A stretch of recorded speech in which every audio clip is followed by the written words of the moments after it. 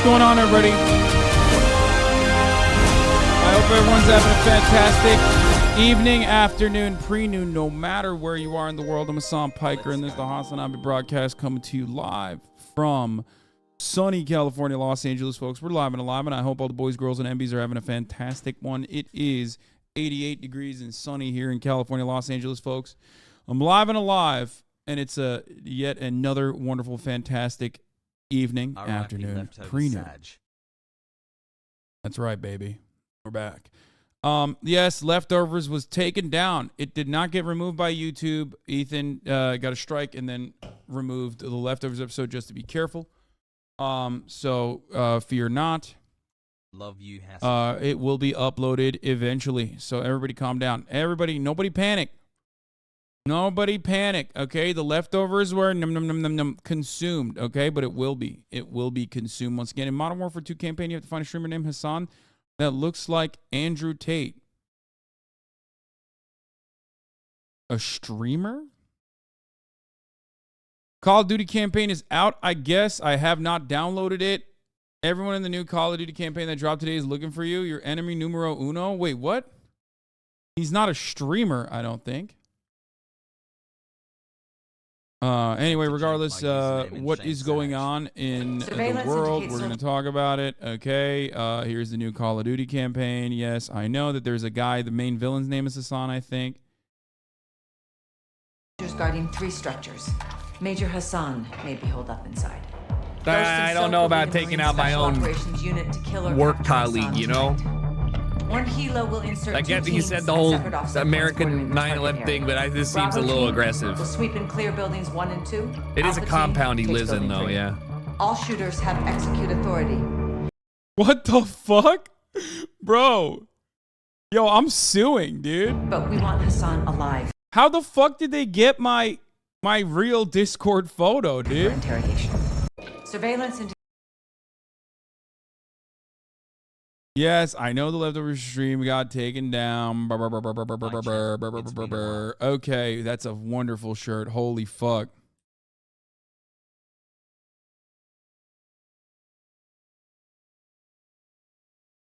Devs are HasanAbi heads. Hans Niemann with a $100 million lawsuit. We're going to talk about that. Anyway, folks, this is part of the broadcast where I tell you a little bit about my personal news, okay? What's going on in my life? What's happening, okay? What's going on?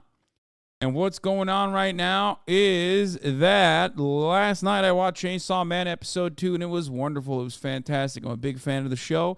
Only criticism I have is that it is not long enough. I don't like that these episodes are like 20 minutes, okay? I don't like that these episodes are 20 minutes long. They should be making these episodes longer. I know that it's impossible with crunch. The animators get absolutely shafted in the process. I am just saying that I wish there was a way to make sure that these guys were compensated adequately, and also on top of that, we're delivering at least 40 minutes a week. You know what I mean? Because goddamn, it's like 20 minutes.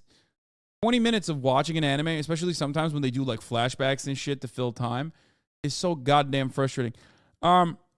Anyway, regardless, wonderful stuff. It is very satanic. Big fan, okay?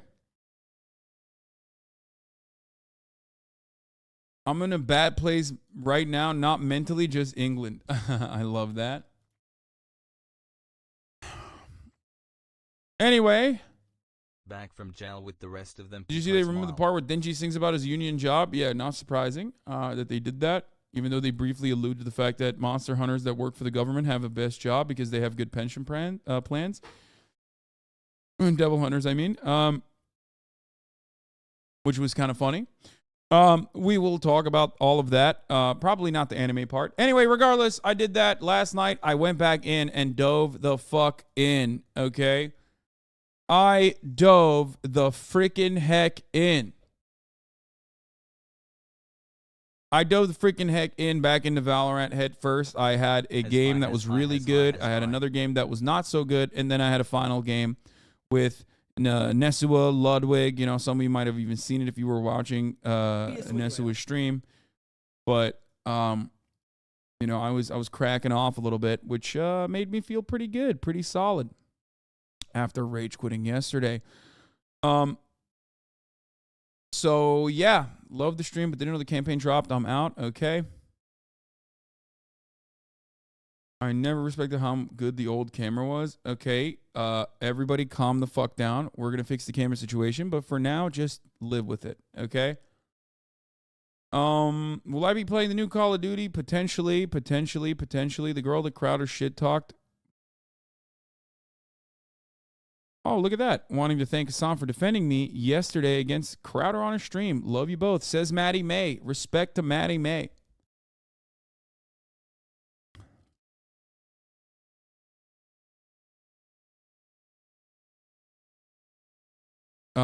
Anyway, what else? Oh yeah, Valorante, and then, you know, nothing else. I played Valorante last night. Nothing else. And then I woke up early this morning and I went over to Leftovers and I shot Leftovers, and you guys won't be able to see the episode if you weren't watching live. And the reason for that is because it's been taken down. They came after our boy. They came after Ethan for saying things that were definitely, you know, a little spicy, a spicy facility, okay? He went real full spice, okay? He went spicy facility with it, and of course he caught a strike because conservatives love outrage. So here we are.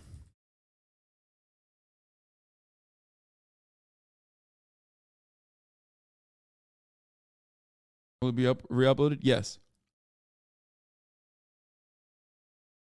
Okay, glad I watched it live. OMG. Yeah, I'm not going to fucking talk about it. Listen, he just said some shit about Ben Shapiro that conservatives are fucking complaining about and crying about, because he said Ben Shapiro, who will be responsible for the next Holocaust, he just said he hopes he goes first in it, okay? And, of course, that understandably was weaponized by conservatives. Of course, it was going to be weaponized by conservatives. Bruv Trust got beat by a I don't know what he was thinking. Obviously, you know what I mean? Okay, hold on. Let me fix this fucking chat arena shit real quick. Yeah, we wide. Chat's wide. Okay.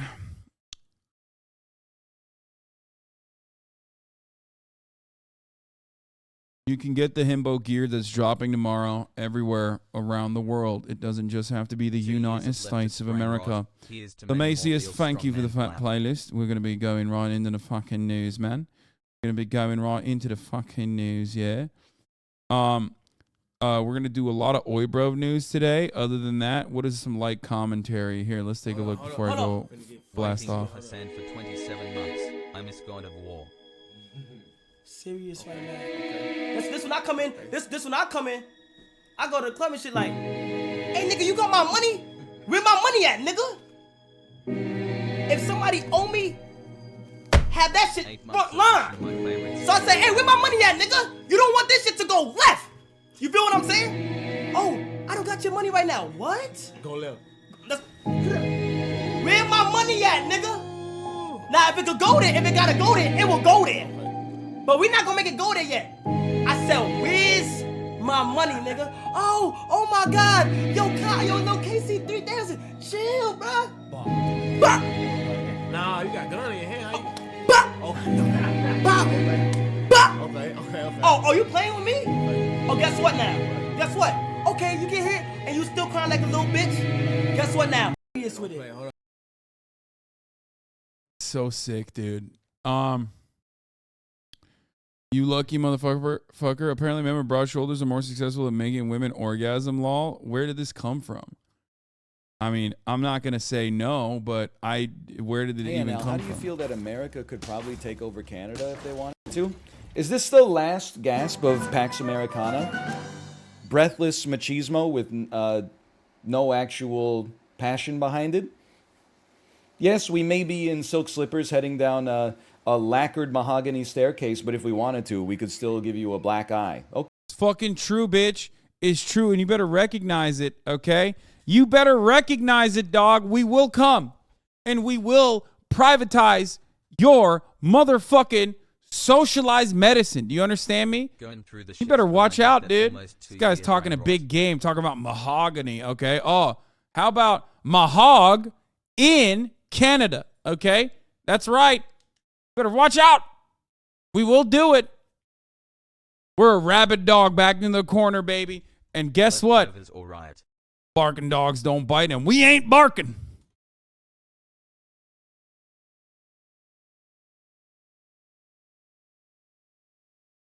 Okay, congratulations.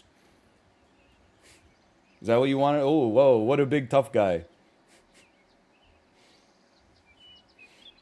Isn't it weird to live in a country that doesn't have a military as strong as the United States of America? No, not really. Like, you know. Yeah, like you mean every country? Like literally every normal country? That's crazy. Like every normal country?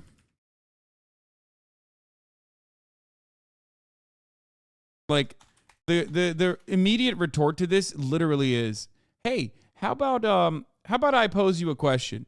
Would you rather spend trillions of dollars in doing bloodshed overseas, or would you rather spend billions of dollars in social security and social safety nets and other kinds of things that normal countries offer people unconditionally?"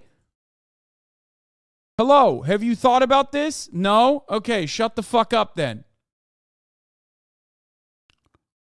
It's so insane, man. It's so fucking stupid that Americans are just like, yeah, that's the one thing we got is our military, brother. We got awesome powers, brother. You better fucking watch out. It's like, dude, we suck so bad.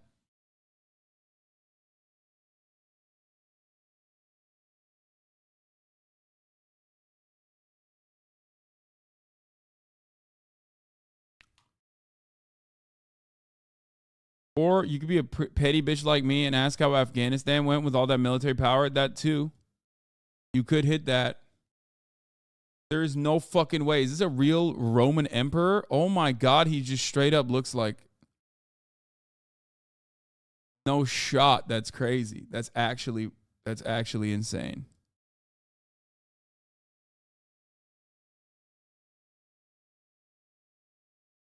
This trust breaks world record. Photo Alpha Liz.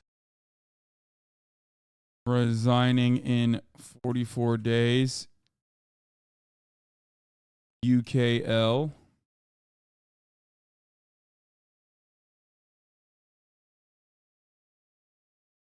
Nathan rocking that June bug double 33 mohawk months, shit. Hoggies.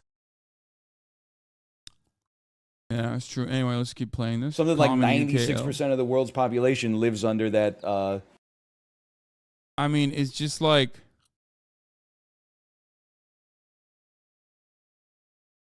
You'll never beat the allegations, heart, you. What allegations? That you love me? I won't. You're right. Would Boris return? Return mania in the U.S. and more. Hassle. Get in now. So I have is Plague scary enough or is Scorn scary enough? I've been considering for Spooktober to potentially play either Scorn or Plague or both. We also have some other games coming out that I will be playing. Okay. Also, juice this. Scorn is dog shit, you said.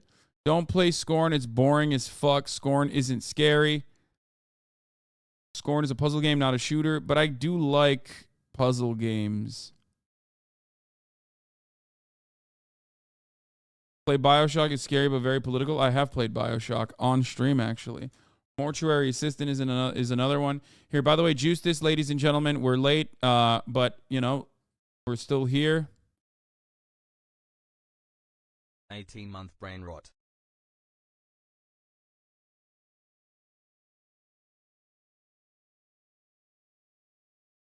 What about Plague? Is Plague good?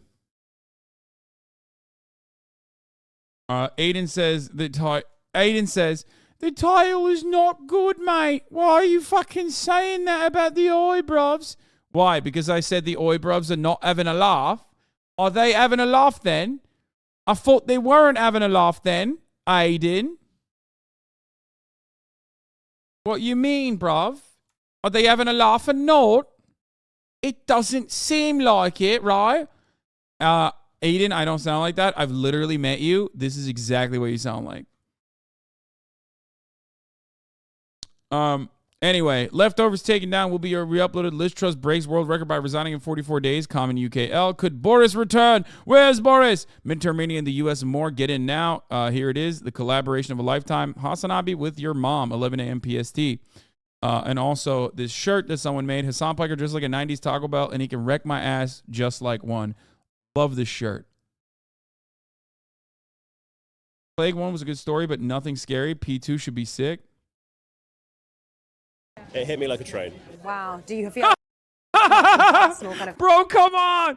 Bro, what the fuck, Kingsman looking ass, dude? What do you mean it hit you like a train? Yes, it hit me like a train. Bro, this is the tip, tip, tip, milady, but in England, right? No way, bro. What the fuck? Dude, this is... Shouts out to Navarra Media. You found it. You found the funniest guy in England. He's got a bowler at, man. We can explain. Yeah, go ahead, Aiden. Explain this, man. Go ahead, bro. Come on. It hit me like a train. Wow. Do you feel personal kind of... Bro, come on. Bro, what the fuck, Kingsman looking ass, dude? Tim Drew likes this Hassan head. Dude, do you know who this guy is? Hand over mouth. This guy's a Hand fucking over piece mouth. of shit. Hand He's over not mouth. a HasanAbi head, dude. You guys are so silly sometimes. Kai Sinat's Twitch chat had little baby lagging IRL. So chat, look, chat right there. You feel me? Hey, you know what I'm saying? Like, there go chat. There go chat. So yeah, that's so much people talking right now. Shit fast. Can you read it or no?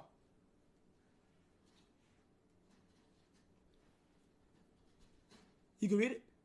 Gotta do it. So chat, look, chat right there. You feel me? Lil Baby was on the platform, which is pretty fucking cool. Don't play with that boy. He is not one of them. Yeah, you all right? That's how I walk around. You know what I'm saying? I only talk to Benjamin. Yeah. That's it. But I be feeling like you be doing so much to people, bro. Yeah. Yeah. I need you can get it back, huh? Huh?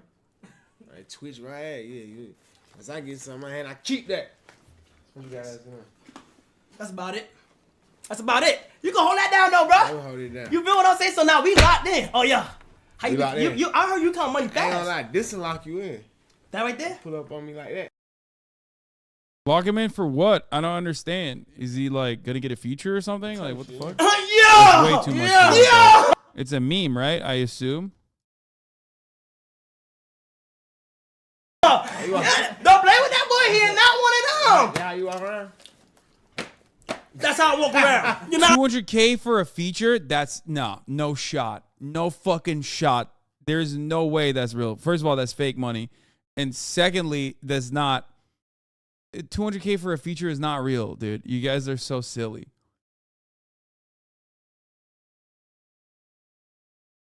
The 34-year-old anarchist watching this right now probably confused as fuck as to what's happening on screen. Yeah, he's just like seeing money, but he's angry. This is bro's love language or something.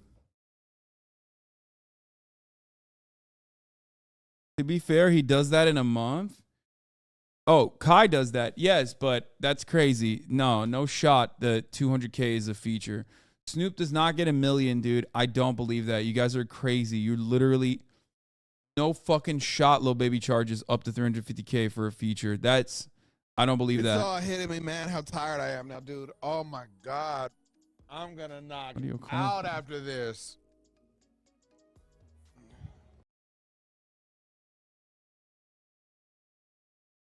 It's Lil Baby. He doesn't need to do features. He said under interviews it's 200 to 300K. I don't think it's real, but 200K for a feature is actually not too insane. I know for a fact Trippy or Ed gets at least 100K. What the fuck? Bro, you have no clue how big and rich he is, I think? No, I do. It's just like an insane number for features. I thought it was like 50K for the top line artist, but I guess I'm wrong. No way you're actually surprised, right? No, I unironically thought it was like 50K, like maxing out, and it's like 15 to 20K for like regular starting up.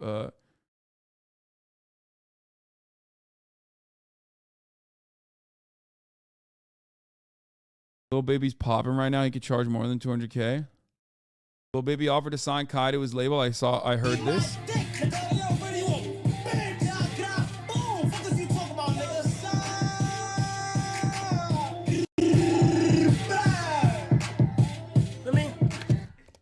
Boom. Okay. Boom. You got the ad libs down, dude. Yeah. What you make that right there? A deal? Huh? You got a deal? A record deal? Huh? Yeah. I mean, shit, like, you know what I'm saying? Like, appreciate the offer. Like, this shit, even though this is big, we could talk about it some little bit more. All right, we'll talk about it. Labels usually pay, so prices are high. I mean, but like Kai's already. What's the holy? Look at this. I don't know if you guys knew this or not, but he's done this already. What is that sound? Oh God! What is that sound? You heard it, right? I know it's you.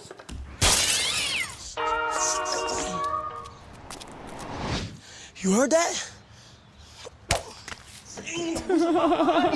Where is that sound coming? Finally. Meow, 14 months. Let's go. Credit my timing. Took shit too far, now they regretting what happened. Hard for my mama to accept, I'm a savage.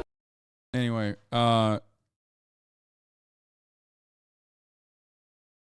hit up somebody with a verse. At HasanAbi FD signified conservatives are bad. And see how much they charge you. Yeah, I doubt that they would charge me a lot. I'll do a feature for $1, dude. I'm cheap. Anyway, Baby charges 300 for a feature. Lamau Kai got 200K as a special deal. Baby's literally the top of the top, like Kai's on Twitch. He does people favors by doing 300 features. The money you rake in and the attention you get is more than worth it. Yeah, I mean, I think, like, first of all, music artists aren't as caked up as you think they are. Let me just point that out real quick. Lil Baby's net worth is literally less than a regular Twitch streamer. Or not a regular Twitch streamer, but, like, top Twitch streamers. Like, Kai's net worth in a couple of years will be more than Lil Baby. This is something that most people are going to be so shocked to find out, by the way. It's that most rappers are generating multi-millions of dollars, but the profits that they rake in, or the amount of money that they make from all of that, is actually marginal. They get big advances and stuff, or they'll like buy expensive shit, but ultimately the outside of like touring artists that have been doing this for years and years that are closing out stadiums, you're literally not going to see artists make like more than, like, how much do you guys think Lil Baby's net worth is, right? Immediately you're like, dude, he's a huge rapper. He's massively, profoundly successful. His record label is, but his net worth is not 30 million. His net worth is maximum 10 million. Maximum. If you look on the internet, it'll say 5 million. His net worth is probably more than that. It's probably around 10 million. Okay? Straight up. I think a lot of people do not comprehend that. Like, they don't understand that musicians look a lot richer than they actually are. Now, 5 million net worth is a lot of money. It's so much fucking money. Obviously. But what you fail to recognize usually is that like musicians, even someone like Jack Harlow, like all these other musicians that look like they're worth 10, 20, 30 million dollars, that are traveling the fucking world, that are doing all this shit, they're not actually that rich.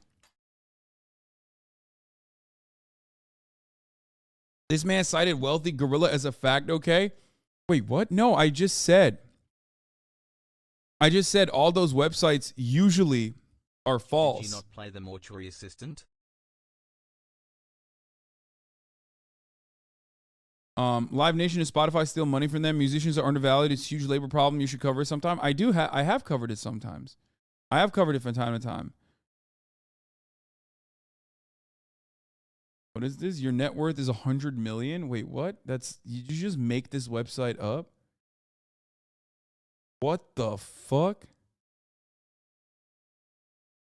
Did you just like write this currently? It's insanity. What happened to the leftovers episode? Other rappers, yes, but Baby, Dirk, and the ones creating outside revenue sources outside of rap from their fame. Baby's ridiculously caked up. Sorry, you're wrong on this. Okay. Bro, how the fuck are they buying a 200K Richard Mille watches for then like 10% of their worth? That's insane. No I think, well, some of them probably get, you know, fat endorsements for that. You know what I mean? Like they're doing it as marketing. Like some of them probably get marketing budget deals. You know what I mean? Some of them lease it. Some of them rent it. Some of them buy it on credit.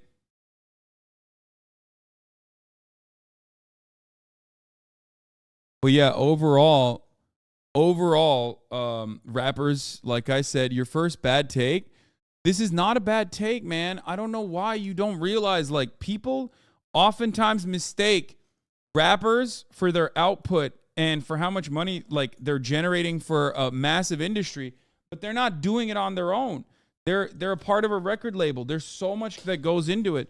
So the profit is already divided amongst all those people, but most importantly, it's the record labels that exploit the fuck out of them.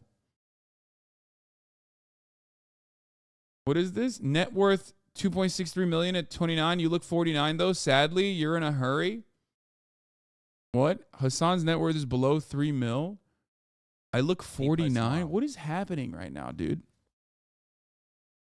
Are you all right, brother? I know that chat will like boost your psychotic take here, but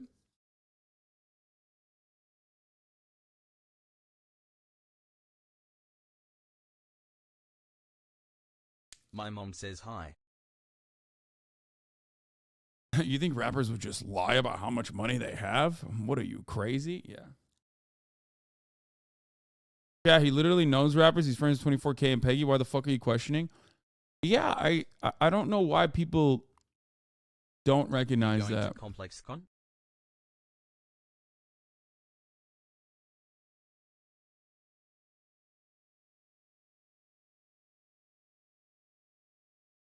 I love that my dude said I'm 29, but I look 49 when I'm actually 31. So, like, I know you try to diss me, but thank you for thinking that I'm 29 still. Lil Baby is way bigger than them, though. I know, man. I know. Oh, my God, dude. Okay. I'm not putting 24K and Peggy on the same level as popularity with Lil Baby, you guys, okay? And I'm not even pulling this info just from 24K and Peggy. You guys are crazy, okay? You're not wrong, though. A lot of artists have gone bankrupt easily. Yes. Happy 1 year of subbed brain rot. It's so strange. They literally fucking... the labels farm these dudes, man. They fucking farm them. Okay? The labels make so much goddamn money off of their labor, off of their unique talent, and they and they will continue along with the idea that they're like 100 millionaires or whatever. But even someone like John Mayer is worth like maybe 100 million max. And John Mayer has been around for many, many fucking years. He tours all the goddamn time, multiple platinum award-winning artists. Like 31 like months that guy you would insane. think is at least worth $500 million, but that's not the case. Even he is worth like 10 or not 10, sorry, like 100 million or maximum. Yeah, a little bit more than that. Almost 2 years of brain rot. That's why all these old bands are still going, because they make no more money on their songs, only touring, and big tours are really expensive, not as lucrative as you first think. Yeah.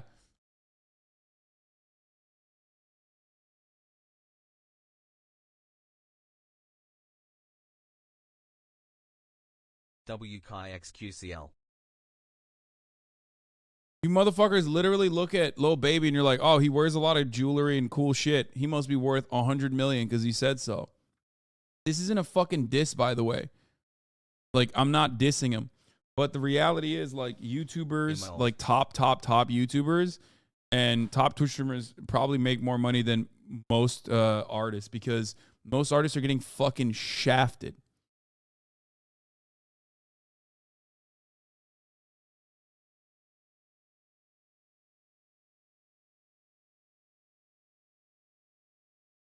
Well, yeah, then why is Larry David worth like $1 billion? Because he's not in the music industry. Larry David is not a musician.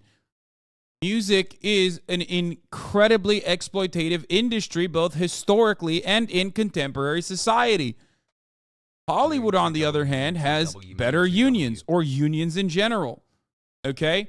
They literally maintain their IP. They get money off of residuals. In music, that shit dries up real quick, or you don't even have access to it because of how commonplace 360 deals are, which are incredibly, incredibly exploitative. I've seen young artists sign to record labels because that's the only way to pop the fuck off. Okay, because the record labels literally control that shit like this. They have it completely like. They have music down to a fucking science. They know what is going to hit top 40 lists. And they also know which artists they can turn into that.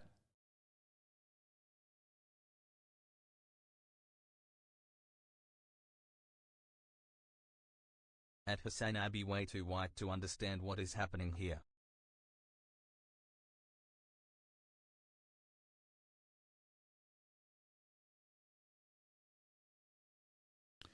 Any industry where there are, multi-millionaire talent, like whether it be athletes or movies, if you have better, the better your unions are, the wealthier your talent is. The worse your unions are, the worse labor protections you have. And there's no fucking unions on the music side, especially for record labels, which is precisely why musicians get shafted. Like all the time.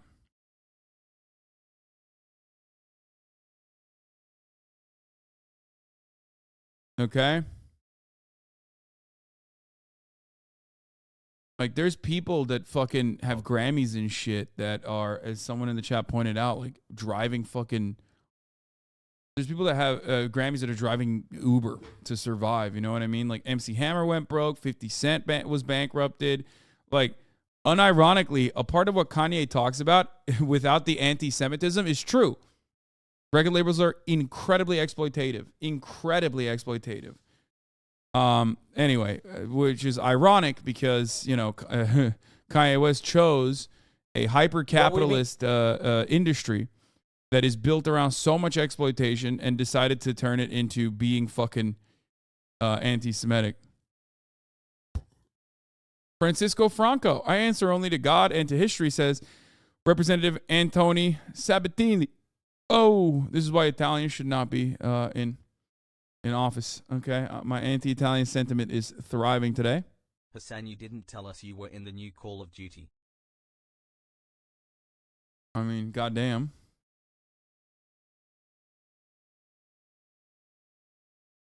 Franco is Spanish? No, I know, but Sabatini is Italian. That's a fascist that he's quoting. By the way, he's quoting a fucking fascist. All right, anyway, let's move on from that. Hans Niemann is suing chess.com and everyone that said he's a cheater. And, of course, as a HasanAbi head, I have to defend him.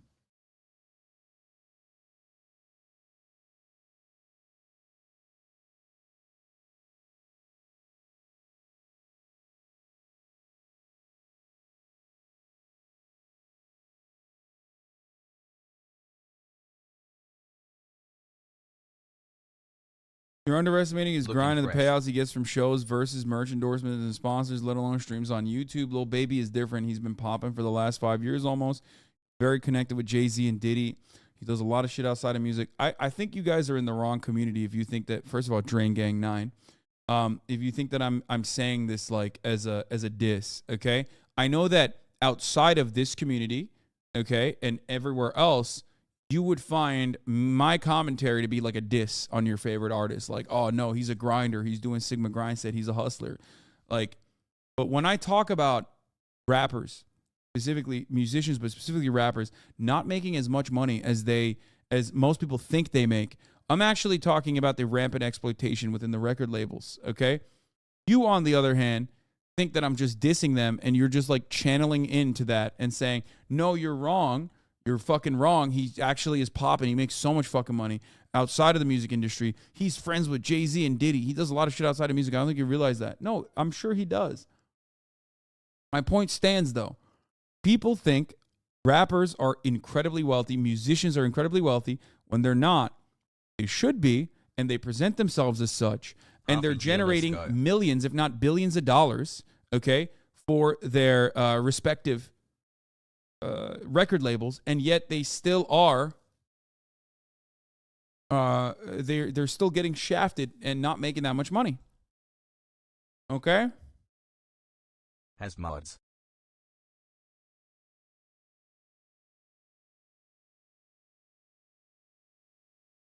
KSI made a mad deal with the record label to finance an album that the profit from his second channel where he posts frequently went directly to the company.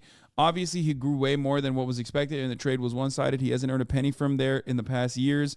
Only very recently he gained back the control of his own channel. Exploitation at its finest. Yes. If there's one group that you don't fuck with, it's record labels, okay? They do not fuck around. They will shaft you. They will gut you. They will skin you, okay? They will take everything.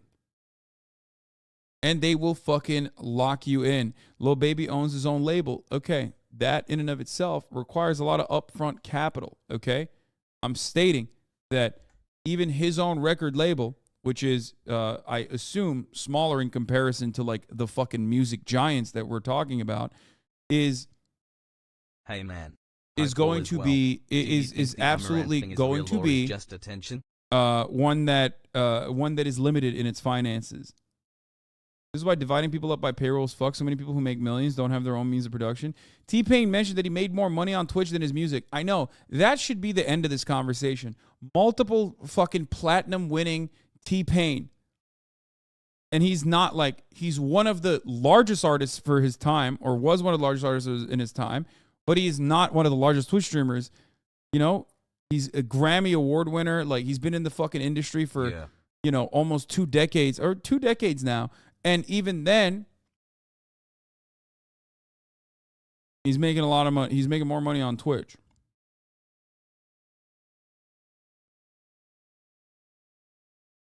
T-Pain is not in his prime. Lil Baby is. Man, I'm talking about what T-Pain made throughout his career. Oh, my God. Oh, my God. Okay, it doesn't matter. You guys are right. Every rapper is actually a billionaire. Okay, I'm sorry for saying that. I apologize. I concede. You guys are right. You guys are right. You guys are right. You guys are right. You guys are right. You guys are right. I'm so sorry. Your primary bank account at the moment. In my bank account right now, I'll look. I'll go look. Now, bear in mind, this doesn't include like investments. This doesn't include anything except for the money that's in my bank account right now. Any guesses actually in chat? What do you guys think? $210,000 and 6 cents. Decent. That's crazy. Well, he must invest a lot.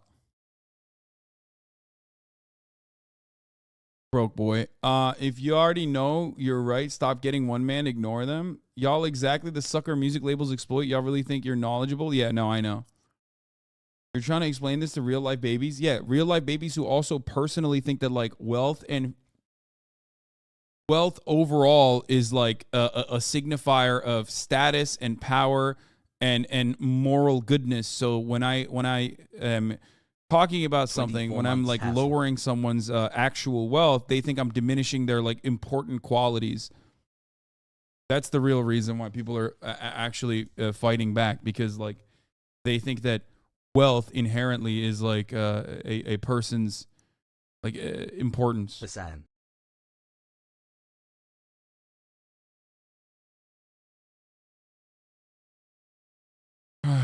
Lil Baby's label is literally owned by Universal Music Group. There you go.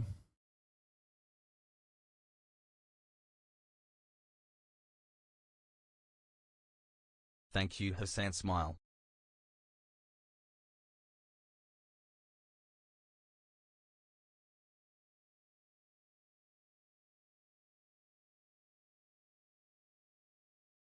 Keep saying.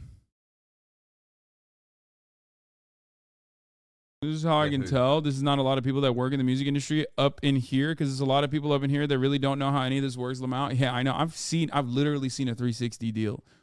Like, I've had friends with that signed to large record labels for the first time ever. Okay, I've never seen a group of motherfuckers like musicians that unironically become a slave after getting paid like 300 grand. You know what I mean? First time in their lives, they get to see all those zeros, and then that turns them into literal fucking slaves, because you have to make that money back for the record label. They control the fucking studio. They own the studios. So you're literally paying back into that record label for the studio time. Okay? You're touring non-fucking stop until you make your you make your payments back for the $300,000 in advance payments. As an example okay, of a rapper who lived outside his means and you're had to constantly return shit when he fucking. fell You're off. constantly trying to pay back the money that you got. It's like the most predatory thing. Literal slaves signed an agreement. I mean, you can do that. You can sign an agreement and be a slave, a literal slave. So that's why I'm using those terms.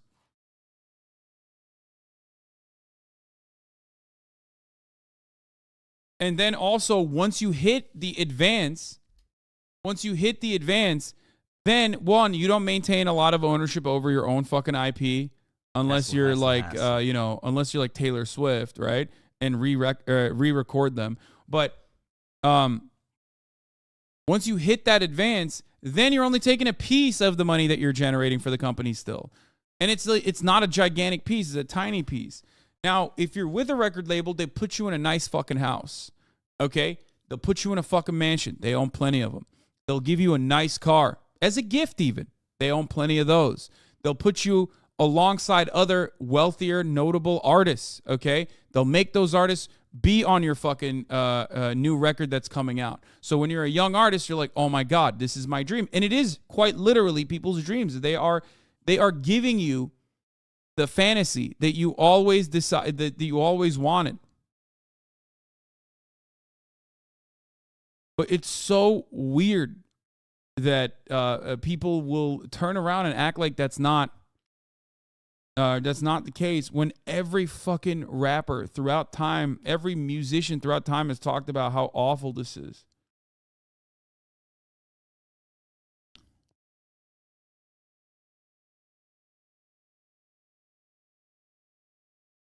Anyway.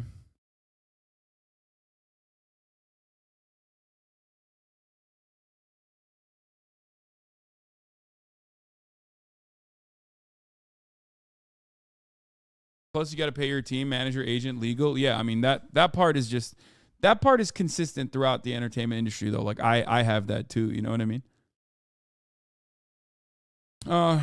Anyway.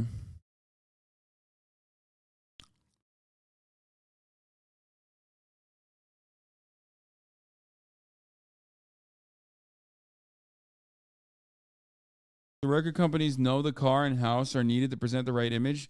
They aren't even doing it to be nice, lol, and half a chat falls for it. Yeah.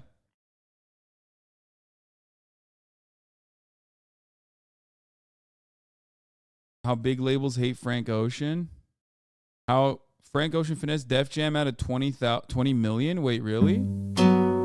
Oh, when they don't record and get a big advance and don't record and then just sit on it and live off of it? Is that I mean, that's the only way to yoink it. As someone who dropped over $100,000 on student loans to go to my song hit 10 million. I made less than 10K. I own less than 15% of the song. I love it. What up, Carter? Carter, you're fucking cake. What the fuck is this? Where them gift subs at, dude? What the fuck is this shit?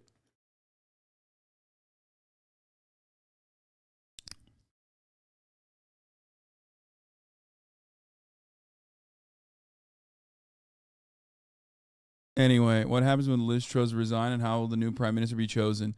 I'm going to talk about that right now. Let's get to the fucking news, okay? All right. So a lot of you don't know this, but what ends up happening is you have to go to this platform at London's Grand Central Station, whatever it's called. And on the platform, there's a half platform. You have to run through it with your baggage, okay? which will magically transform you to this beautiful, wonderful place called Hogwarts. So when you get there, all of the candidates for prime minister sit down underneath a talking hat. You put the talking hat on, and it basically reads everything about your personality. Okay? It knows everything about your personality, what your future prospects are, and where you fit perfectly. That hat will decide who the next prime minister is. Now, they want to keep this a secret, but here at the HasanAbi broadcast, of course, I'm going to talk about the truth, the real truth about England, okay? Which is that they're waiting for the hat. That's what's going on. All right, so happy to be here. Let's talk about Liz Truss, who is now resigning as the UK Prime Minister after 44 days. This is a world record. She will also be making 115k quid a year for the rest of her life because England is not a real country, nor is it a real place. Let's take a look at what's going on. Begin with breaking news from Britain, one of America's closest allies, where the still new prime minister announced just a short time ago that she will step down after an uproar in Parliament and an uproar in her own party. Liz Truss, she took over from Boris Johnson just in early September. She will now be replaced in a new leadership election.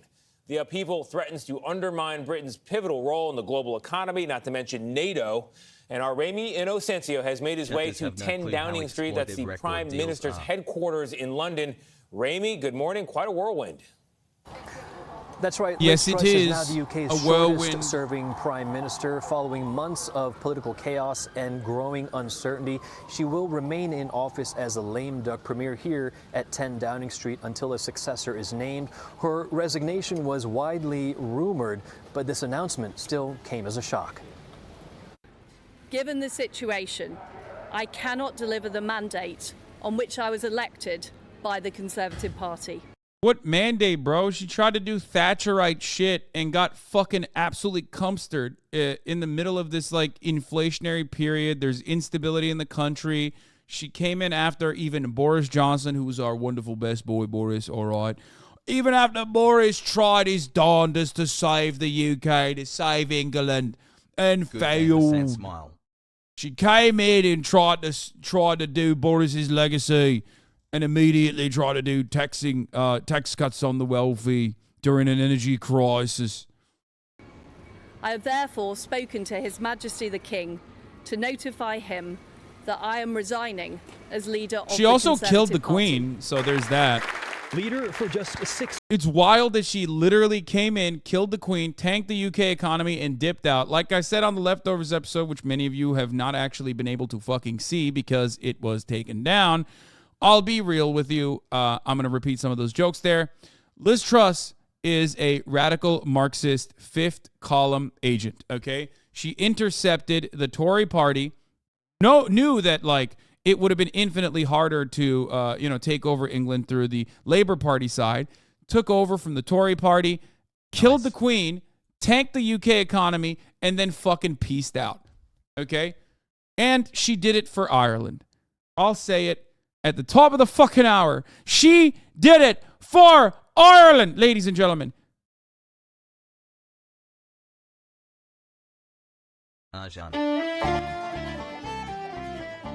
Because at the top of the hour, there's a 60-second ad break. And Liz Truss knows that there's a 60-second ad break at the top of the hour every hour. And if you no longer want to see those ads, ladies and gentlemen, boys, girls, and NBs, all you need to do is subscribe, which you can do for $5, 5 quid, or you can do it for free. Or you can get gifted a sub. Like Alex Franco AV and Sohei Bozo just gifted 5 subs, respectively, allowing 10 people to no longer see the ads. There's a lettuce out there that outlived Liz Truss's prime ministerial reign. King's Crimson, thank you for the 5 gifted subs. Here's the 1 minute ad break now.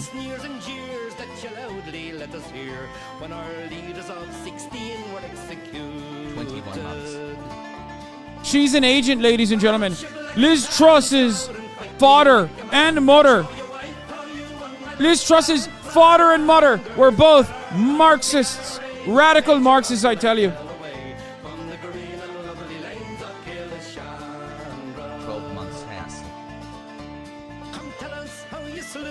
Them old Arabs 2x2.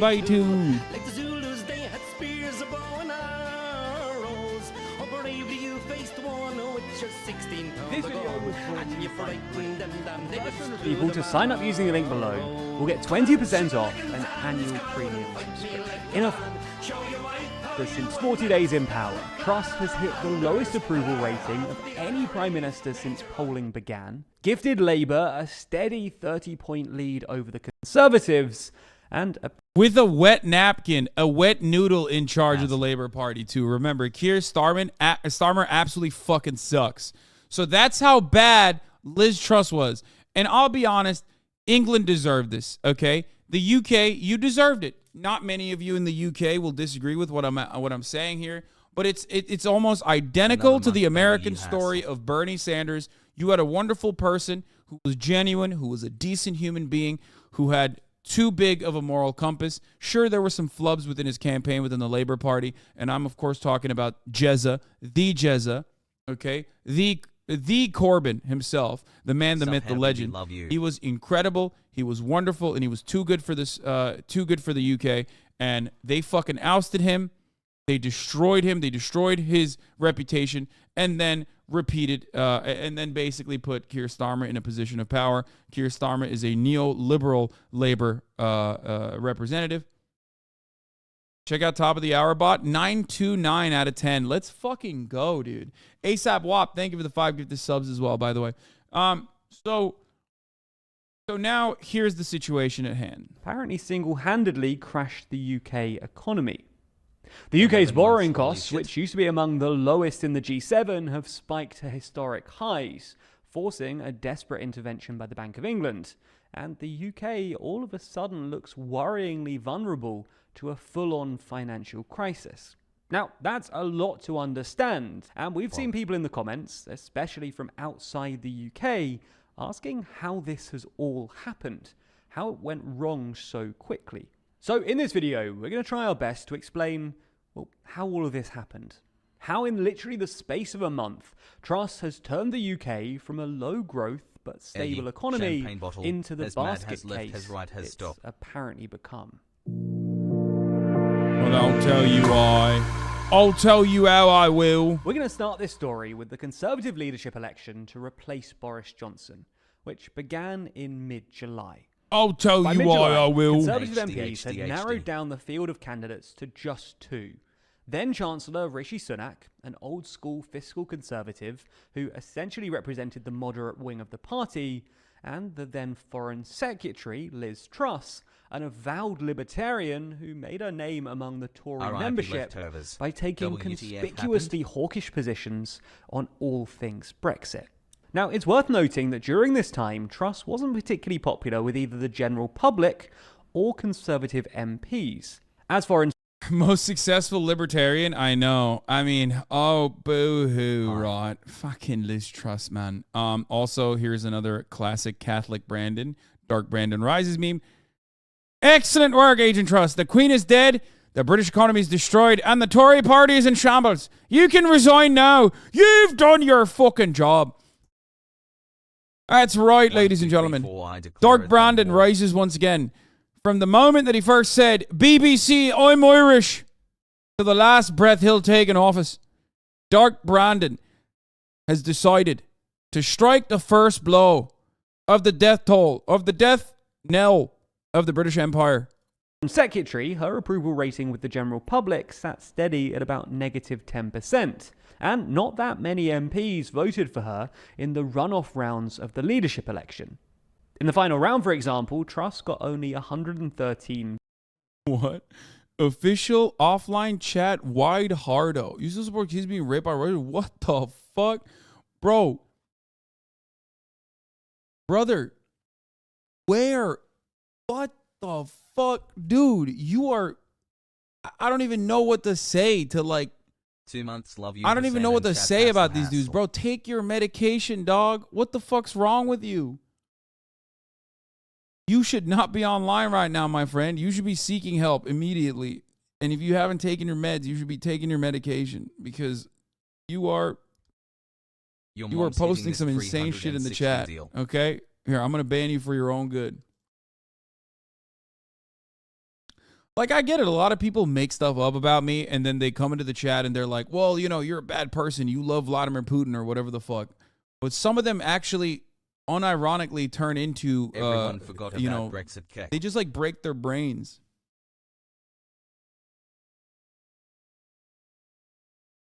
Holy fuck, dude. Jesus Christ. Votes, representing barely 30% of all MPs. And it's worth saying that even that number likely overstates her real support within the parliamentary party, because some of those 113 MPs will have supported her knowing that she was likely to win the membership vote, and therefore were primarily voting for her with the hope of getting a job in her government as a reward for their support. Nonetheless, please, sir, while Truss can I wasn't have very a cabinet popular with position, MPs yeah? or the general public, Truss was very popular with the Conservative membership, regularly topping Conservative home polling and maintaining an approval rating of above 50%. While Sunak was originally popular with Conservative members, after his national insurance hike and perceived disloyalty to Boris Johnson, he quickly became one of their least favourites. Regardless, though, the final rounds of this campaign, so the funniest thing is that these are like between the party members, right? And obviously the broader population has like a genuine disdain. But what's hilarious about this is that like Boris Johnson was able to withstand a lot of this for many, many years, regardless of the fact that he is just as big as a demon as these people are, maybe even more racist, as a matter of fact. Like Liz Truss is more of a lib than anything else, where she's like, and I mean liberal in the sense that, like, you know, she has right-wing economic perspectives, maybe not as much on the racism side, you know what I mean? Like, she doesn't hyper-focus on that shit. Boris, on the other hand, straight up was, like, insane. Like, I mean, he was just balls to the fucking wall, but that kind of weird right-wing populism, and but what I mean by that is just, like, straight-up, open, unhinged racist takes, made Boris Johnson withstand the attacks regardless of his Tory party-backed austerity measures, right? Like, they just thought he was just a bumbling fool, and they saw him as like a lovable bumbling fool.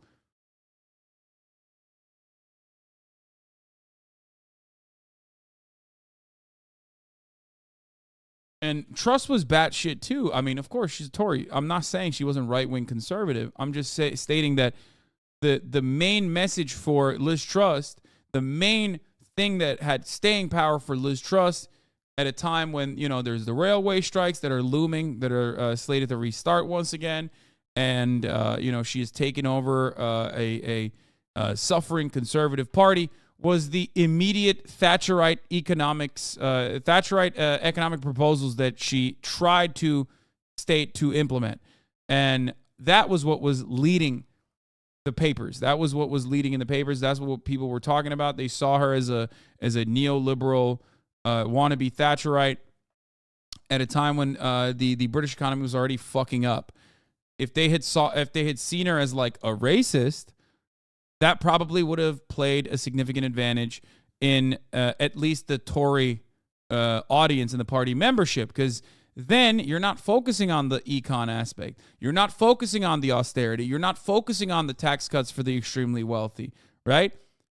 Because then everyone is only talking about how racist she is, and that as a tool is successful when it comes to drawing support from your membership. Between Sunak and Truss were primarily fought on the issue of tax. Truss said that she cut taxes across the board, while Sunak accused her of fiscal irresponsibility and said that her policies would exacerbate inflation, forcing up interest rates and mortgage costs. It's worth watching what was actually said during the campaign too, because, well, in retrospect, Sunak looks impressively prescient. Pressing economic priority for the new Prime Minister and the new government is to grip inflation. We cannot make it worse. Inflation is the enemy that makes everybody poorer. It erodes your savings. It erodes your living standards. It means that those of you that have mortgages will see your interest rates go up higher and higher. That's a proper fit bird, in it. Let's be right then. And yes, I'm talking about Sunak. Yeah, he's good looking. So I don't think the responsible thing to do right now is launch into some unfunded spree of borrowing and more debt. That will just make inflation worse. It will make the problem longer. Let's be clear. We have inflation because of our monetary policy, that we haven't been tough enough on the monetary supply.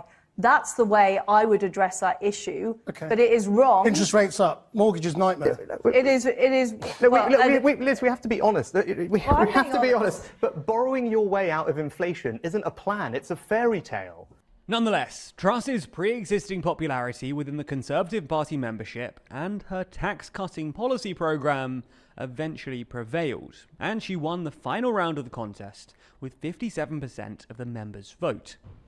As a result, she became Prime Minister on September 6th, but her policy agenda was almost immediately delayed by the death of the Queen, which happened just 2 days later. This period... Yeah, after she met with her, remember, the Queen took one final meeting. I will never let anyone live this down. The Queen took one final meeting, okay? And that was with Liz Truss, a diehard, lifelong anti-monarchist, okay? For all of her faults and failures, for her obvious disdain for the working poor, she was definitely an anti-monarchist. Like, openly talked about it, and in college, and there's many interviews that she's conducted on it. And then the Queen died shortly after. The period of mourning then lasted until September 20th, with Parliament resuming on Wednesday, September the 21st. However, on that Wednesday and Thursday, Truss was preoccupied by the annual UN Assembly, which was being held in New York. Then, on Friday 23rd, Truss arrived back in London, just in time to watch Chancellor Kwasi Kwarteng deliver the much-anticipated mini-budget. This mini-budget included a whole load of pre-announced tax cuts, but also a whole load of surprise tax cuts too. All in all, these plans were set to cost That's my favourite, it is. Surprise is tax cuts. Surprise tax cuts, my favourite. About $45 billion. On top of this, Truss refused to publish the Office of Budgetary Responsibilities analysis into her plans, and didn't commit to any spending cuts in order to fund them. As a result, the markets balked at these unfunded, unannounced, and unsupervised tax cuts, and by Friday afternoon, the pound had plunged to a 37-year low against the dollar of $1.09. And to make matters worse, borrowing costs also spiked, with the yield on 10-year gilts jumping from 3.5% to 3.8%. In response to this, Redfield Wilton polling found Labour was still 10 points ahead of the Conservatives, although Truss was still a couple points ahead of Starmer on Best Prime Minister polling, enjoying an approval rating of +4. Then trading closed over the weekend, which meant no more movement in either the pound or gilt markets.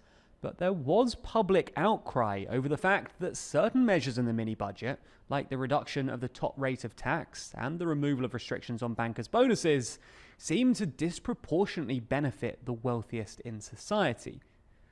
As such, with public sentiment souring, Labour's lead widened to 13 points, and Starmer opened up a 4-point lead in Best Prime Minister, with Truss's approval rating falling to -6.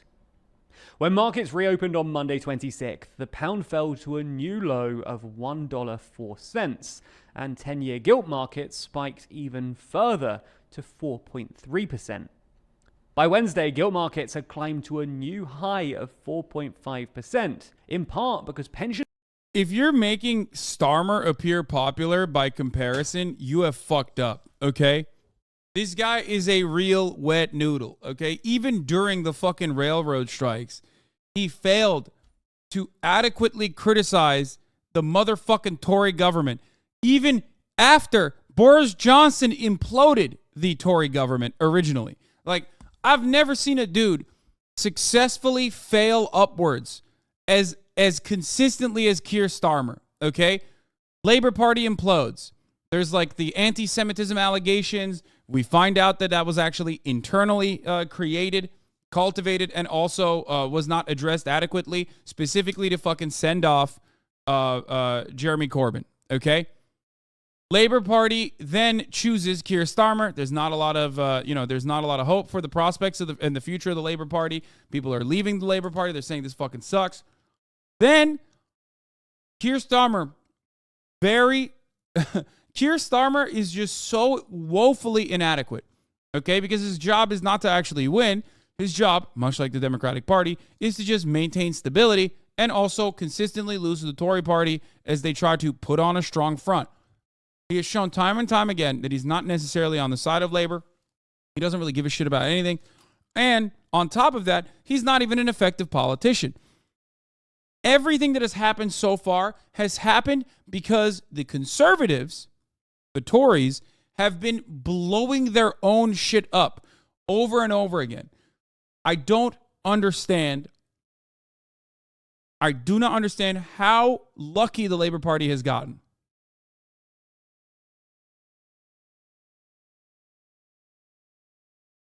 I don't understand. Like, I feel like our Republicans would never do this. They would never.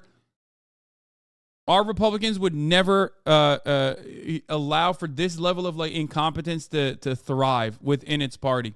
Like, they know how to whip their ranks. You know what I mean? You're saying Papela, but I mean, look at the candidates. I think look at the candidates. Look at the candidates they're putting out. Even if they have dog shit candidates, they still have a way of like controlling the media, and they still have a way of effectively ensuring that like even their dog shit candidates who barely can put words together, like Herschel Walker, perform adequately.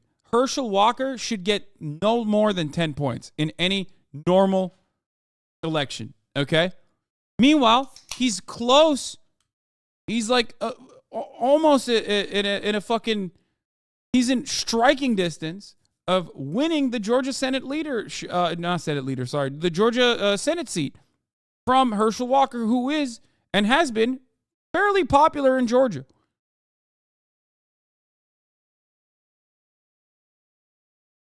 Pension funds were stuck in a gilt-selling doom loop, and the Bank of England was eventually forced to intervene with a £6.5 billion emergency gilt-buying scheme. Now, this provided some temporary respite, but Truss still refused to U-turn on any of her mini-budget policies, and after a series of disastrous local radio performances on Thursday, gilt markets started rising yet again. By Friday, YouGov polling gave Labour a 33-point lead over the Conservatives, which certainly isn't good for Truss. Now, Raphael Warnock is a relatively popular person. Sorry, not Herschel Walker. Herschel Walker is just an idiot. All right, let's continue. Redfield-Wilton polling did look a little better for her. Labour only had a 17% lead. But in that polling, Truss was still 7 points behind Starmer as best PM and had an approval rating of -14.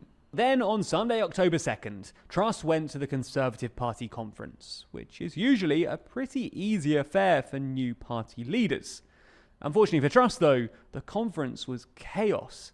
It began with a whole load of MPs, most notably Michael Gove, criticising her changes to the top rate of tax. And by Monday, she U-turned and reinstated the top rate of 45%, claiming that it had become a distraction. Unfortunately for her, though, this failed to placate the markets, largely because this only amounted to about £2 billion of the £45 billion worth of tax cuts. Obviously, the optics here aren't great, though, and by the end of the conference, Redfield-Wilton had Labour on a 28-point lead, with Truss 20 points. She tried to go full America, by the way, which is really funny, and you can never go full America. Like that, what she tried to do was literally what Republicans do all the time. Complain about the budget shortfall, complain about the deficit, and then offer the fattest tax cuts to the wealthy. Donald Trump did this, and America was like, thank you. You are literally the greatest. Ronald Reagan did this, and he's hailed as one of the greatest presidents of all time by Republicans and even by some liberals, okay? That shit, on the other hand, did not fly in the UK, partially because the UK is not America. They blew a 13-colony lead. We are the ones who control the financial, the entire fucking global finance through the dollar. We can make moves, we can make money moves on the dollar that the UK cannot. She thought she was him. She thought she was Himmy Neutron, and it turns out she was not. Behind Starmer as best prime minister and on an approval rating of -44, the lowest ever recorded for a sitting prime minister. A day after returning to Parliament at PMQs on Wednesday 12th, Truss ruled out public spending cuts to fund the tax cuts, which spooked the markets yet further. Ethan was suspended, by the way. A few white supremacists successfully lobbied YouTube to suspend me, a Jewish dual citizen of Israel and USA, for anti-Semitism. Ben Shapiro and friends can virtue signal all they want, but ultimately they are the ones platforming dangerous anti-Semites. All I did was point it out.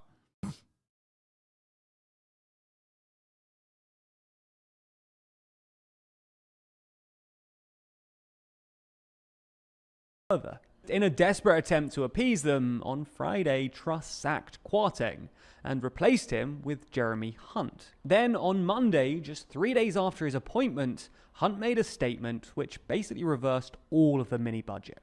And in direct contradiction to what Truss had said just a few days earlier, he warned that spending cuts would be needed.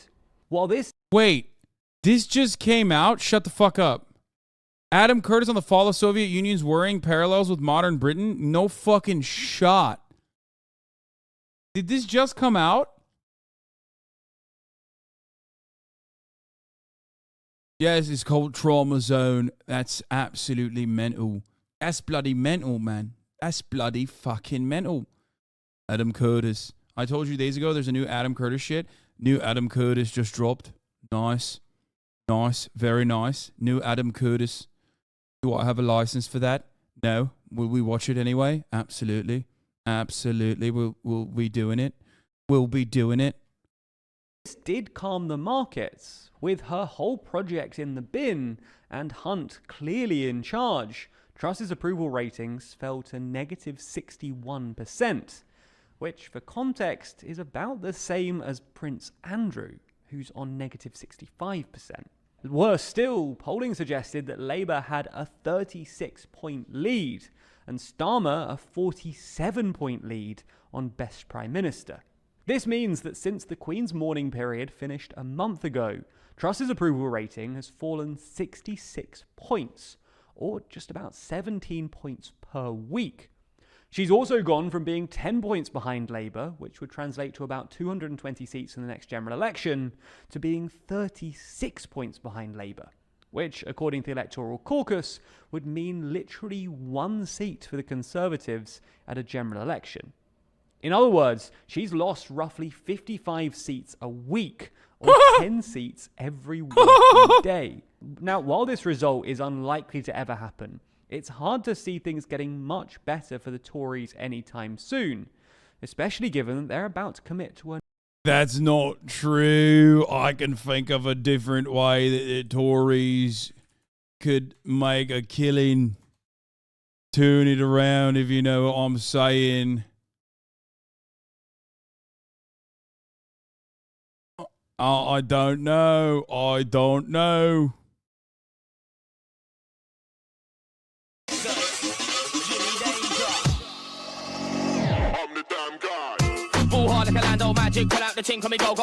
Here comes Boris! He's back to save England! He's gonna save England, love! Like he did the first time around. He's gonna get Brexit 2 done too.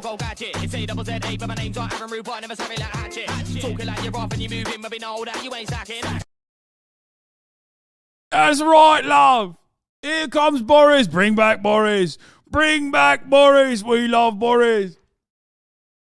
Another round of austerity.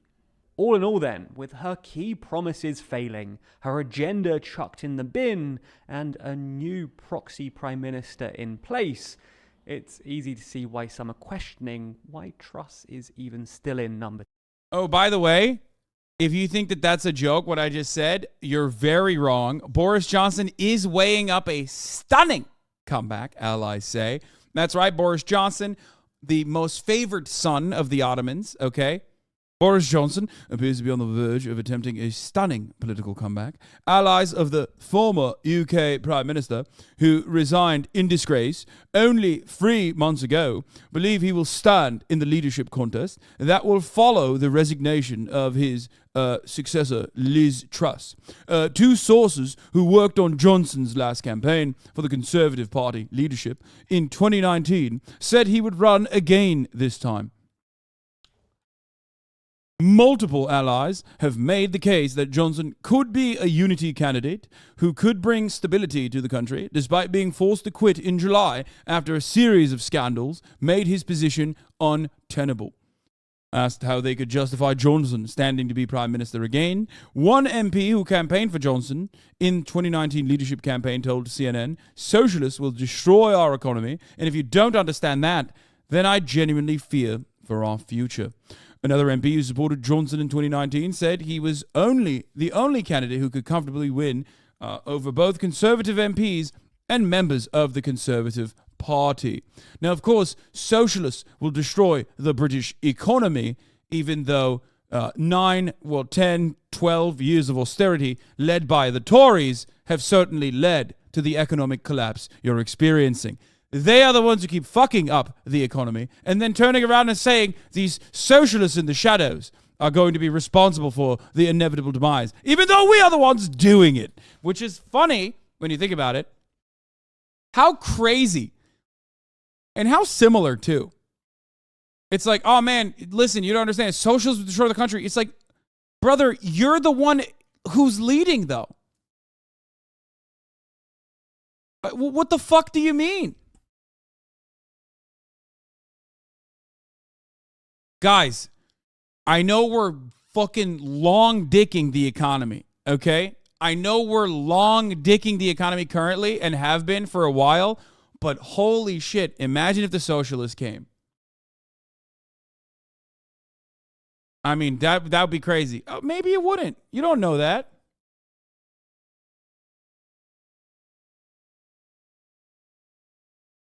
Zon, you almost took a second to drop the accent there. It was sticking a bit.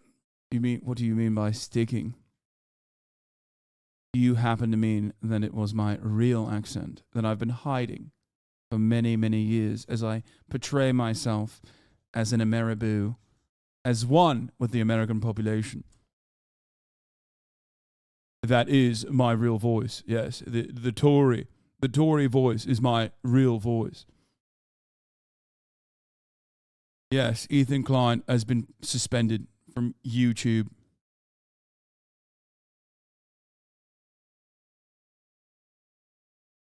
I did predict Ethan's ban. That is right.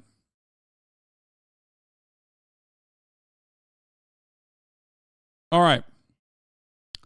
Yeah, I mean, blah, blah, blah, socialism, blah, blah, blah. The real reason is because they love Boris. They think Boris would be more popular. And I do think that they are right.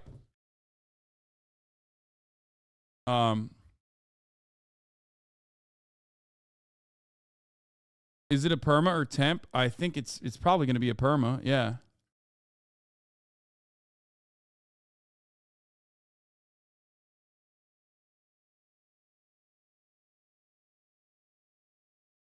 And it wasn't the Leftovers episode that got him suspended. It was the prior one.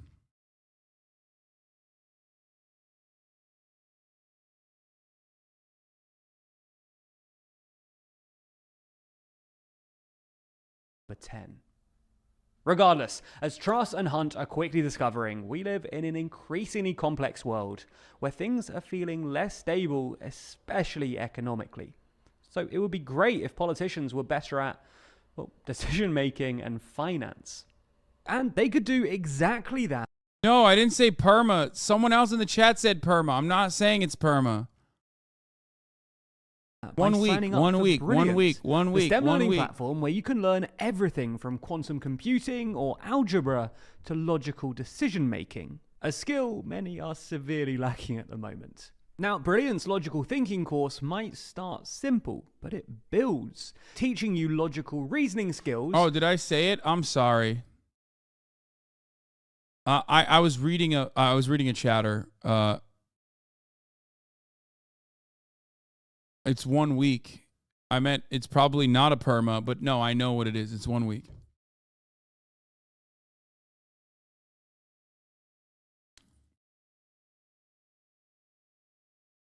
Hope next week episode with Andrew can still happen. No, it can't happen anymore. Oh, unless we get back. No, they banned him after, so I don't think we'll be able to shoot leftovers.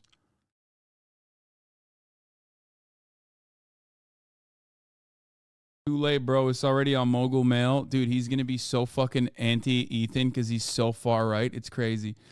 I have improved PMQs slightly. The only mandate she's ever had is from members opposite. I've got the list here. 45p tax cut, gone. Corporation tax cut, gone. 20p tax cut, gone. 2-year energy freeze, gone. The only time he's like popped off, by the way, even without the music. Free shopping, gone. Economic credibility, gone. Her supposed best friend, the former chancellor, gone. They're all gone. So why is she still here? Mr. Speaker, the only mandate she's ever had is from 2020 tweet saying you will kill Soleimani and COD. You do you. Wait, what?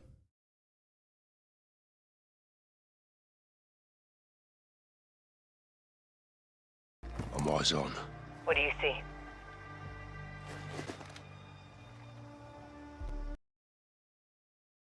Call of Duty. Trump years is going to be awesome with the little mini mission to blow up Soleimani just for the fun of it.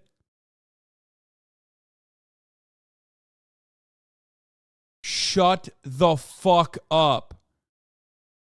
Oh my God. No, they didn't. It's in the beginning. It's not even a spoiler. That's fucking bananas, dude. That is actually bananas, dude. It's in the first 5 minutes. Armed personnel, armor and hardware, all Russian. What the hell are the Russians doing with Gorbrani? Supplying Iran. Gorbrani! Dude. God, I just... Not political, by the way. Hey, guys, if there are no, like, gay or black characters, this game is not political, so don't worry. It's not political. Don't be worried. It's an arms deal. You copying this, Shadow One? Affirmative. 2 birds, 1 stone. We need positive ID on Gorbrani before we kick this off, boys. Ghost, can you identify the general? Armed escorts around 1 VIP. Russians are very happy to see him. It'll be the last time they do. This is literally making the player play the assassination. That is crazy. I can't wait to play it, by the way, obviously. No, it's not Soleimani. It's Gorbrani, brother. Jabroni. More like it. I mean, dude, it is fucking psycho. It is psychotic. It is wild that they just take... I mean, Call of Duty is War Crime Simulator, but like I didn't think they would do something so recent. Remember when the last Call of Duty's fucking single-player campaign featured the Highway of Death, an American war crime that was universally condemned, which led to, of course, nothing because America was doing the war crime, so it doesn't matter. And they said Russians did it. They took a real American war crime called the Highway of Death, and they said the Russians had done it. And all of the fucking military members on that mission were like, oh man, I can't believe the atrocious war crimes that these Russians are committing.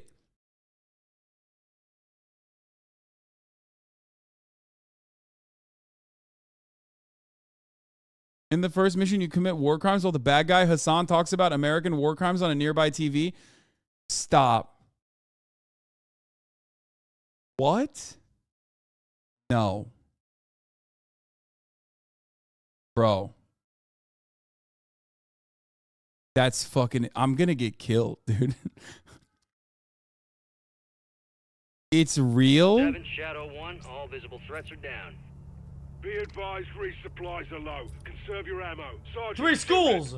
Secure. That is literally... Weapons are full. Bravo 7-1. You are cleared hot.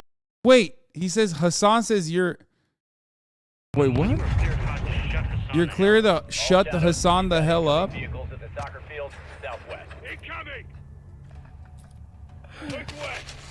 Where?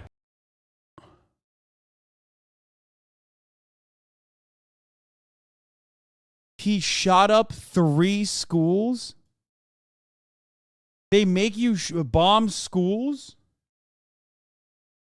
Deadass main protagonist is named Hassan. You ain't getting your FOIA. One of the terrorist wives in the first house you go into pulls a gun off her husband's body and you have to kill her before she kills you.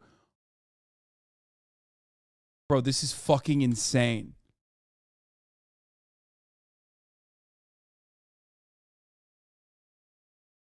Oh my God, bro. What the fuck?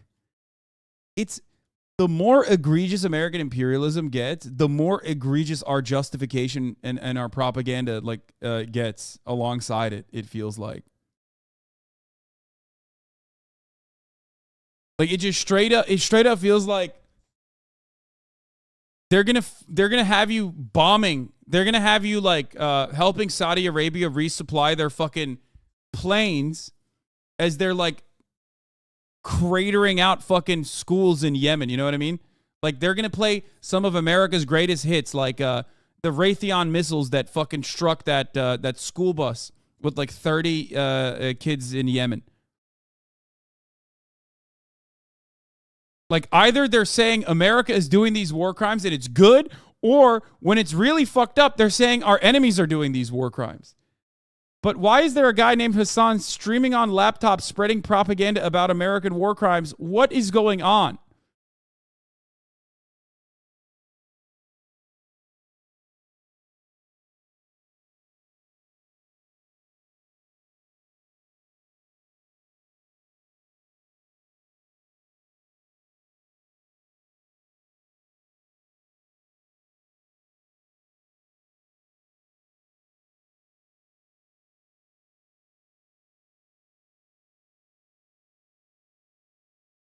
I'm tweeting about it.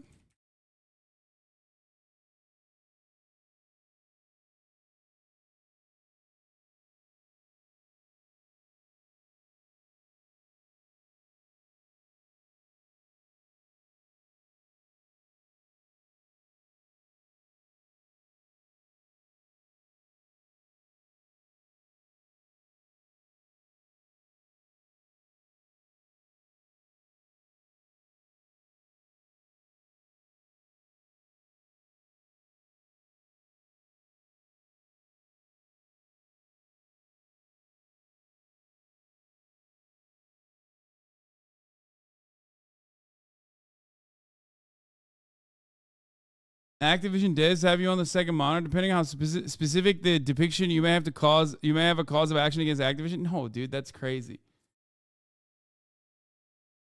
What the fuck?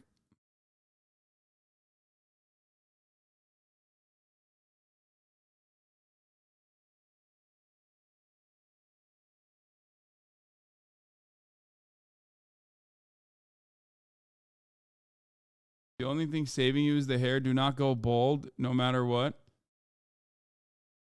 Help, there's a really hot TikTok military girl, and she's definitely a psyop, but it's working, and I'm going to enlist. Yeah, you're a fucking idiot if you... He looks just like you. Yeah, I heard that he's bald as fuck. We can't take him in Iran. He's not in Iran. In Iran. Yeah. No, he doesn't look like me, okay? He doesn't. He's just bald. As everyone knows, I am not. Okay? Everybody knows I'm not bald. Shut the fuck up. It has been proven that many game devs are in this chat like T-Rex.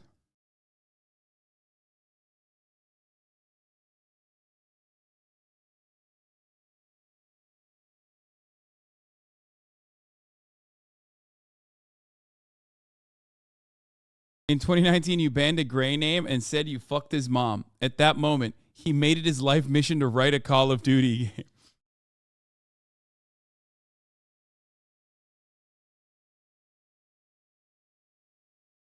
He's not in Iran. He's in West Hollywood. Dun, dun, dun.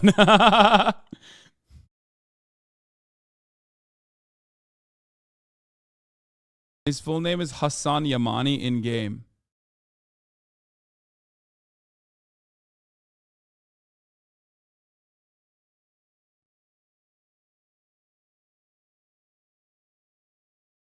There's a secret mission where you get to go on CNN and do sales for Gibratheon. Hassan Yamani? HasanAbi?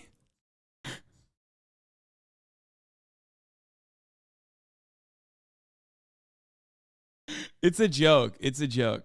These are just coincidences. You guys are, I'm fucking around, obviously. It's just a joke. I'm joking. I'm sure that it's just a coincidence. Okay? It's just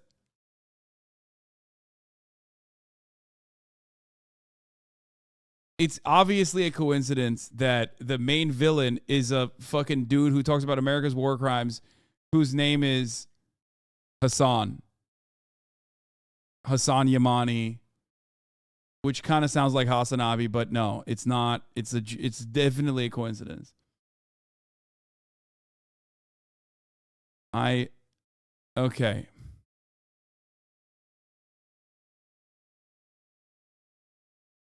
He's not Turkish. What?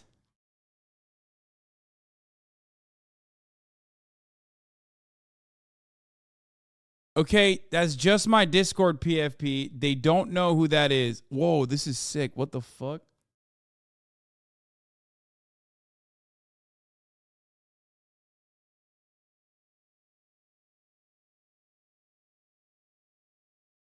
In a certain part of the campaign near the end, he said America deserved the terrorist attacks he commanded.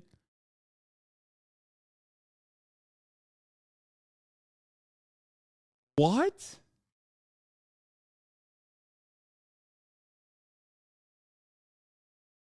No, you guys are joking. You guys are making stuff up. No fucking shot. Also, I don't have ownership over the America deserved 9/11 take, okay? You guys are messing with me. Activision PR head getting nutty with it. I'm curious. What makes me right-wing, or is it not meant to be literal, but just an insult for defending a company's position that employees should consider reasons they might want to stay independent because instead of becoming union leaders? Well, I just found that Substack's right-wing PR hack left to go union busting for Activision Blizzard. I mean, if you're engaging in union busting, that is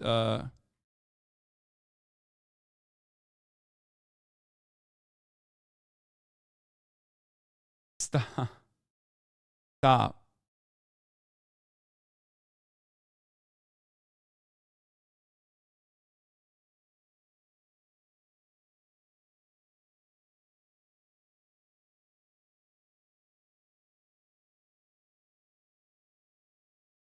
Wait, what the fuck? Okay, okay.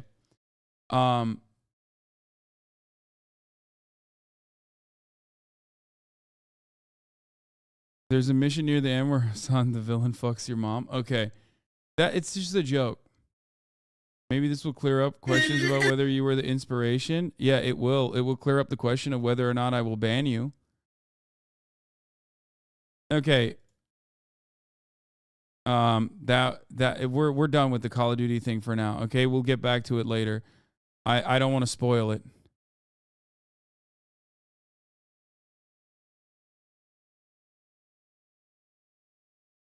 At one point near the end. Yeah, okay. Well, can we just continue with the fucking UK implosion? Okay, can we just do that? Let's continue. A tale that started with a Hollywood entrance on her first day as Prime Minister. She was the last premier to meet the Queen. But this story twisted quickly into a political horror show. Our headlines. The Prime Minister fights for her job after a chaotic day in the Commons. The Deputy Chief Whip was reported to have left the scene saying, "I'm absolutely effing furious. I just don't effing care anymore," before he resigned. The tax cut-loving conservative who models herself on Margaret Thatcher unveiled a massively criticized budget of tax and spending cuts. I will deliver a bold plan to cut taxes. That freaked the markets and sent the pound plunging, forcing her to fire her finance minister and reverse those cuts. 20p tax cut, gone. 2-year energy freeze, gone. Tax-free shopping, gone. Economic credibility, gone. Mr. Speaker, that I am sorry and that I have made mistakes. But her apology did little to calm anger, even in her own party. I think it's a shambles and a disgrace. I think it is utterly appalling. The damage they have done to our party is extraordinary. The Truss tale stoked British humor with this tabloid live stream of a head of lettuce asking, could Truss last longer? I think I love that the lettuce is like getting coverage, by the way. It's so funny. I do love that. We're basically the laughing stock of the entire world, as per usual. But this As is no per laughing usual. matter, with the finances and futures of nearly 70 million people at stake. I'm 28 years old. I'm worried for my future. I'm worried for my children. Now, the leader of the opposition Labour Party is calling for a general election, and polls, if true, suggest that his party would win in a landslide if that happened soon. But Truss and the Conservative Party are saying that they will choose their own successor within the week. All right, to be continued. Remy Inocencio in London for us. Thank you, Remy. All right, here are the first 45 days as UK's Prime Minister by BBC News. I am a fighter and not a quitter. Yeah. 1 day later. Dude, that's awesome. That's awesome. That's so sick. We didn't even get to talk about like all the conspiracies about whether she likes, whether she's like a submissive or something. Because there was also that stuff flying around in the British paparazzi right-wing dish rags that they call the news over there. People were talking about how she was like into anal potentially, which, you know, why the fuck should we even know that? But also that she's like a submissive mommy and she had like the submissive BDSM necklace. I am resigning. Keep taxes low, cut taxes, lower taxes. You know what that would do for people's mortgages? I want to be on the side of people who do the right thing. What I am about is about reducing taxes, getting our economy growing. The government has defended its sweeping range of tax cuts from criticism that they favour the better off. Are you absolutely committed to abolishing the 45p tax rate for the wealthiest people in the country? Yes. I listened to what people had to say, and we have changed our policy as a result. The Conservative Party will always be the party of low taxes. Kwasi Kwarteng, the Chancellor, he's gone. Should the Prime Minister go next, Mr. Kwarteng? We will reverse almost all the tax measures announced in the growth plan. Gone, gone, gone, gone, gone, gone, gone, gone. Parts of our mini-budget went further and faster than markets were expecting. How come you get to stay? What credibility do you have? Will you apologise to your party? I do want to accept responsibility and say sorry. God damn, dude. And now for the real news. Could Boris Johnson return as UK's Prime Minister? That's right. Many are questioning, many more are vying for the opportunity. Just like the top of the hour ad break, Boris Johnson comes and goes. But if you'd like to no longer see the top of the hour ad breaks, if you'd like an ad-free broadcasting experience, then all you need to do is subscribe for $5 or for free with a Twitch Prime. By connecting your Amazon Prime account to your Twitch account, all you need to do is subscribe for the uninterrupted experience. That's right. Or you can get gifted a sub if you're lucky. But not many are. Here's the 1-minute ad break now. KCB Brian, thank you for the 5 gifted subs. Times of London is saying that Boris Johnson is expected to stand in contest at a time when perhaps, where was he, the Caribbean? And people are wondering or trying to find this. But Guy Johnson is with us. Guy, your reaction to this headline? Maybe he will cut his holiday short. Maybe he will return. It's interesting. So you've got a sort of two-stage process here. And I think we need to think about those two stages as being distinct. So it was interesting to hear what Lizzie had to say about the possibility of one candidate ultimately being put forward. Is there the tolerance within the Conservative Party after the huge volatility we've seen over the last few days for a Boris Johnson return? Is that something, are they prepared to go back to what was a fairly chaotic effort inside 10 Downing Street from Boris Johnson and his team? Or are they looking ahead thinking what we need here is actually stability? And Boris Johnson, as John Micklethwaite was putting out a little bit earlier on, not exactly synonymous with... I'm sorry. You will never convince me that England is a real place when you have people from there with names like Guy Johnson talking about Boris Johnson. Okay, Guy Johnson, sure. Come on, what's your real name? What's happening here? That's fake. With that, Tom. My amateur take, Guy, is Johnson was thrown out because of scandal, cocktails, whatever it was. I don't remember the details. I don't care. Okay, dude. I mean, this guy, literally the Penguin, okay? What goes on Bloomberg TV? What goes on? Do you think we just like look at this and go, oh, that's a normal guy? That is a Batman villain, man. What the fuck? I've seen this guy before. It's like, it makes no sense.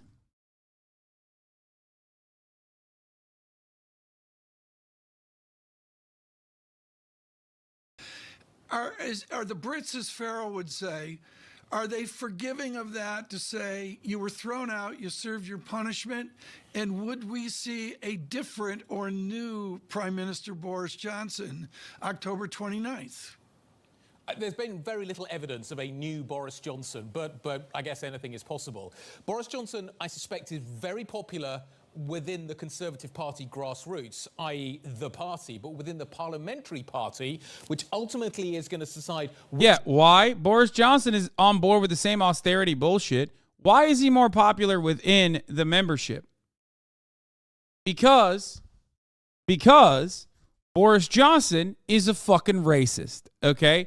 Because he's a bumbling fool, a buffoon. Well, he's not really, but he weaponizes that buffoonery, okay?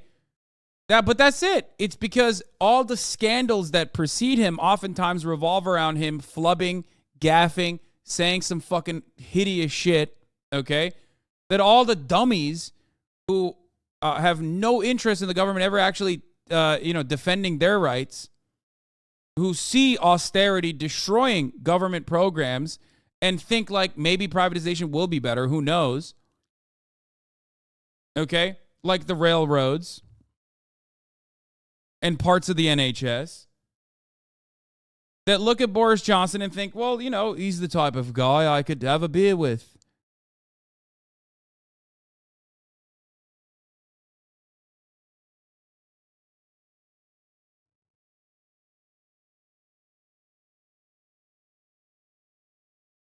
He's the type of guy I could have a pint with. Yeah, sorry, I said beer. I meant pint. A proper pint. Which two candidates go forward, I don't know. And that is where the challenge for Boris Johnson is ultimately going to be here. Clearly, he would like to return. Privatization is unpopular according to polls. They'll sell it, brother. Just wait. Listen, the rest of the world that had like some semblance of social democratic policies in their governance are following America's agenda to a T. Okay? Moneyed interests have overtaken many of these European systems. Lobbying and all that are more powerful than ever before. And on top of that, you have so much rampant corruption within the British parliamentary system. I mean, I guess it's more so corruption of that magnitude, hiring people that are friends of yours or cutting deals, the government cutting deals for companies that are that directly hire your fucking family members and shit like that. Okay? And all the ultimate goal of that is privatizing and, selling these social services to private corporations and destroying them. Okay? It's happening in Canada. It's happening in the UK. Ultimately, it will happen in in an identical capacity where your social services look or resemble America's lack of adequate care. Yeah, the trains are already privatized and they're awful.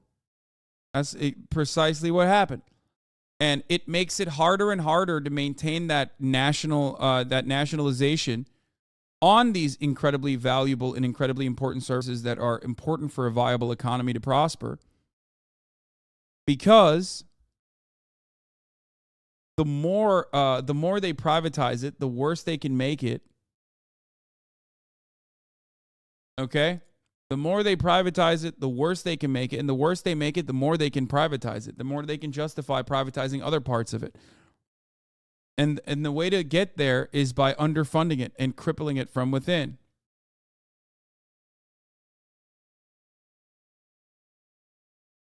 Right. Clearly, he is interested in retaking 10 Downing Street.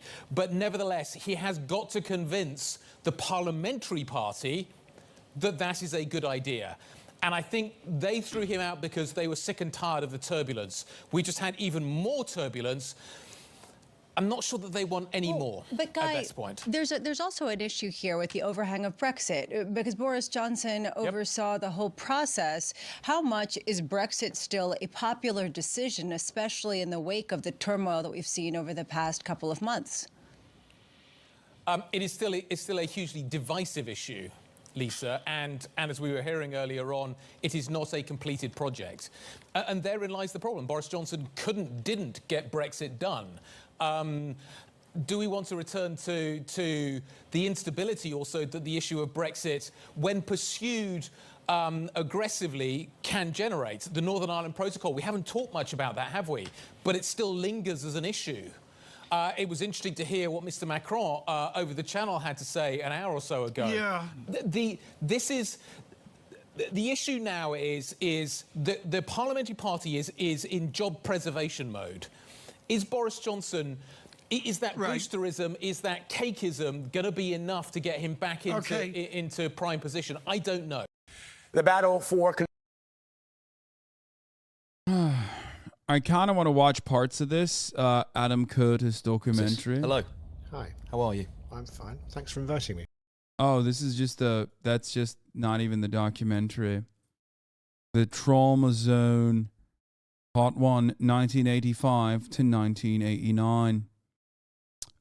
Adam Curtis came out with a new documentary called Trauma Zone, and this is the part 2 of said documentary. Part 2 of Trauma Zone is supposed to be from 1989 to 1991, and it follows the collapse of the USSR and basically says that, or basically likens it to the current collapse of the British government. American terror, the military's problem with extremism in its ranks. We can do that as well. Here's the whole thing. Oh, you got it. I don't know if I should watch the whole thing or if we should just like jump to the end part, because I kind of want to see like the more contemporary sides. I mean, the whole thing is 3 hours long. We're not going to get through it, right? I mean, we'll start it off, but we'll look at it a little bit, and if it gets boring, which it can.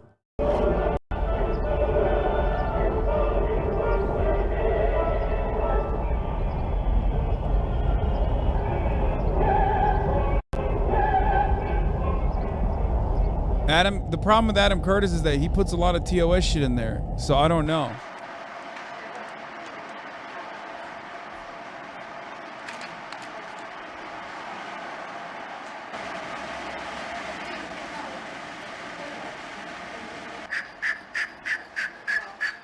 Just FYI, this Adam Curtis isn't like his usual stuff at all. It has no modern music and no voiceover. Wait, what? There's no voiceover.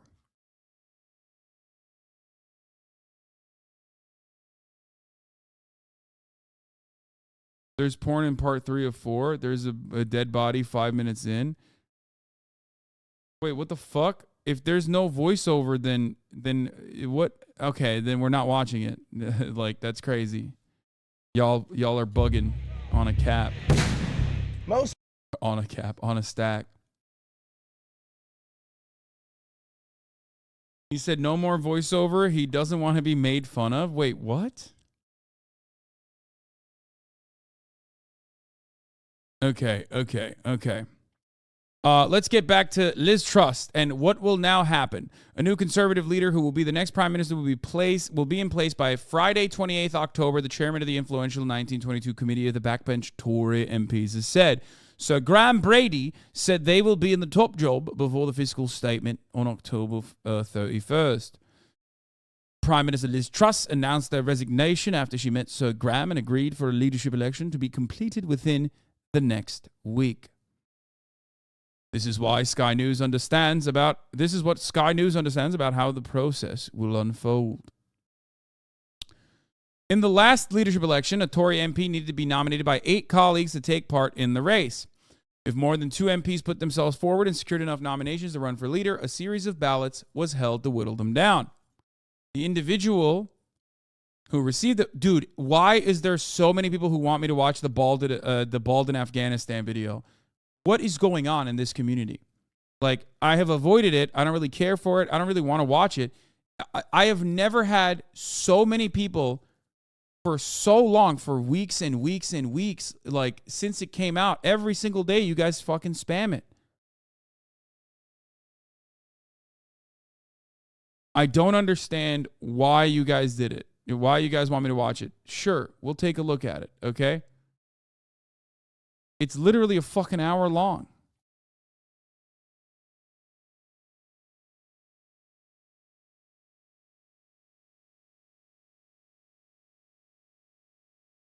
All right, let's continue. The individual who received the fewest votes each round was eliminated until 2 candidates remained. Last time this was Ms. Truss and Rishi Sunak. When just 2 MPs were left, party members got to make their final choice of who will become Conservative Party leader and therefore Prime Minister. However, the process typically takes several weeks, and it remains unclear how the 1922 committee will truncate it to meet the Friday deadline. Sir Graham said there was an exception. Tory members would be involved in the process. There's an expectation, but said, I think we're deeply conscious of the imperative in the national interest of resolving this clearly and quickly. Sir Graham was vague about how many candidates there would likely be that are in the running. The party rule says there will be 2 candidates being put to Tory membership unless there's only 1 candidate, he said. That candidate, Boris Johnson. Westminster. Let's take a look at what Mick Lynch has to say about the collapse of the government. What we're doing here is at the TUC. This morning, Keir Starmer's going to speak. We've had Anne-Marie Trevelyan's latest message that she's going to oppress railway workers and conscript us into helping the employer break her own strike. And we've got chaos at Westminster, so who knows what's going to happen next. What does the chaos at Westminster feel like to your members? Well, it feels like we've got a government that is completely out of control, that has lost the plot. We're waiting for a settlement to get serious negotiations on. The employers have told me on Friday they cannot make an offer because they've not met this Secretary of State, and therefore they cannot change their position. She gives them the mandate for what they can say and do at the negotiating table. She hasn't met with them. She's met with me, but not with the employers. And they have told me directly they've got no mandate to settle the dispute. And while that's going on, they're being paid £30 million a day every time we go on strike. So they've got no motivation and no means to settle the dispute. You were quite hopeful when Anne-Marie first got in. What do you make of her now? I'm always hopeful, but she's good cop, bad cop, but on 2 different sides of the one face. So she told us that we're a family, that we are all going to have a settlement, we've got to work together at the table, which is fine. And in the next week, she's going to conscript workers into going to work during lawful disputes, which is so shocking. Whenever you hear at your workplace, whenever you hear the fucking family narrative come out, ladies and gentlemen, understand that that person is lying to you, okay? Unless you're talking about like an abusive family. Complete suppression of human rights and the right to strike. I'm sure it's illegal. I think it's against the International Labour Convention. It's probably against the Human Rights Act. And we'll take them to court along with the TUC and all the other Mick Lynch blamed Ukraine for provoking Russia to invade. Oh, man, dude. You know what? We should actually make sure that the railway workers have to work for free at gunpoint. Thank you. That's crazy. No, wow. So maddening. It's men. Ooh.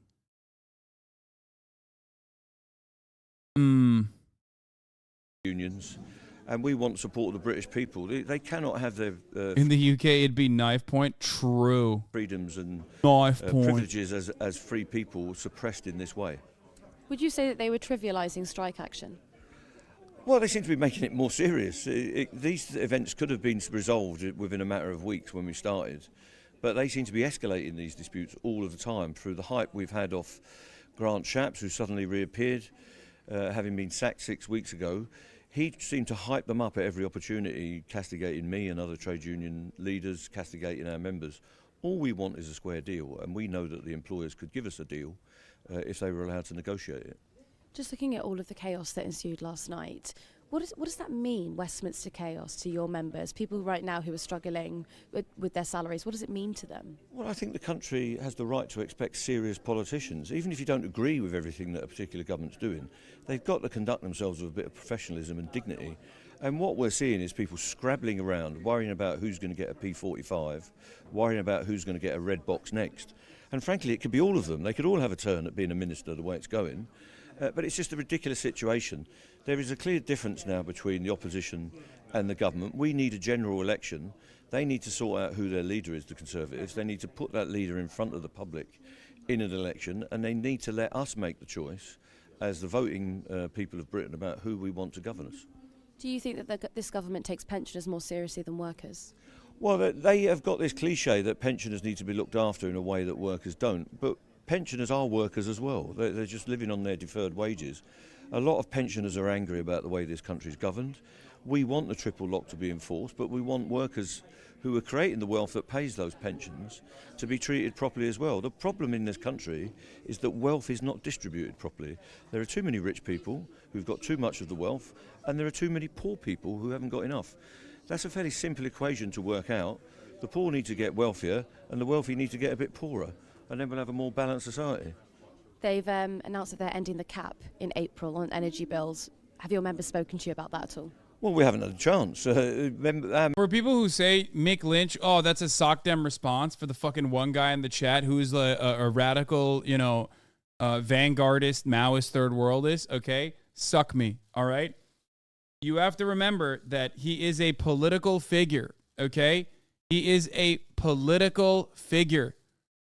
He has a job. His job is to represent his union. His job is to represent the rank and fucking file. Okay? And he's doing an incredible job at communicating the frustration of his rank and file. He doesn't have to fucking constantly talk about Marxist theory. Okay? Just like I don't have to constantly talk about Marxist theory. And but also because I'm a fake socialist. Let's be real. I'm a capitalist. I love capitalism. Num, num, num, num, num, num, num. It's my favorite. Okay? He's great. He's fucking awesome. He's one of the best. Look, when you're right, you're right. It's true. It's fucking true. Bring back Boris. That's what Ukraine said. Ukraine said, better call Boris. And they're right. Suck me, Westerner. I know third world Maoist, and they never talk about Marxism.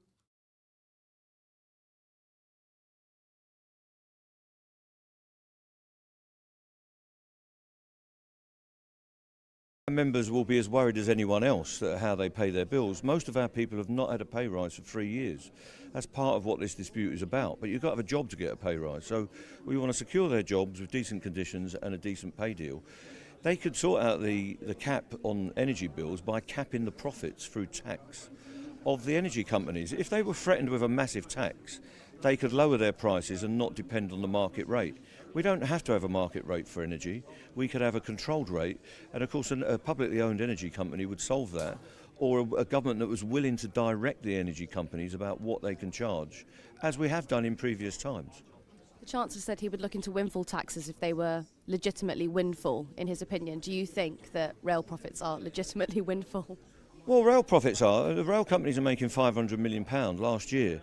They were carrying no passengers and they took the subsidy off the state. They claim £16 billion was given to rail workers, which makes us chuckle. We did our work and the rail companies ran some trains, and for that, the subsidy that they were given was handed back to the shareholders, 500 million quid. Now, it could be a windfall tax, or we could just get rid of the privateers.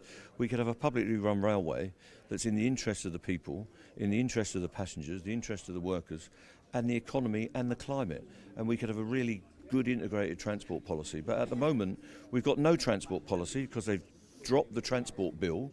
So we've got a Secretary of State who's actually dropped the main bill, which is the bread and butter of her work, and we'll have nothing to do now for the rest of her term in office. And you're going on strike again? We're going on strike again at the beginning of November. That's regrettable. We don't want to do that. But we have to pursue the dispute. We have to keep the dispute alive. Network Rail are threatening imposition, threatening our members with redundancy, and saying that all their working conditions are going to be chopped up. And on the train operating companies, we've got no offer at all. Just finally, could you describe this government in one word? Chaos.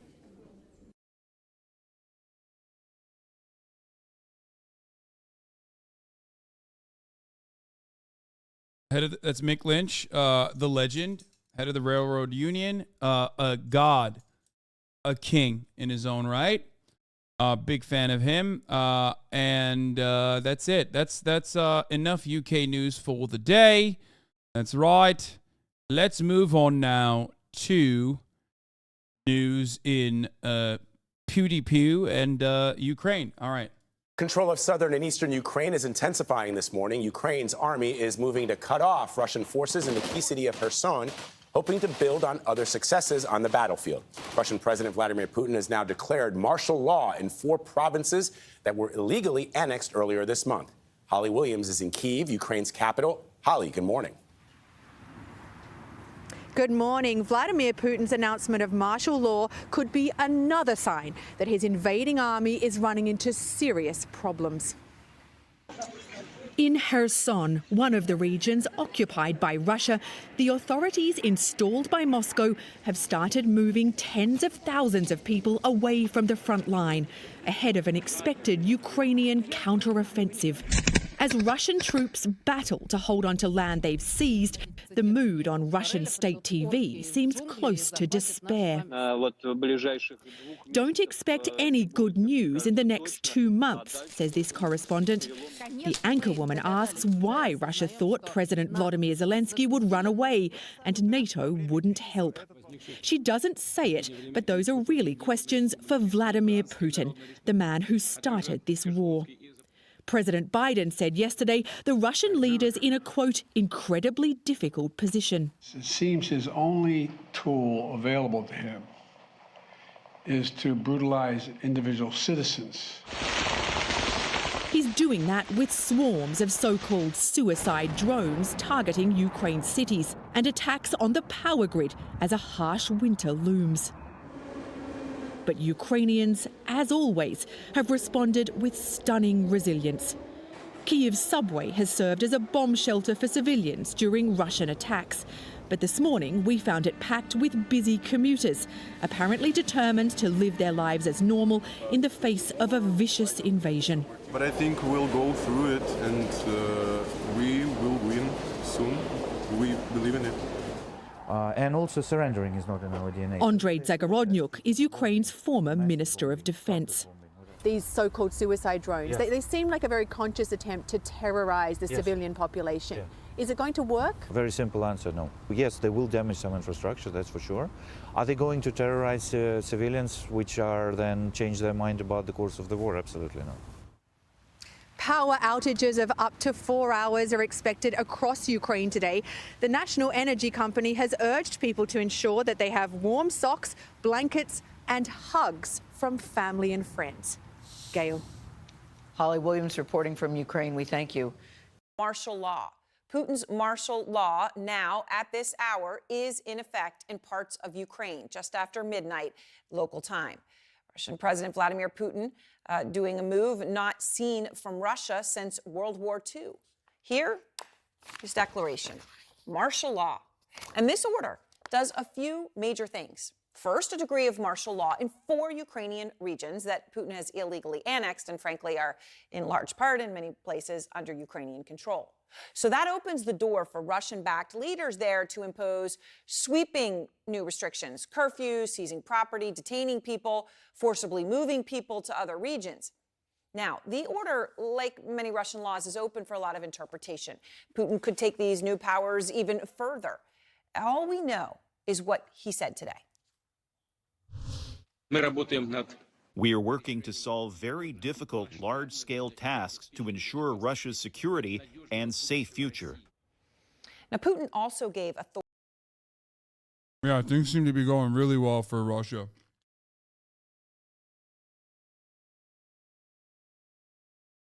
This is what you do when you're winning super hard. Authorities in the annexed regions the power to draft Ukrainians to fight against Ukrainian forces. To just think about that they can force Ukrainians to fight against their own people. Now, these orders do something else really important that we wanted to emphasize. They also give wide-ranging new powers to all other governors across all of Russia.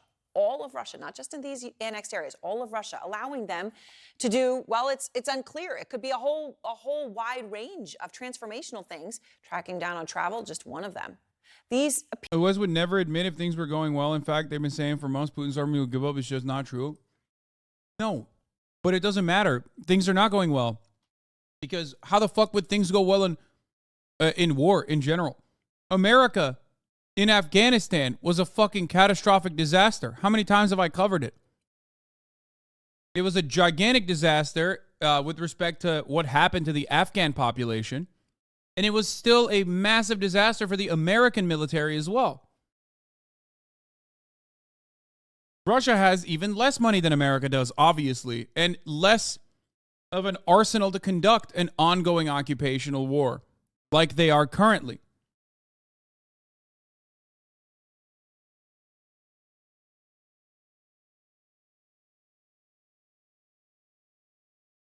My fear always,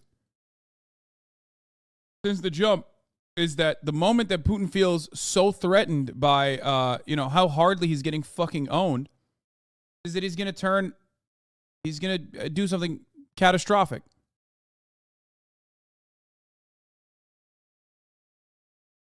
Appear to be desperate measures from a desperate leader. Here's President Biden today. I think that Vladimir Putin finds himself in an incredibly difficult position. And what it reflects to me is it seems his only tool available to him is to brutalize individual citizens in Ukraine, Ukrainian citizens, to try to intimidate them into capitulating. They're not going to do that.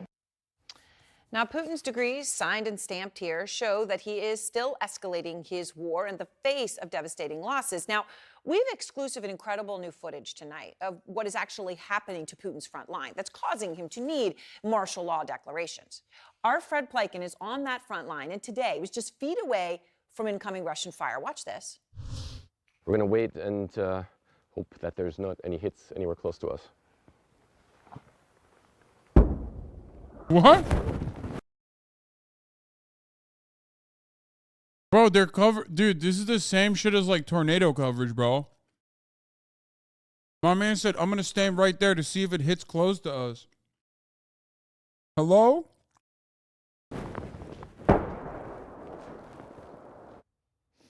I'm going to speak to Fred in just a moment because Putin's orders today, the martial law, come as his mobilization is becoming a bigger and bigger problem for Putin at home. An op-ed in a Russian daily newspaper reads, and I want to quote it because this has actually appeared in Russia, partial mobilization itself has become a much larger nationwide problem on the following levels: social, psychological, managerial, economic, and, here are the crucial words, possibly political. That's sort of an incredible thing to think is now appearing in Russian state press. And just listen to what was said on Russian state television by a war correspondent. We are confronting forces that are quite substantial, In some frontline areas, the enemy outnumbers our forces 4-1.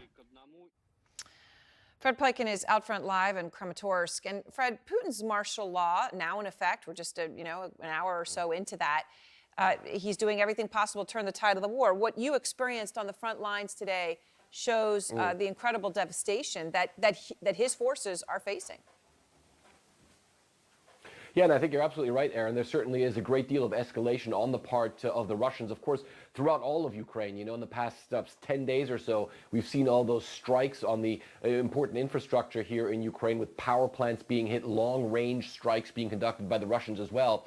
But in the place that we were in today, Bakhmut, that's a place where the Russians have amassed some of their most brutal forces and a lot of their artillery because they want to take that strategic town, but the Ukrainians are trying to stop them. We did get in there today. Here's what we saw. When entering Bakhmut, the need is for speed. We're driving straight into one of the most dangerous places in war-torn Ukraine, with a military combat medic who goes by the call sign Katrusia. Bakhmut is under nearly constant Russian assault. Our car hasn't even come to a full stop when the first shell hits nearby. The medic stops. We need to take cover as best we can. We're waiting here for the shooting to stop. So we're taking cover here because we just had some incoming artillery fire. We're going to wait and hope that there's not any hits anywhere close to us.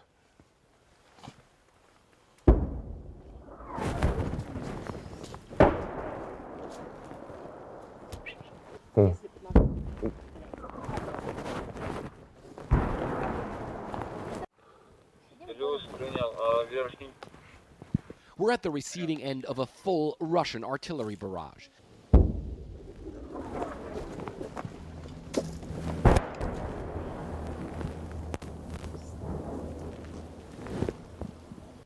Photojournalist Richard Harlow tracks several of the projectiles whizzing close over our heads.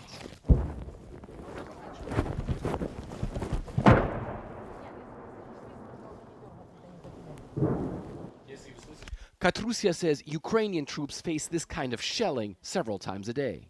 The artillery attacks fly every day, so it's never quiet here.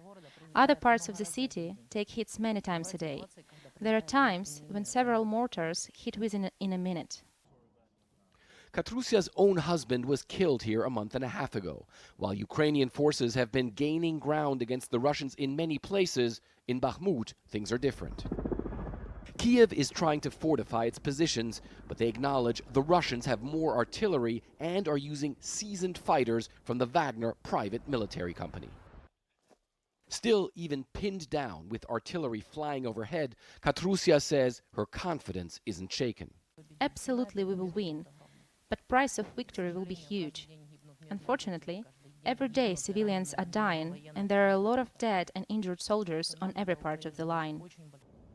The fighting here has destroyed much of this town and left the few people who remain traumatized. Sergei doesn't even take cover anymore as artillery strikes nearby. I ask him if he's afraid. Afraid of what? Everything will be fine, mate. Everything will be fine. A pause in the shelling gives us a chance to get out of Bakhmut as Ukrainian tanks roll in the other direction, trying to defend this key city from Vladimir Putin's forces.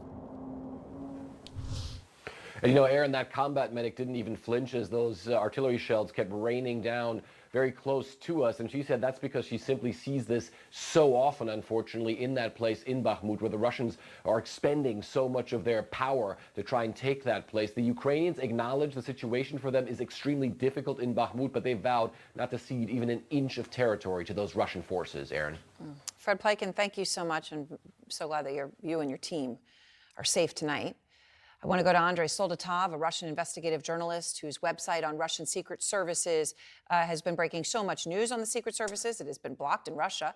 And Evelyn Farkas, former Deputy Assistant Secretary of Defense for Russia, Ukraine, and Eurasia, joins me. She's also the executive director of the McCain Institute. Evelyn, I just want to start, replaying this video for a moment here. Fred, coming under fire earlier today in Bakhmut. He says, you could just hear the amount of artillery that the Russians are burning through. Obviously, the Ukrainians under incredible pressure in this particular place. But that onslaught from the Russians, I mean, it's just never ending. You're right in the middle of a town. Right, Aaron. I mean, I think the biggest lesson to take away from all of this right now, and I have a piece in the Boston Globe, saying that there's an urgent need to give Ukraine whatever they need to provide air cover, to provide protection against artillery, to harden these units, put them in tanks, get them so that they can press forward and move the Russians out. And it's urgent because, frankly, what Putin wants right now, with all of these declarations that he's making about, martial law and nuclear forces and all of this, it's all an effort to gain time. He wants to force the West to slow our assistance so that he can draw this out.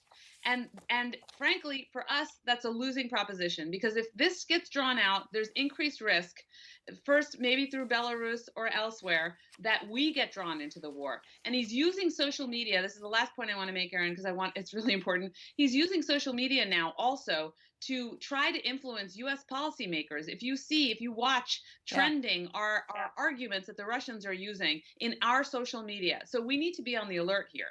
So, Andre, as you hear Evelyn reference, these decrees, right? These orders, martial law in 4 regions, also giving, and this obviously is important to emphasize, governors across all of Russia the ability to do the same.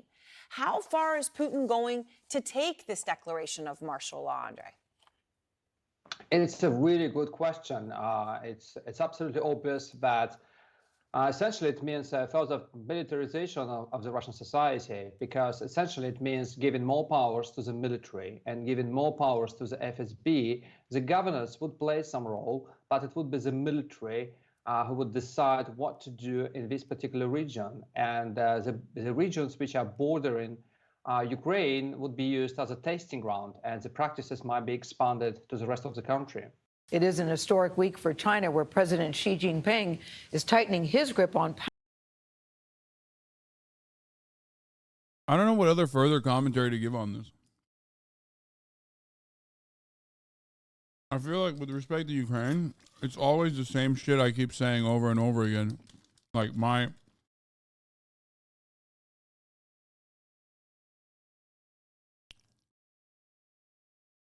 war is bad. Russia is increasing pressure because it feels the pressure, because they're not doing as well as they previously thought.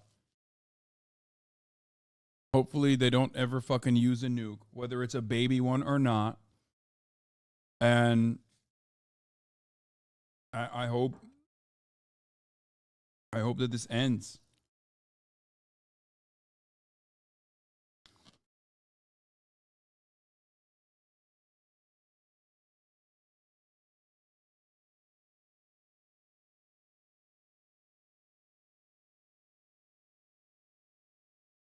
Who's the tiny dick amputee? Why do you guys keep saying, where's the tiny dick amputee? I don't know what that is. Like, this guy,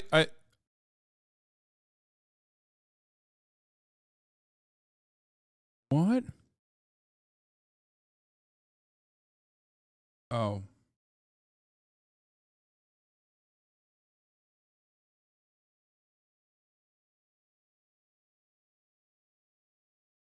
No, he's been talking about it for a while, way before Travis Scott cry brain dance emergency. Okay. It is one guy, but he's been saying it a lot. I thought it was multiple people.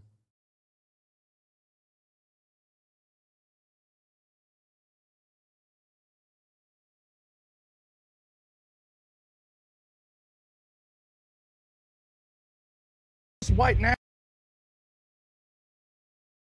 All right. It's time to talk about brave leader, Supreme Leader Xi Jinping. Power at the Communist Party's National Congress. President Xi has introduced more assertive policies at home and abroad, leading to some chilly relations with neighboring Taiwan and tighter controls over Hong Kong. That city has seen major upheaval in recent years with a police crackdown on pro-democracy protesters. Elizabeth Palmer is there with more on this part of the story. Liz, good morning to you. Good morning. Not so long ago, Hong Kong was a British territory, and as such, it had a vibrant civil society and media. But one high-profile recent legal case shows Now it's dead. Everyone's dead in Hong Kong. Like, I'm sorry. I understand why people in Hong Kong would not want to be under Chinese rule because of like how heavily monitored certain behavior is and how that's unacceptable, right? From a civil libertarian perspective. But the way that the American and British media cover this shit is so fucking psychotic. Like, they're like, you can't tell from the way that the streets are designed nowadays, but Hong Kong is under a sequence of fire.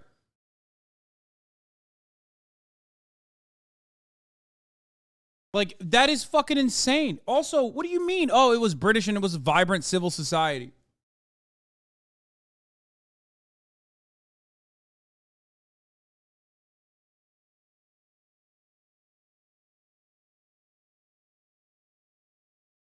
It's not like it was yours, you know what I mean? Like, you made a deal to give it back, and then you gave it back earlier than you were supposed to. That's it.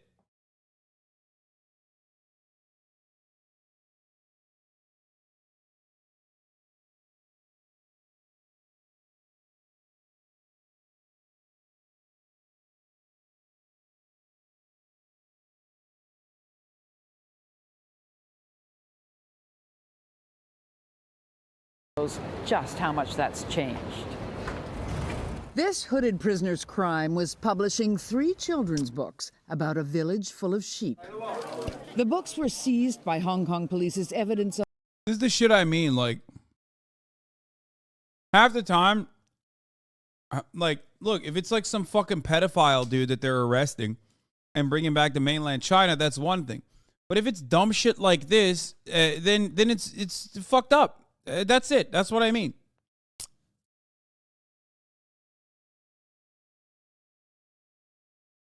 Don't write shitty books. Westoid take. Man, suck my dick. None of you motherfuckers living in Iowa understand the fear, the legitimate fear that you have when you have a government that does not have even a semblance of fucking free speech, okay? Shut the fuck up before you say Westoid. Yeah, it's not as fucking horrifying as the way that, or dystopian in the way that American and Western media in general presents it, but it certainly isn't great either, all right? I mean, there's a fucking reason why I live here in America, okay? Shut up.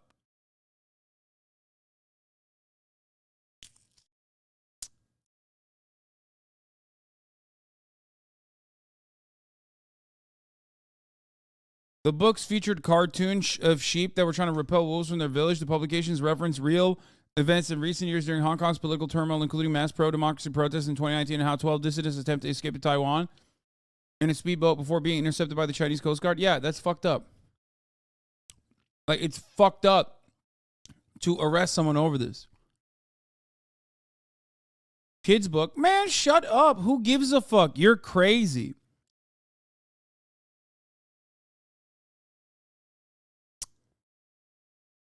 That's insane.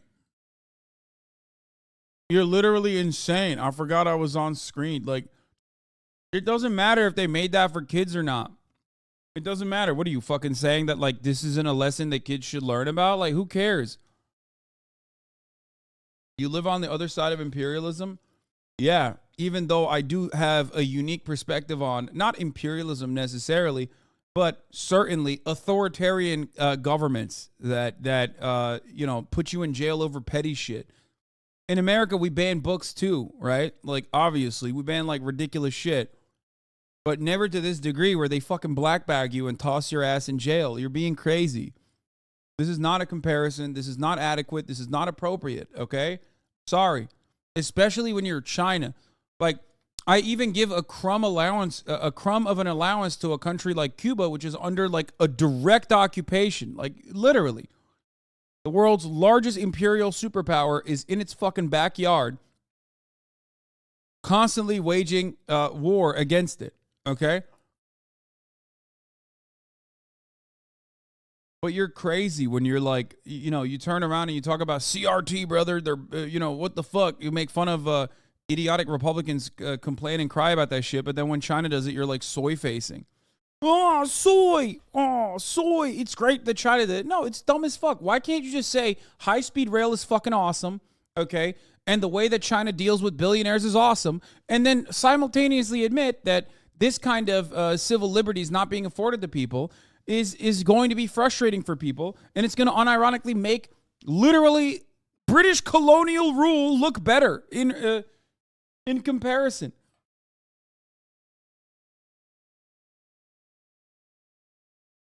Like, American involvement or Western involvement in the Hong Kong liberation protests are irrelevant if you don't consider the main real reason why young people living in Hong Kong don't want to be under Chinese occupation instead of fucking getting excited for it. Okay?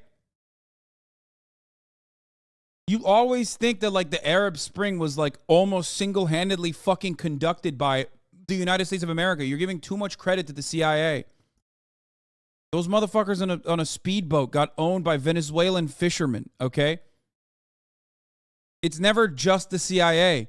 It's sanctions, it's economic volatility and instability caused by sanctions, it's civil society groups that they set up in all of these places. Certainly, those are the Western involvements. But if your government is unable to deal with it, if your government is unable to deal with American imperialism like of the soft power approach, then you're going to have a real issue in your hand.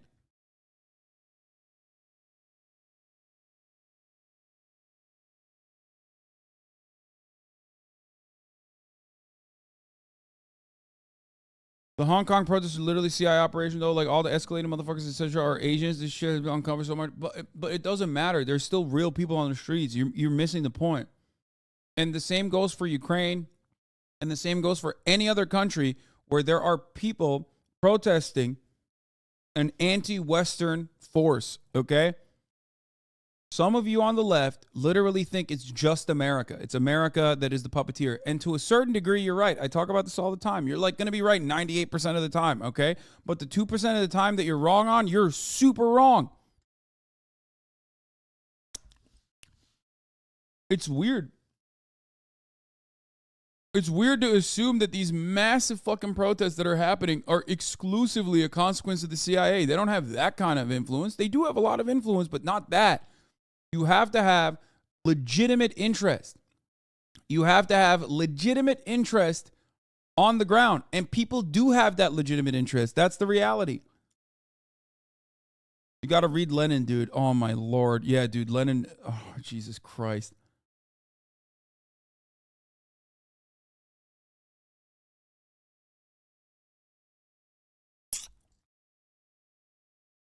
Of, believe it or not, sedition.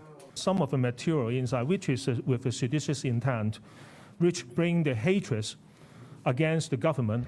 Hong Kong used to have some of the liveliest, freest speech in the world until China took over. And in You're having a bit of a baby, take us on? No, your brain is fucking broken from everything that you read on Reddit and shit. That you are like, you can't fucking be critical of like China's domestic policies. It's crazy. I already started off this conversation by saying it's laughable the way that the Western media covers Hong Kong as though it's literally lit on fire. You know what I mean? As though the Chinese government took over and now they're killing everyone on the fucking streets. That's the way they make it seem like. They also are disgusting and openly state shit like they're disgusting and state that like under British colonial rule, Hong Kong was a thriving civil democracy. It's like, come on, dude. Okay? That part is ridiculous. It's not. It's not as bad, nowhere near as bad as the way that the fucking Western media depicts it, okay? But that doesn't change the reality that Chinese policies, Chinese domestic policies, are unironically very fucking brutal and oppressive, and you wouldn't want that, okay? Especially because you live in the West. You cannot comprehend living in a world where you're terrified of what you're saying because you're worried that the most powerful force in your immediate existence can just take away your freedom like that. In America, you don't get fucking arrested over the petty free speech restrictions, okay? That's the difference.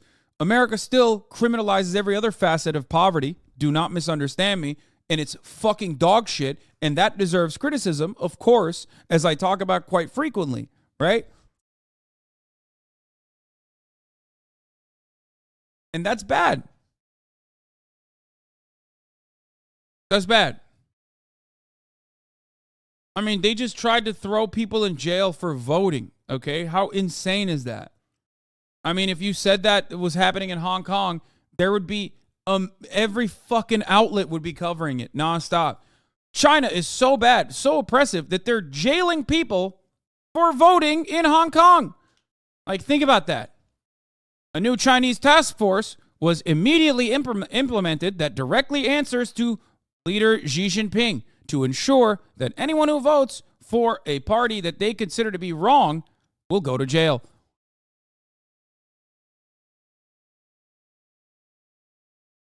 Okay, but at least when China takes over the world, at least they won't have to play the top of the hour ad break. Oh, Jesus Christ, dude. That wasn't even a good segue, goddammit. Yes, I have read Lenin Tipsy Ton. I have, yes.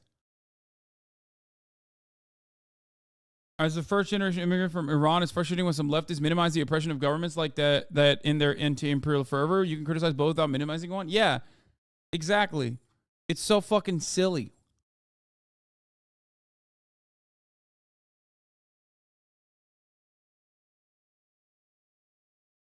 Oh my God. Oh my God. Every time you talk about China, you somehow manage to make everyone mad. I mean, I don't give a shit. I don't care that people get mad at me for my China takes.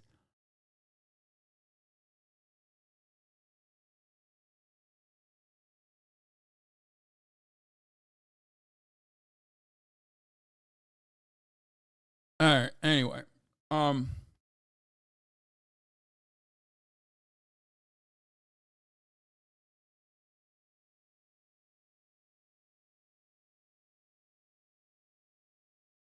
yeah, when people say critical support to anti-imperialist forces, they don't understand like what critical means. I think they mean like critical as in like life-saving. It's not. It means like you have to maintain some level of criticism over actions that they're engaging in. It doesn't mean like you have to give them life-saving support unconditionally, okay? I don't know if anybody actually knew that or not. Maybe this is going to be an eye-opening moment.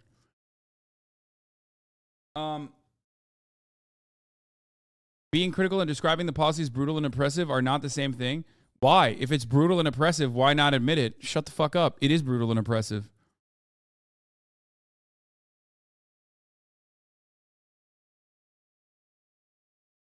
I have gone on the record to defend some level of authoritarian control over information in places like Cuba. I think that China takes it way too far. And I don't think that China is great on, you know, civil liberties in general.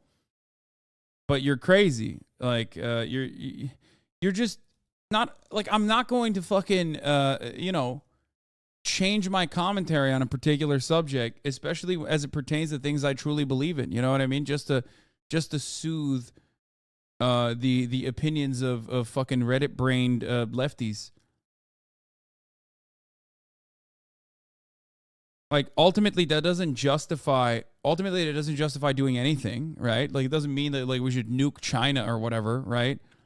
And you can't say that I'm an advocate for, like, action against China because of what I said. And I don't believe in that anyway, and I talk about it all the fucking time. But you're crazy.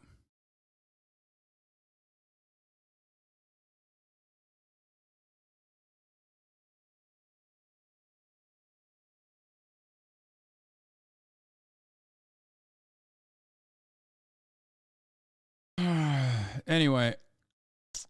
2020 imposed a national security law that, in effect, bans all criticism of Beijing's policies and its governance.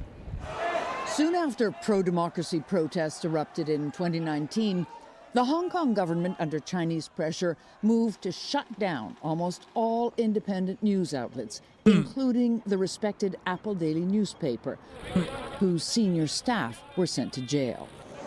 And when Hong Kong's huge book fair returned in 2021 as the pandemic ebbed, it looked like business as usual. But a year later, any political book with edge was gone.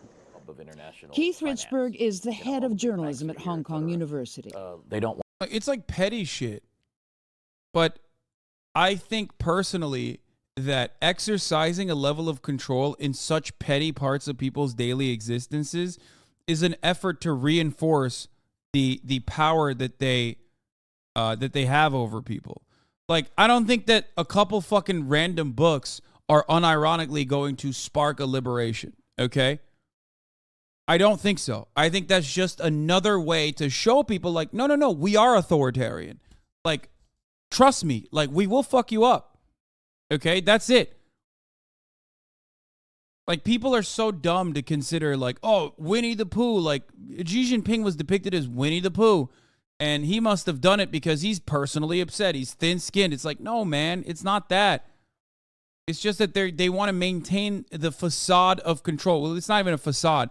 It is real. They want to maintain their grip of control and reinforce it at every fucking step of the way. I think they just want to literally show that, like, that it is the power that they hold on every single individual. It is. Don't you think it's blown out of proportion? No, I don't think it's blown out of proportion. I think they do, like, really petty shit.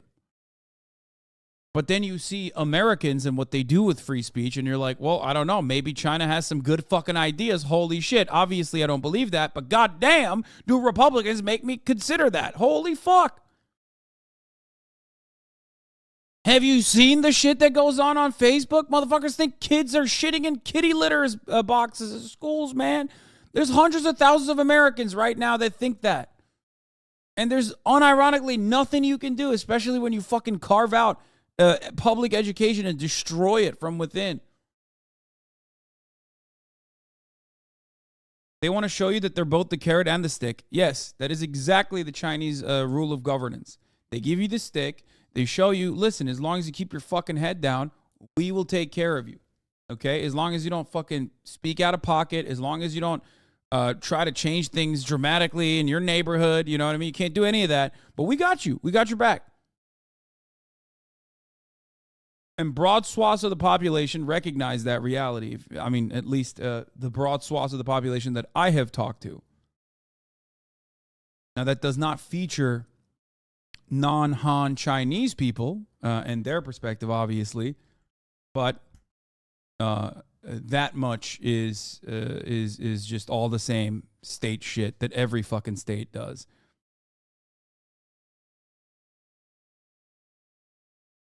Want journalism to be a check on government. They don't want anyone. Mass slavery with a threat of more slavery. Yay, so progressive.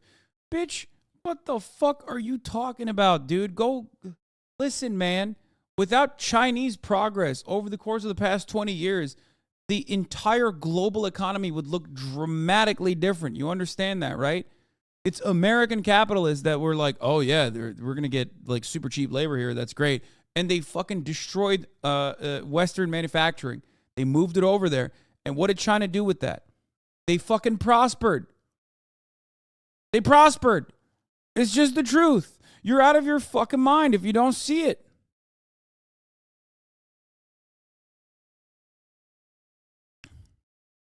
They took advantage of capital owners. They took advantage of capital owners and their endless thirst for profit seeking. Okay? And they weaponized it. I can never tell if you're defending or speaking against China. Sometimes I'm defending certain aspects of Chinese governance, and other times I'm criticizing the aspects of Chinese governance that are otherwise brutal and unacceptable.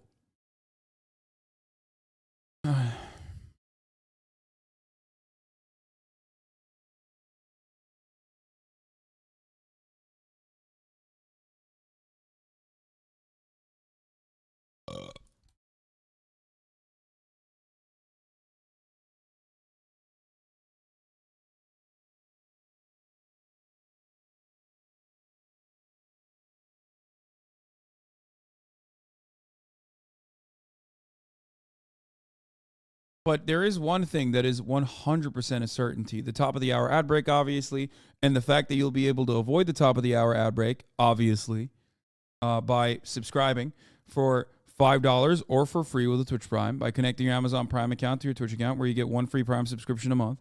You can also get gifted a sub if you're lucky. The other thing that's a certainty is that, and by the way, I'm serving the ad break already. The other thing that's a certainty is that without Chinese initiatives to uplift massive swaths of their fucking population, the whole capitalism lifted millions, billions out of poverty narrative falls apart. Don't use the Chinese numbers. All of a sudden, you see the reality of the world. The world is getting poorer overall. We're not eradicating global poverty, extreme poverty of the global scale. It's actually getting significantly worse. The only place where the global extreme poverty numbers have been eradicated is unironically China. Okay? It's just the truth. There is no denying that. That's not my take. That's the World Economic Forum. Okay? That's not true? Okay. Well, India, sorry. I know. India's biggest defender. Mostly China, though.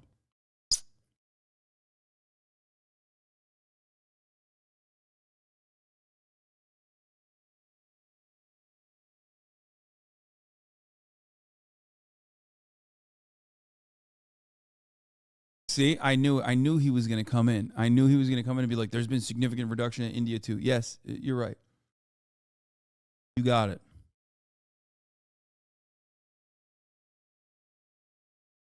To be fair, the Indian communists are way more left than China. I don't think he likes... my boy is not a big fan of Indian communists, especially the sick Indian communists. Schadenfreude isn't. I know my fucking chatters, dude. Want to be a check on government. How severe are the penalties for those who have crossed the red line? Penalties can range up to life in prison. So life in prison, no possibility of parole. You can't really defend yourself against these things. The publishers did try to defend themselves. Their lawyers argued the books would help kids understand systemic injustice. But authorities recognized the sheep as not so thinly disguised pro-democracy Hong Kongers. And the predatory wolves, you guessed it, the Chinese. A definite red line. The sentence for each of the publishers, just over a year and a half in jail. As we worked on this story, I was struck by how many people would talk to us, but not on camera. That includes lawyers, activists, and publishers. There's a chill in the air, and anyone who's critical is keeping a very low profile. Tony? You can understand why. Liz Palmer for us in Hong Kong. Liz, thank you very much. And now in this country. Biden is campaigning in Pittsburgh ahead of the tight Senate race. Why? President Biden campaigns for Democrats today in Pennsylvania. Fuck you. Are you a Hong Konger, bro? I'm a Hong Konger, bro. What? What did it minimize my balls? Got him. Chat is going too slow. It's making me insecure that you're actually reading all my shitty messages.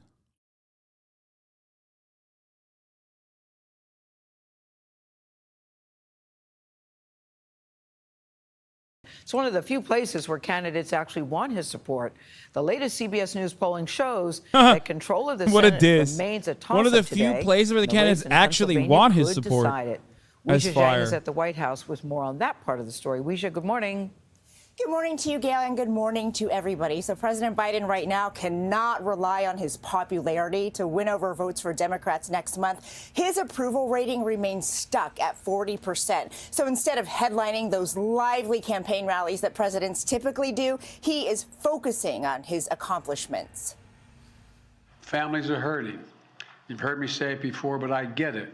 From gas prices to new jobs and abortion, this week President Biden is going all in on those issues. When asked Wednesday about his focus going into the election, he said there are multiple issues at play. Just hoping to clarify for midterm voters, top domestic issues, inflation or abortion.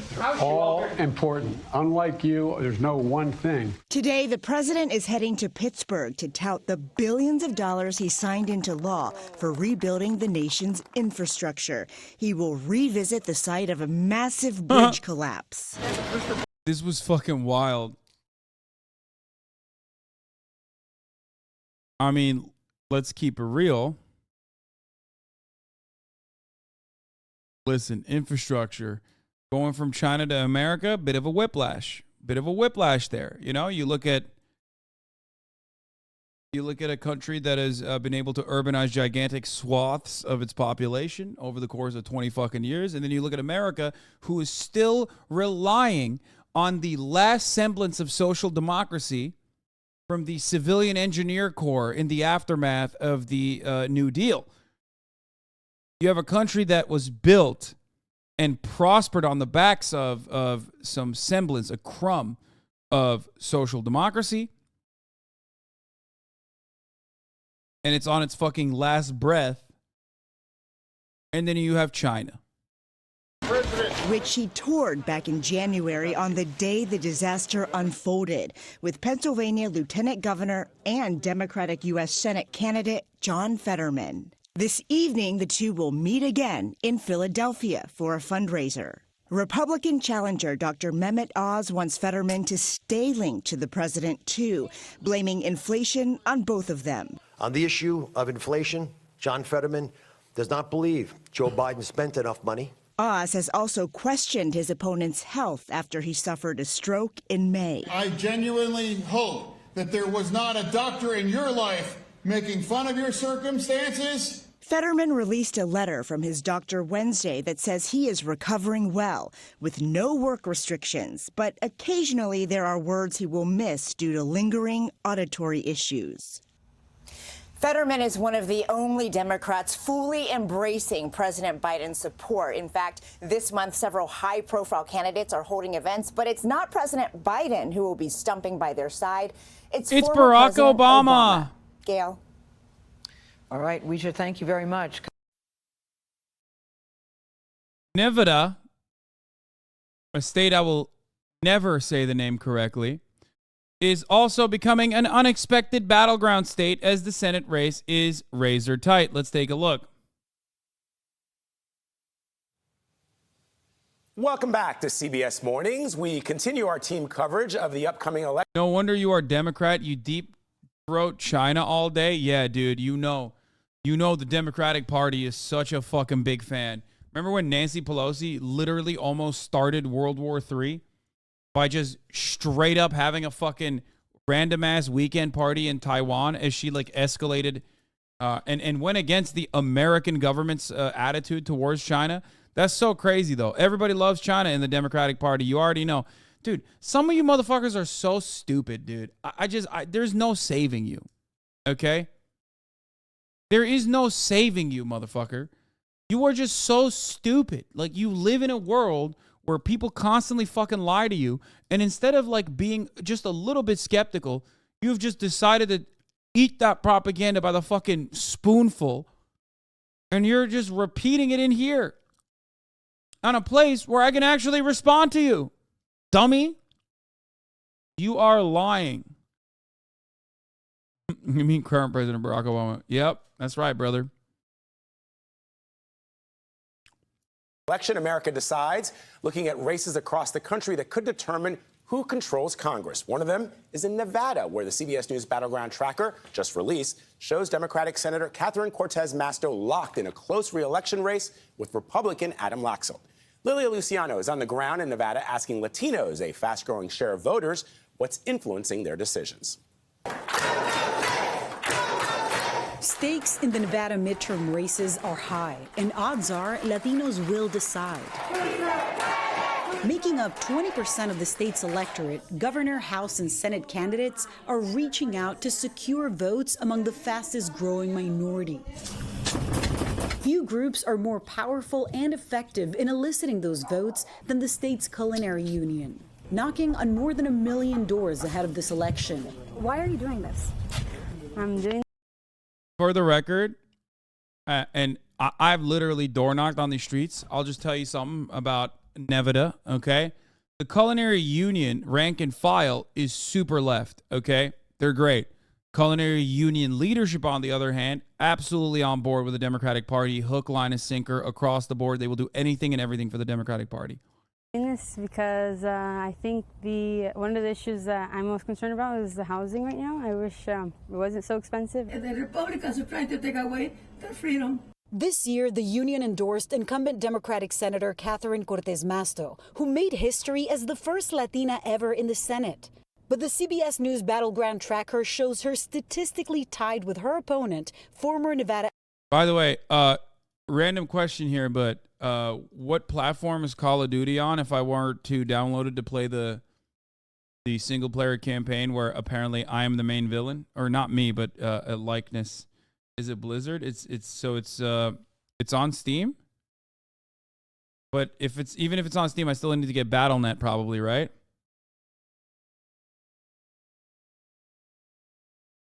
So I still need to get Battle.net regardless. Okay.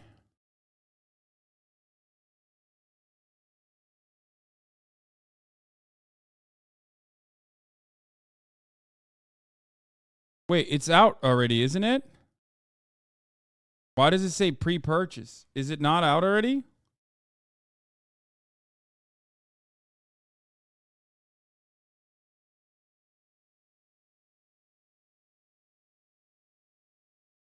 Early access only. Campaign out a week earlier. The pre-order to get the campaign. Get campaign access for pre-ordering. Do I still get it or is it too late now?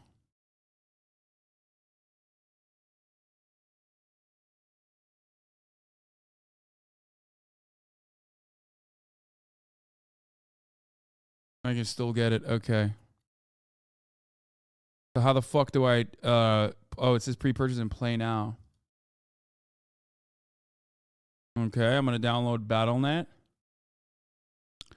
Downloading Battle.net. Very nice. Okay, all right. War Crime Simulator. War Crime Simulator. War Crime Simulator. Sorry if someone said this, but the webcam is grainy. Nani? What? Odo? What do you mean? 190 gigabyte download. I think Lovely was trying to throw you under the bus. Interview that sucked. Besides this interview, yeah, with certain creators, there's a lack of communication. Like streamers, is it streamers usually? They're just busy people. Is it streamers? See, I know you're trying to find like a specific name, but we can drag them. You know, I'm not talking about specifically. Was it? Anyone you interview that sucked? No, I don't think he was talking about me. I mean, I communicate with Anthony a lot.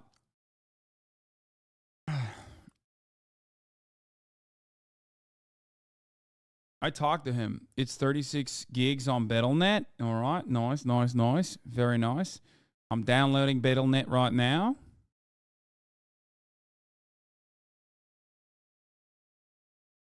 I'm so happy you're playing this and not Valorant. Starting to act like a mid-Asmongold addicted to the WoW. Commenced the war crime arc.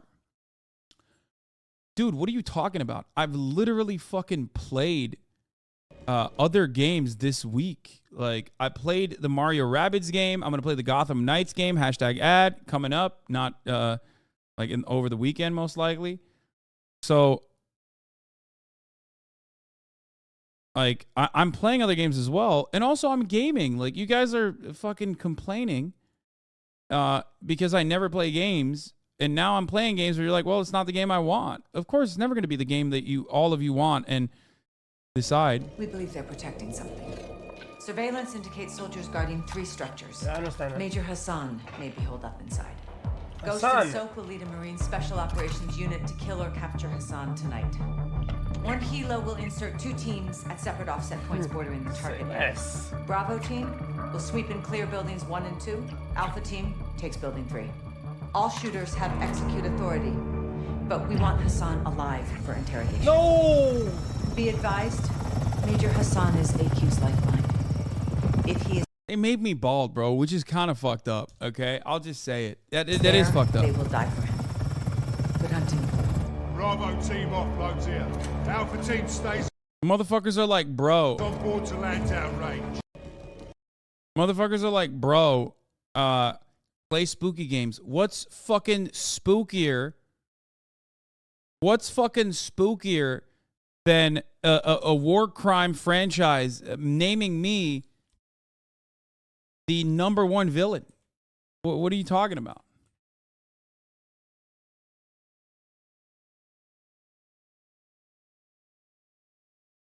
Scorn? No, it's not that. That's not as scary as I thought it was. That's what people were saying, at least.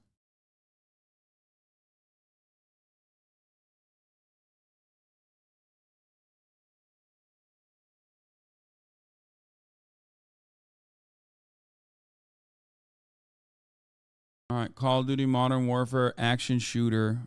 Install it. 36 gigs. Let's see if this will. Let's see if my computer will be able to install it while also streaming. We're about to find out, ladies and gentlemen. We're about to fucking find out. I think it can. 36 gigs. Currently running at 82 megabytes. It's working. Until Dawn People's War game, you're just mad for getting called out for being an LGBTQ in a video game. That's true. I am a B. A bald. We're going to show Hasan never break contract with Twitch again. Standing by, No, it's just they're punishing me for saying the C word. Holy fuck, dude. People were talking shit about my internet, but goddamn, look at this. Woo, shit's flying off the fucking walls, brother.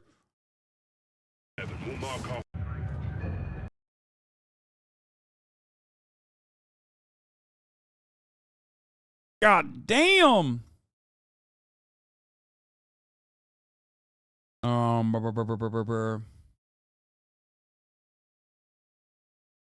Told you that network chip you had was bad. Yeah, I think that was definitely what was going on in the on the PC. All right, let's continue with Nevada. The Attorney General, Adam Laxalt.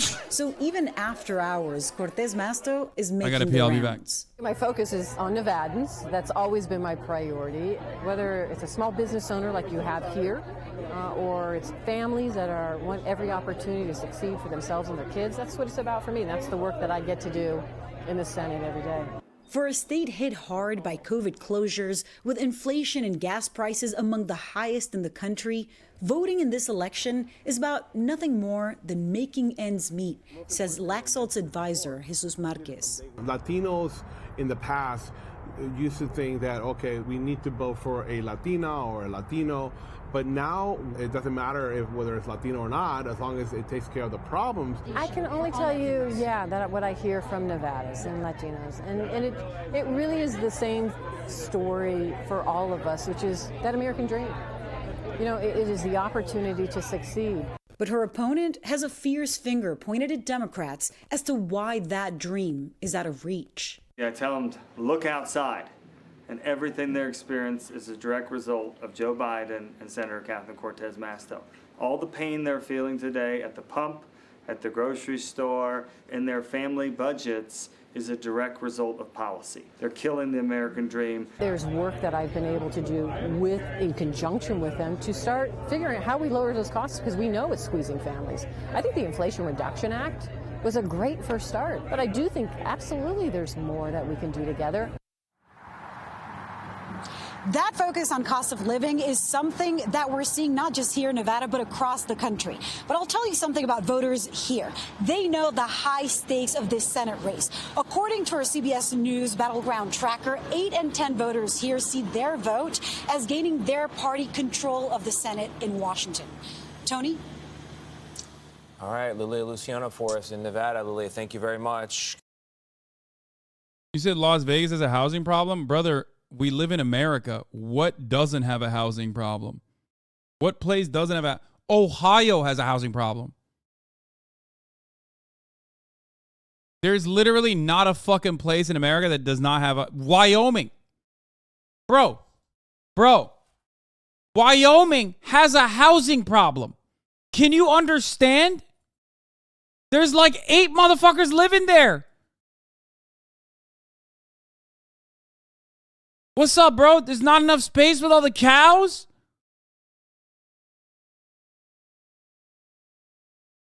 It's like barely a place.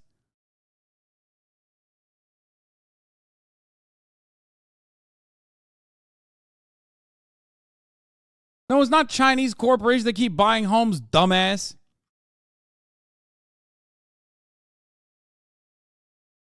The very same people that want to make sure that you rent for the rest of your life, buying out all the fucking supply, raising the prices, and ensuring that there's a limit on how many houses are made.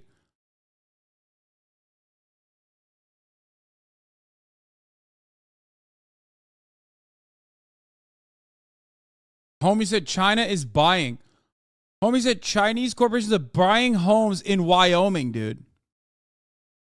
Yeah, if you're talking about like wealthy foreigners coming in to big cities in America and sitting on fucking real estate as a means of achieving citizenship and also some level of like financial security, you know, having access to capital inside of American borders, that's you know, that's true. That is happening to a certain degree. But the real fucking issue is far beyond that.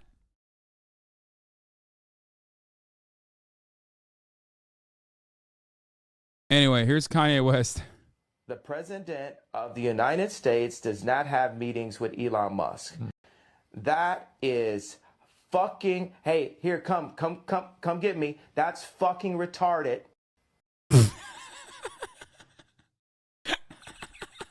So stupid.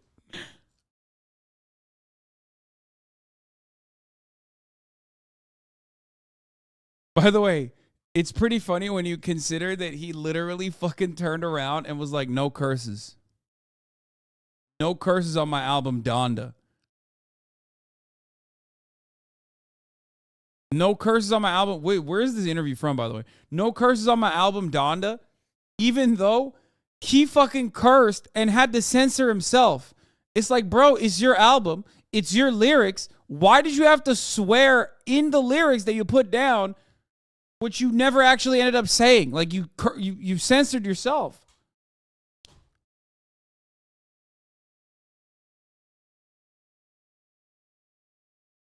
I know you moved on with the housing thing. If you're going to make housing an investment and not a right, then you can't blame individuals in a xenophobic kind of way for taking advantage of that investment opportunity. It's not a foreign capital problem. It's an American housing system problem. I 100% agree with you. I already mentioned that, though. Like, housing is considered to be an investment and not shelter, a necessary resource for people's existence. I love the pedestal he has Elon on. Yeah.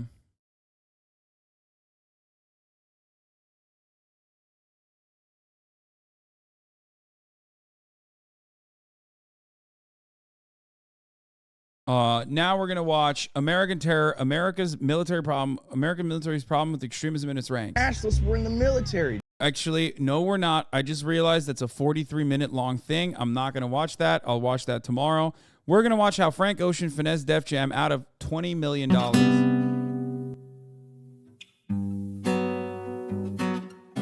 Frank Ocean is a legend in the music industry. He's written for Beyonce, he's gone platinum multiple times, and he actually became the second Grammy Award-winning artist to get beat. And he became dead to me after he unfollowed me on Instagram. But that's who's to say.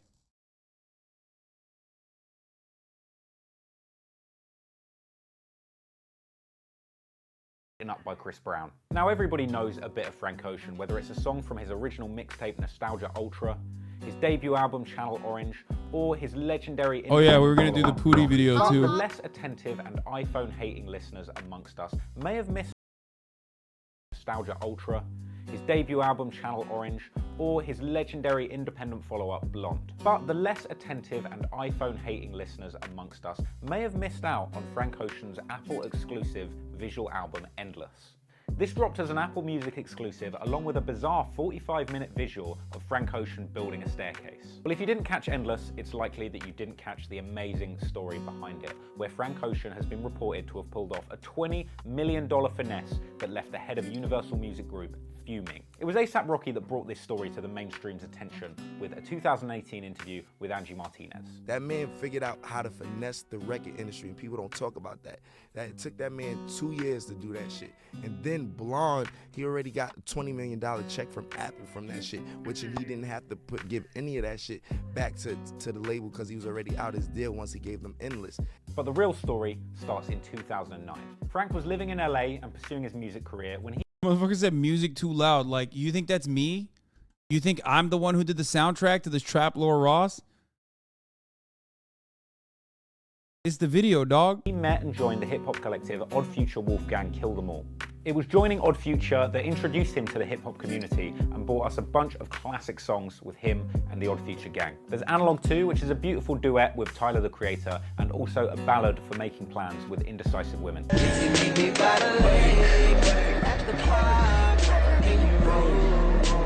There's the song Widow, where seemingly at the end Frank gets lost in the vocal booth and can't find his way out. Where I'm at, now where we at. And of course She, where Frank discusses the troubles of going through his first period. Later on in Such a good 2009, song. Frank met legendary music producer Tricky Stewart. Tricky is a music industry hitmaker who's been responsible for some of the most successful and obnoxious songs of all time. Beyoncé's Single Ladies, Rihanna's Umbrella, and of course the classic Justin Bieber Baby. Through working with Tricky, Frank was able to secure writing credits on songs with legendary artists such as Brandy, John Legend, and... Still not as rich as Lil Baby. Of course, bro. He's not. Lil Baby the GOAT. If Lil Baby the GOAT, then Frank Ocean the Giraffe? Beyoncé, aka Jay-Z's bloody wife. It was around this time that Frank actually signed a deal with Def Jam, a deal that would later prove itself to be as tricky as the guy that got him into it. Frank later said that he felt neglected by Def Jam, that he didn't have a relationship with the label, and he basically felt like he'd just been signed and stored away. Tricky later said in an interview that in hindsight, the deal was a huge mistake, and he just couldn't get Def Jam to get behind Frank the way that Tricky... Bro, you're so embarrassing sometimes. Yes, to the chatter who asked, it's a copy pasta, the Little Baby the GOAT. If XQC the GOAT, then Hasan the Giraffe is what they used to say. But yes, Frank Ocean used to follow me, and then he posted about Jeremy Corbyn, and I DM'd him finally. I was like, hey, King Jezza or something like that. And then he never responded. He read it, he left me on red, and then he unfollowed me eventually. And I will never forgive him for it. Or no, I didn't say that. I said king shit. Here, you want to see? Here you go. I mean, I'm sure that there are people out there who will be able to confirm that he was following me. I didn't even know he was following me.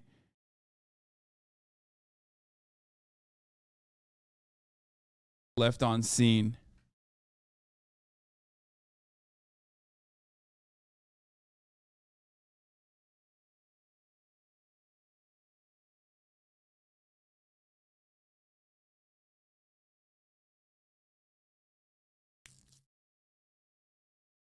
Bro, why are you putting this on blast? I'd be ignoring the fuck out of that. I mean, it was a long time ago. It's a meme at this point.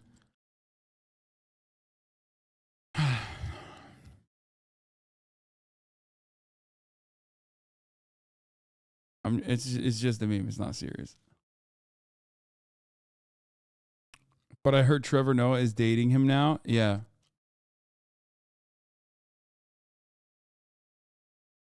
What? Experts warn of explosive bowel moves from the viral TikTok saltwater flush trend. What the fuck?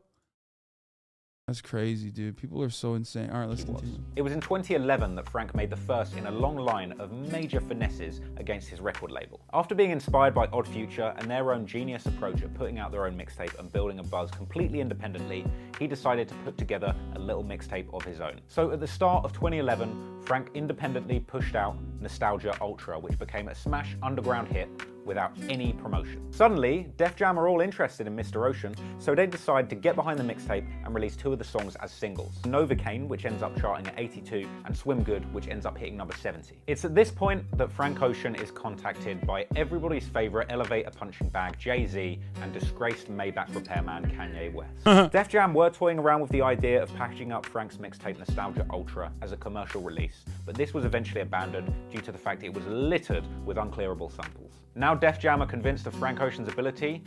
Let the finessing begin. So Frank immediately demands $1 million and complete creative control over his debut album, which he gets. He wrote all the songs in 3 weeks and came with that heat. So in 2012, he drops his debut album, Channel Orange, and it's an absolute smash hit. It's got the hit songs Thinking About You and Pyramids. He wrote Channel Orange in 1 week? In 1 week? In 3 weeks? Okay, that's not that crazy. It's still insane.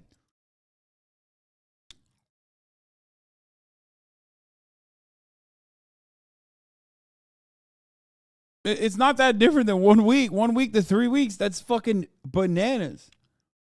And debuts at number 2 on the Billboard charts, later going on to win a Grammy. It was then next year, in February 2013, that Frank announced that he was working on his next album. But no music dropped until a year later, when Frank Ocean released the song Hero as part of a series of songs sponsored by the shoe brand Converse. Then once again, silence. We don't hear anything from Frank right up until the end of the year, until about November, when he releases a snippet from that makes me even more sad that he unfollowed me. Fucking the album, which still doesn't have a title, what a called G. Memorize. More months go by, and it's only in April 2015 that Frank comes out and says that there's going to be 2 versions of his album and a magazine that's going to go along with it. It's in February 2016 that Frank pops up on Kanye West's legendary Life of Pablo album on the song Wolves, which is then unusually re-edited after it comes out to remove Frank's segment from the song. Frank's part is then separated into its own song, which features the very creative title, Frank's Track. Well done on that, Kanye. A few months later, in July 2016, Frank hints at the album coming out soon with a very cryptic video posted on his website. The 1st of August 2016, this is when everything goes down. At 3 a.m, an unusual and endless stream of Frank Ocean woodworking in a warehouse in Brooklyn appears on his website with an Apple Music logo and some unusual instrumentation being played sporadically throughout. Turns out these instruments would then form into instrumentals from the Endless album, and that this stream would end up lasting 140 hours. As the live stream went on, it became very clear that what Frank was actually doing was building a staircase. I can only hope that he built it to have more traction than Meek Mill's staircase. As it got closer to completion, the stream was accompanied by the actual songs from the Endless album and eventually an Apple Music link where you could listen to the album. So the 45-minute version of the visual album is still actually very hard to find if you're not an Apple Music user. I looked for it for ages, and genuinely the only place I could find it was Pornhub. Frank later came out and said that the Endless visual album actually represented the final move in a 7-year chess game he'd been playing with Def Jam Records to get out of his contract. Throughout this time, he had to replace several members of his team, including his lawyers and his management, as well as paying back a $2 million advance to Def Jam, which he'd been given to record that second album. By doing this, he was actually able to retain ownership over those recordings. So Frank Ocean is finally out of his contract and ready to start recording again. Right? Wrong! 1 day later, Frank Ocean announces the biggest finesse the music industry has ever seen. He announces his Boys Don't Cry magazine will be coming to several pop-up shops all around the US and in London. The magazine is a very cool, if highly unusual, piece of artwork, which is full of pictures of really sick cars, an unusual poem about McDonald's written by the one and only Kanye West, and, to my great delight, an interview with Lil B, the bass god himself. Alongside this announcement, he releases the music video for his new single, Nikes, which is not on the Endless album, but is actually from him. Bro, he's so aesthetic, dude. That's it. I don't know what else to say other than that. Like everything he does. His brand new album, Blonde, which he has released independently that day. Basically, Def Jam got absolutely finessed. They thought they were getting a banging Frank Ocean album, but what they actually got was a 45-minute Home Depot commercial that nobody wants to watch. Basically, the entire Endless album was just one giant pretentious arrow pointing to Frank Ocean's real album. So Endless was a decoy album. Frank finessed his way out of that deal, was able to keep the rights to the real album Blonde, drop it independently with Apple Music, and secure that bag for himself. Now, the album Blonde stormed the charts. It's rumored that in sales alone, the Blonde album netted about $2 million for Frank, whereas the Endless album netted a measly $157,000 for Def Jam. That's not even enough to buy a used Bentley truck. And that $2 million is just the tip of the iceberg. As it was mentioned at the start of this video, A$AP Rocky came out and said that Frank finessed Def Jam for $20 million.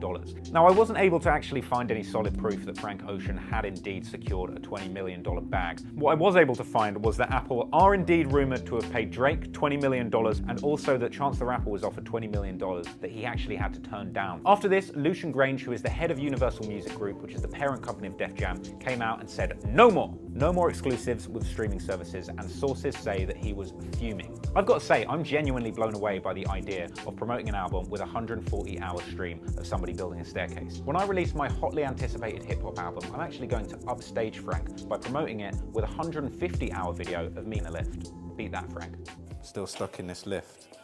Still stuck in this lift. I'm trapped in a lift.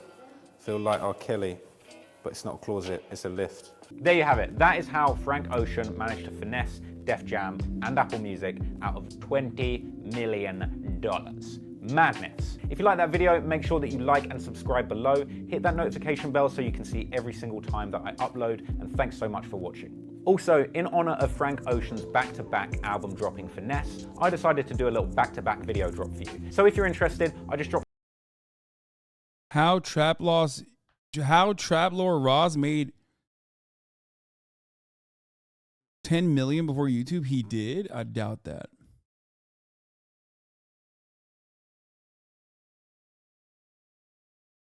I just want to say you the GOAT for delving into hip-hop content once in a while. Best streamer ever. So the video is a bit of a clickbait, right?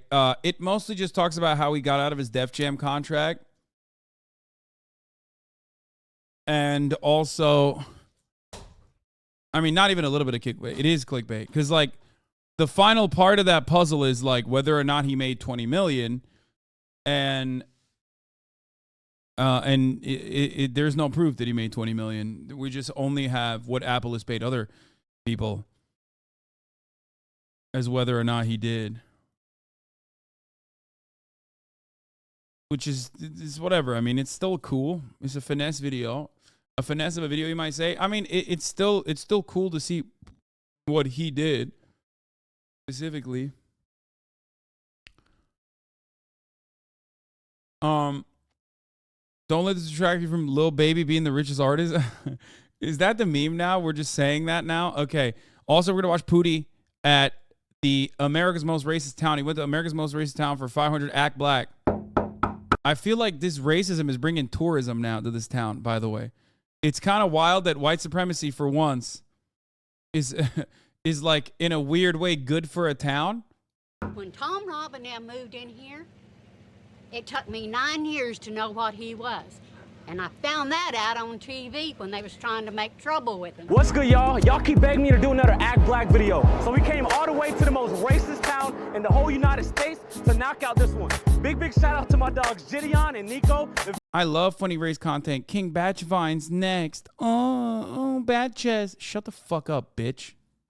Videos they did here was absolutely insane. But now it's time to put some Young Pootie P flavor into it. Let's go talk with the public. Let's go see what the fuck going on in the most racist town in America. It's crazy. It's like we watch like half a second of black content and all of a sudden some chatters have to chime in and be like, "Ooh, that's fucked up. Don't do it."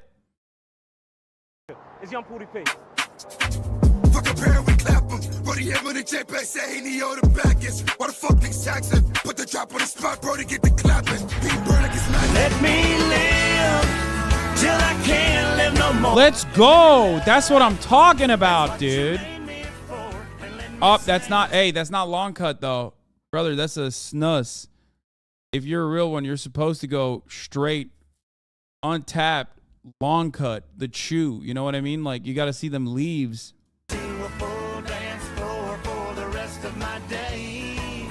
White Oak Station. And let me die on a honky-tonk stage.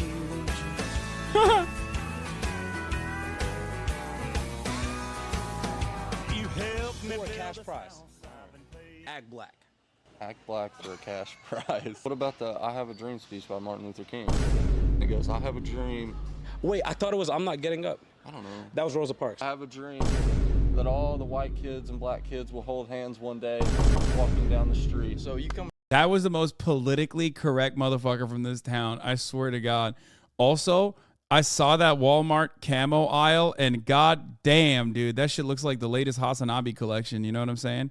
Which is not coming out tomorrow, but Himbo Fitness is coming out tomorrow. Black celebrity. I'm trying to think. No. Oh, who's Will Smith's wife? The one that where he slapped Kevin Rock. Does he have cancer? Gang shit, no lame shit. Act black. I would know where to start. Have you ever been to Slab City? No. Okay. Barely been out of Harrison. Where's like one place where you like really want to go? Probably Memphis, cause like the barbecue. So you like a more of like a CMG Yo Gotti fan, or were you like low key more fucking with like Key Glock and them? Not a clue. How did Young Dolph touch you? Act black. I'd rather not. Oh, I thought you was doing the Tiana Trump. If you just had to say like fuck it and like act black, how would you do that? Yo. Wait, what? Yo. What is like a like He did it. stereotype then? I'm gonna be honest, I don't know what a stereotype is. So stereotype, you know your car radio? So I have Bose in my car. So my stereotype is Bose, but other radios might have like the Beats audio. Y'all niggas hire? Or like y'all niggas hire? Walmart, yeah. What's the like N-word policy at work? Am I able to use it with like other people? Like let's say like it's my first day, right? And I'm like, yo, what's up, my nigga? You trying to get these pants? Would that be, would I get a raise? What's good, nigga? Yo, chicken and pants. Like you think that would get the sale? Most likely, yeah. Sell me these pants. Would you like to buy some pants? They're cool. You know who Jeffree Star is? I don't think so. Just based off that name, smash or pass. You look like Morgan Wallen. You got that before? Morgan Wallen? I could kind of see that. Bro, you look just like him. You never got that before? And the mustache. So you saying that he's cute, in other words? I mean, he's handsome. Long night with the boys. Club closed at 2 a.m. and it's 1:58. Morgan Wallen comes up to you and says, would you let him give you head? Give me what? Would you let him at least flick the little tip of it a little bit? No. Nah, but like, say if he like, thoughts on James Charles? Oh, no. For a cash prize, act black. What's cash prize? Yo, man, what's up? It's been a while. Nice seeing you again. Morgan, I need you to put some bass. Dude, people are surprisingly the most respectful. Hey, what's going on? It's been a while, my friend. How are you doing, sir? Bass in that voice, man. Yo, man. How you doing, man? It's been a while. Like what you've done with the dreads. Nice. I like what you've done with the dreads. Yo, what's up, man? Been a while. Oh, he's got to ask the dude behind him. Oh, I like what you've done with the dreads. Have you ever heard a black guy say that? No. Would you let Cardi B sit in your face? Be honest. No. No, be honest. Why not? No. Why not? Is it too big? Now, guys, I'm not racist. But I like keeping my genetics pure. No, I've had so many. I've had.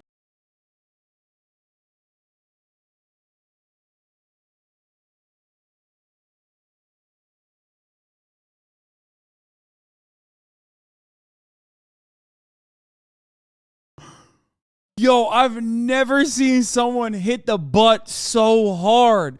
I thought he was just going to say the basic, like, I thought he was going to say the basic answer. You know what I mean? Like, the still racist, but like not openly fucking eugenics racist answer, which is like, oh, I don't fuck with black girls. Like, you know what I mean? I thought he was going to do that.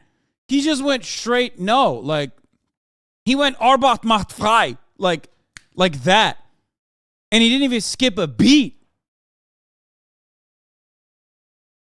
Now, guys, I'm not racist. But I like keeping my genetics pure. No. Even he's like, what? Dude, that's insane. No, I've had so many. I've had black friends. No, dude, I love. He goes, oh, I've had black friends. Shh, don't tell anyone. Yeah, I just like keeping it pure. What if it's Zendaya? You know who that is from Euphoria? Ooh, that'd be a hard one, man. She is pretty beautiful, but no. How you doing? We don't allow anybody to record in the store. Wait, do you want to hold it for us then and be the camera guy? No, we don't allow. Oh, I thought you was jealous because he was doing it. Can we just finish this up really quick? It's only going to take 3 more hours. Like I said, I'm not racist, but my dad, when my mom and dad divorced, he got with a woman, and that usually mixed children don't come out right, or the mothers have to do C-sections because the kid's too big. And there's more than just that. I don't know, in a way, I kind of feel like that in a way too. Yeah. All my friends are. Bro, what the fuck? What the fuck is going on, brother? Dude, it took like 3 seconds of agreement for him to just say the most unhinged shit, dude. What is happening? This is like... What? Guys, I'm beginning to think he might be racist. I have a suspicion.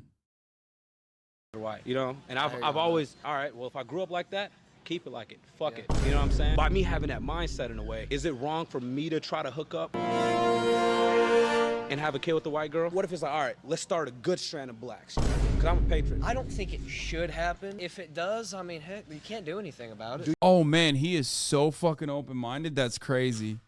Guys, okay, he saved it. He saved it.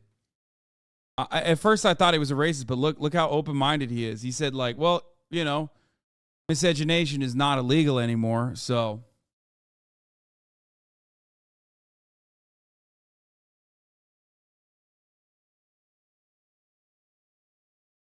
I'm losing it. I'm losing it. I'm losing it. I'm losing it. Do you think that this is the most racist town in America? I don't know for sure. So we over here fully undercover mode, and we trying to talk to people. But here's the thing that I keep missing on camera. Every time we stop at like a gas station or something, we always get compliments on our shirts and everything. My filmer got a Let's Go Brandon shirt on. Supporting Trump doesn't make you a racist, but this racist town is very pro-Trump. Dude, YouTube. That's YouTube. He has to do that disclaimer or else people will get at him, okay? That's just a YouTube disclaimer. Supporting Trump doesn't make you racist. Like, okay, bro, come on. Okay. Typical. Everyone on YouTube has to be at least like center right. You know what I mean? That's the starting point. Bro, we was just in the car chilling, eating. 3 dudes walked up, gave us the head nod, and showed us the thumbs up, pointing at our shirts, just because we were wearing this, bro. Feels like I'm playing Grand Theft Auto, went into the garage after I had 5 stars. Right now, we finna head to Zinc, Arkansas right now. Zinc, Arkansas is where the leader of the KKK live. From the locals, I heard it's nothing but a dirt road town. I just want to see, is there anybody over there that will act black? End of the road right now, and it's dirt, dude. It's a dirt road. I thought it was, nah, bro. Nah, nigga. Bro. Nah, dog. Hey, get your phone out, nigga. Yeah, bro. Let's fucking turn around, bro. This is a dirt road town, bro. Where are the hanky pods? Should I talk to that dude over there? The dude? No. Yeah. What should I say? No. Here all my life. When Tom Robb and them moved in here. Wait, that's the same racist, bro. What, do they got one racist out there? Isn't that the same dude that Gideon talked to as well? What is happening, bro? They're like, they declared him the spokesperson of racism. They're like, hey, man, can you do some racism PR for us? The rest of the white supremacists got together at the meeting and they were like, hey, man, you're the guy. Listen, you're the least inbred, brother. You have to do it, Hank. You're the least inbred. The only thing you got fucked up is your lack of chin, but you can still talk. It took me 9 years to know what he was. And I found that out on TV when they was trying to make trouble with him. They just said the leader, the Grand Wizard of the KKK lives in Zinc. Act black. My area of expertise is not black people, it's white people. Do you know who this is? Not a clue. Take a guess. Some fella in sunglasses. What do you think he do for like living? If you had to flip a coin and it was like $1 billion if you get it right and $0 if you get it wrong, would you say that he does country music? But like, what about it is like, oh, like he's definitely not a country singer. I just can't see him in a pair of bib overalls with a banjo. His name was Chief Keef. He from 0600 block. You ever heard of Chirac? See, we live in a modern world where our former white nations can't be white nations anymore. Bro, he's not even asking him about this. He's not even asking him about like white supremacy, and he's still like, listen here, fella. You seem to be like one of the good ones. Now, obviously not too good because the color of your skin, but let me tell you something about former white nations. He's like, what he is, the white supremacy, Kanye is the anti-Semitism. Like, you know what I mean? He can't stop himself. You could be like, Kanye, what kind of ice cream do you want? And he would just go on a tangent about Jewish media. And this dude is the same. He's got NPC lines, and he has to fucking spit them out, okay? He exhausted the talking tree, okay? He exhausted. He clicked on all the Oblivion NPC's lines, and now he's back to fucking, it reset. Back to him being like, a former white nation, 1488.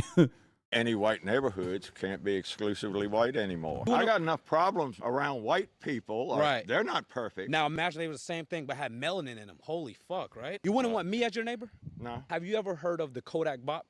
Nope. I got a 4-5, the bitch got extra kid. Pop it on the blitz. I think I've seen something like that on a comedy show. Right. Am I your favorite black guy you ever met? No. Is there any African American in this world that you like more than a white person? Depends on both. Me or this white rock right here? Be honest. Don't lie to me. The rock, it serves a purpose. There's a lot of those little white rocks we got a road. What if I move next door? Well, there's nothing I can legally do about it. Have you ever slept with a black girl?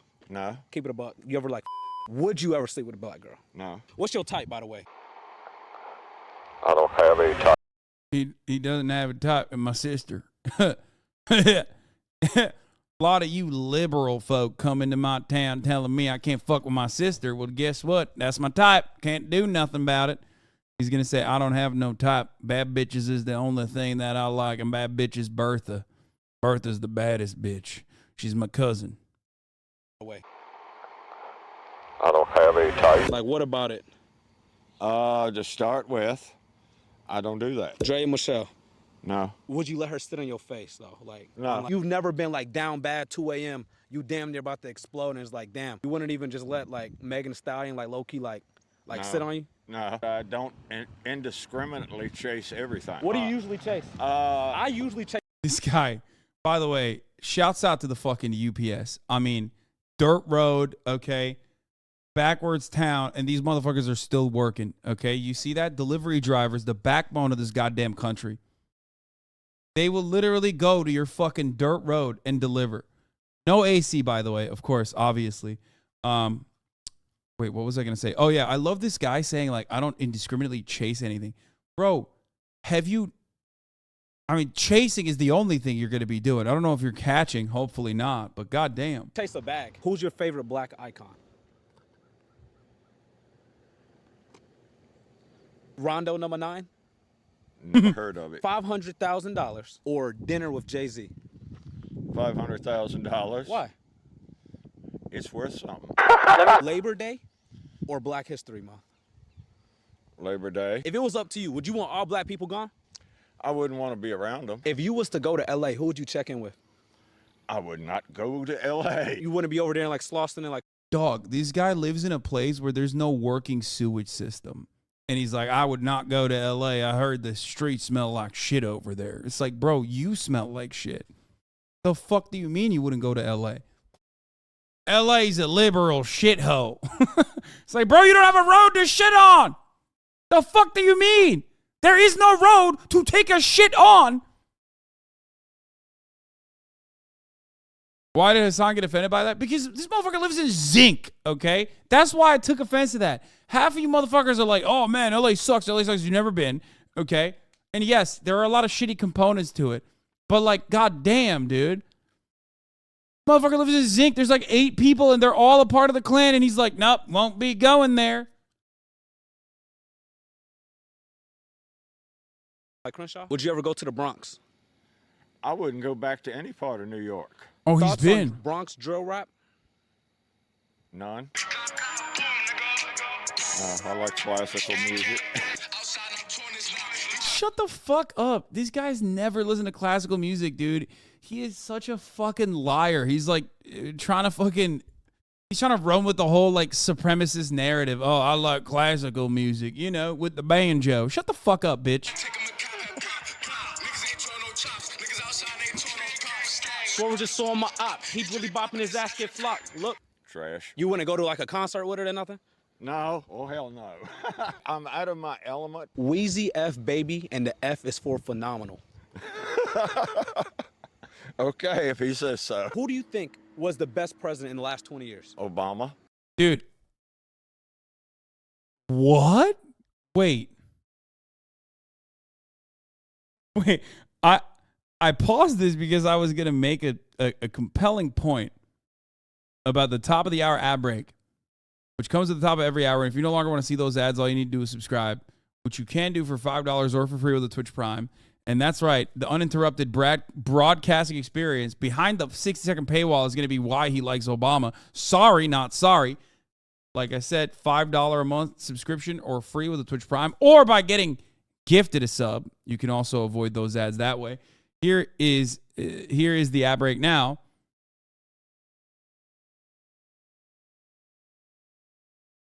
Why is he going to say Obama? Thank you, La Keisha, for the 5 gifted subs. Thank you, Corso117, for the 10 gifted subs.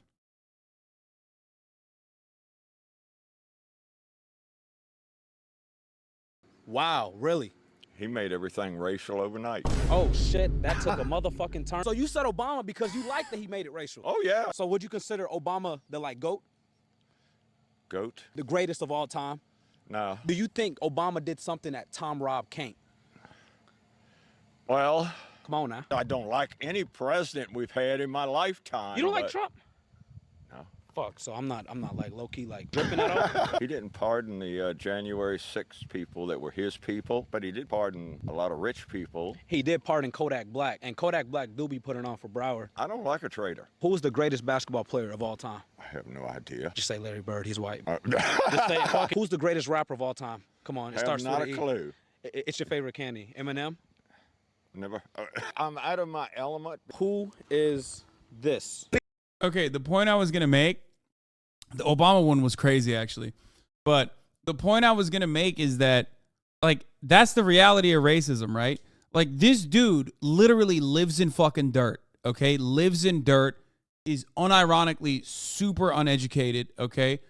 Very poor, like, lives a life of hate, and he still thinks, like, every black person across the board is less than him, okay?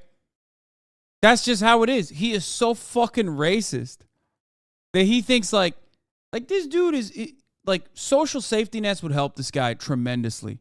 Okay. It would help this guy tremendously. It would improve his life.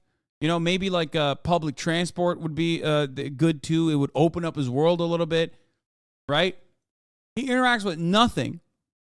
And he still thinks he is better than every black person. Yes, his waist is snatched. Shut the fuck up, chatters. I saw it too. You don't have to say it. You don't have to hand it to the white supremacist guy.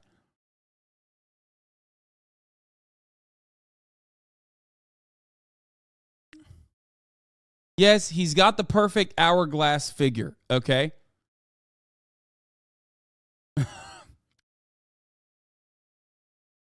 Nigga don't give a fuck about none of that. You bitch ass niggas be hiding. We real headhunters, man. Bitch ass nigga, and you caught the cut and left in the hole and left another nigga fanning in the black. Don't have a clue. Nope. His name is Famous Dex. You ever heard of him? Nope.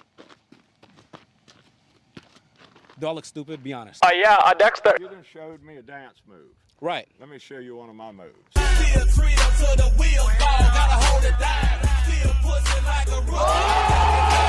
I ain't gonna lie. Hold up, nigga. What the fuck was that? Hell no, I can't do that. Can you get sturdy? Sturdy? Nope. How many black people usually come through here a day? Nope. None? Would you ever invite me over to have dinner? Oh, no. What if a random white guy came and was like, no, I'm hungry, I get food. What if I want to bring you back to the hood just so you could get experience? And then you could be like, oh shit, look at this jungle. I've been around the hood before. Okay. Didn't much like it. Now, when you was there, did you kind of consider yourself like hood nigga? No, I was passing through. I made a wrong turn coming down here and went through Memphis, Africa. Oh my God, he loves it. He loves it, dude. He's like, yeah, I got him. That's right. I got jokes. Oh my God, what a fucking What a fucking asshole, bro. You live in zinc. Fuck. Look at teeth, man. What the fuck?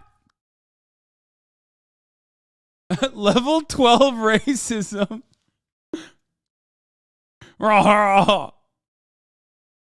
Fuck.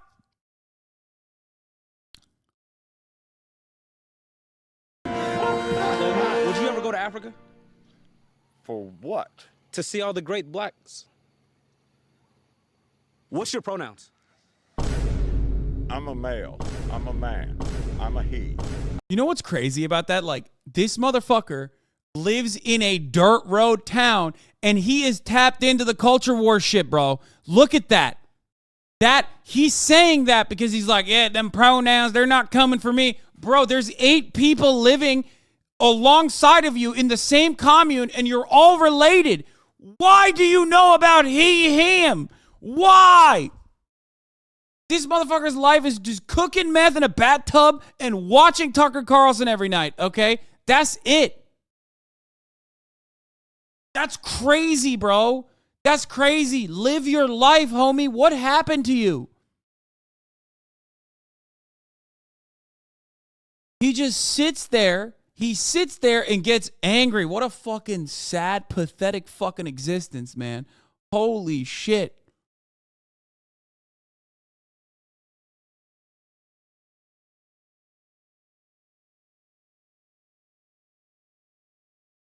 I don't get into that mentally ill stuff. Okay. I'm Z-Zer. What you feel about that? Mental illness is contagious. Last question. It's contagious. I didn't get a hotel. Can I sleep over at your shit tonight, gang? Oh, no. My young boy come back to the block with his Lambo. Yeah, of course it's a nano. Actually, like that idea. I'm very much into Bollywood. Salapan? You doing what? For sure. Never that. Jesus, nigga. You want to sit on the couch? Baby, you look stupid. I've been around the hood before. You know what? I'm from Ohio. What is this, jail? I am only Armenian. You already saying the CMOS? Oh, no. Me and Pootie is not beefing. That's my little sister. Does your dog like black people? You like train him to bite the blacks harder? No, I haven't had anybody volunteer. You volunteer? Oh, shit! Do you like blacks? Oh, fuck! You whack a bar, your dog?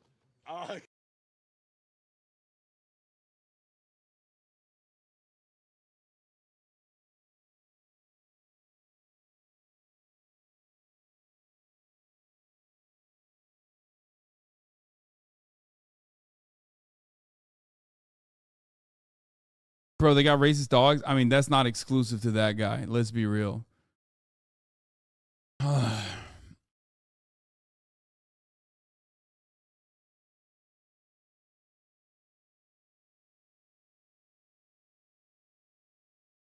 Trying to join an all-white fraternity, surviving 24 hours in a city with no laws. Dude, Pootie has like a lot of great shit. Watch Gideon's video. Bro, what do you mean? I've already watched Gideon's video. What is this horrible apology documentary? What the fuck is this? You all know how much I love awful YouTuber apology videos, but today I've got something truly special to show you. This is the magnum opus of saying I'm sorry. It doesn't come from a YouTuber either. This comes from a basketball player, and he completely redefined the apology video meta. He made an entire apology documentary. I'm talking about Draymond Green. Now, I don't know how many of you are some red-blooded American, brewski-boofing, patriotic sports fans, but I'm going to break down the situation for those of you that aren't and don't know what I'm referring to. Draymond Green is a professional basketball player, plays for the Warriors, and recently he was filmed in practice punching his teammate after an argument. I can't show the video because YouTube will probably age restrict it for shocking and disturbing content, which it's not. So I'll just paint the picture with words here. So Draymond Green and Jordan... Does anyone have the video?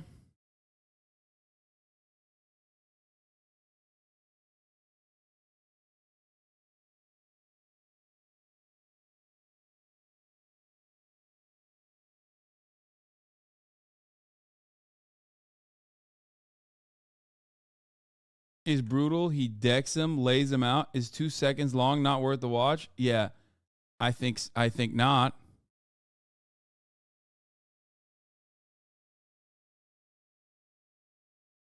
There he is.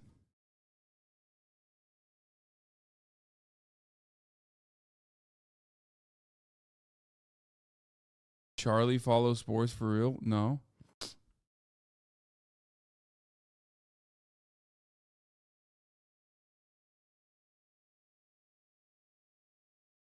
Why did he do that? Oh, shit. Wait, why did he do that?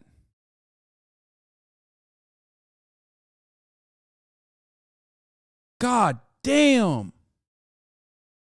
He fucking hit him with the Superman. His right leg cocked up behind. He called Draymond a triple single.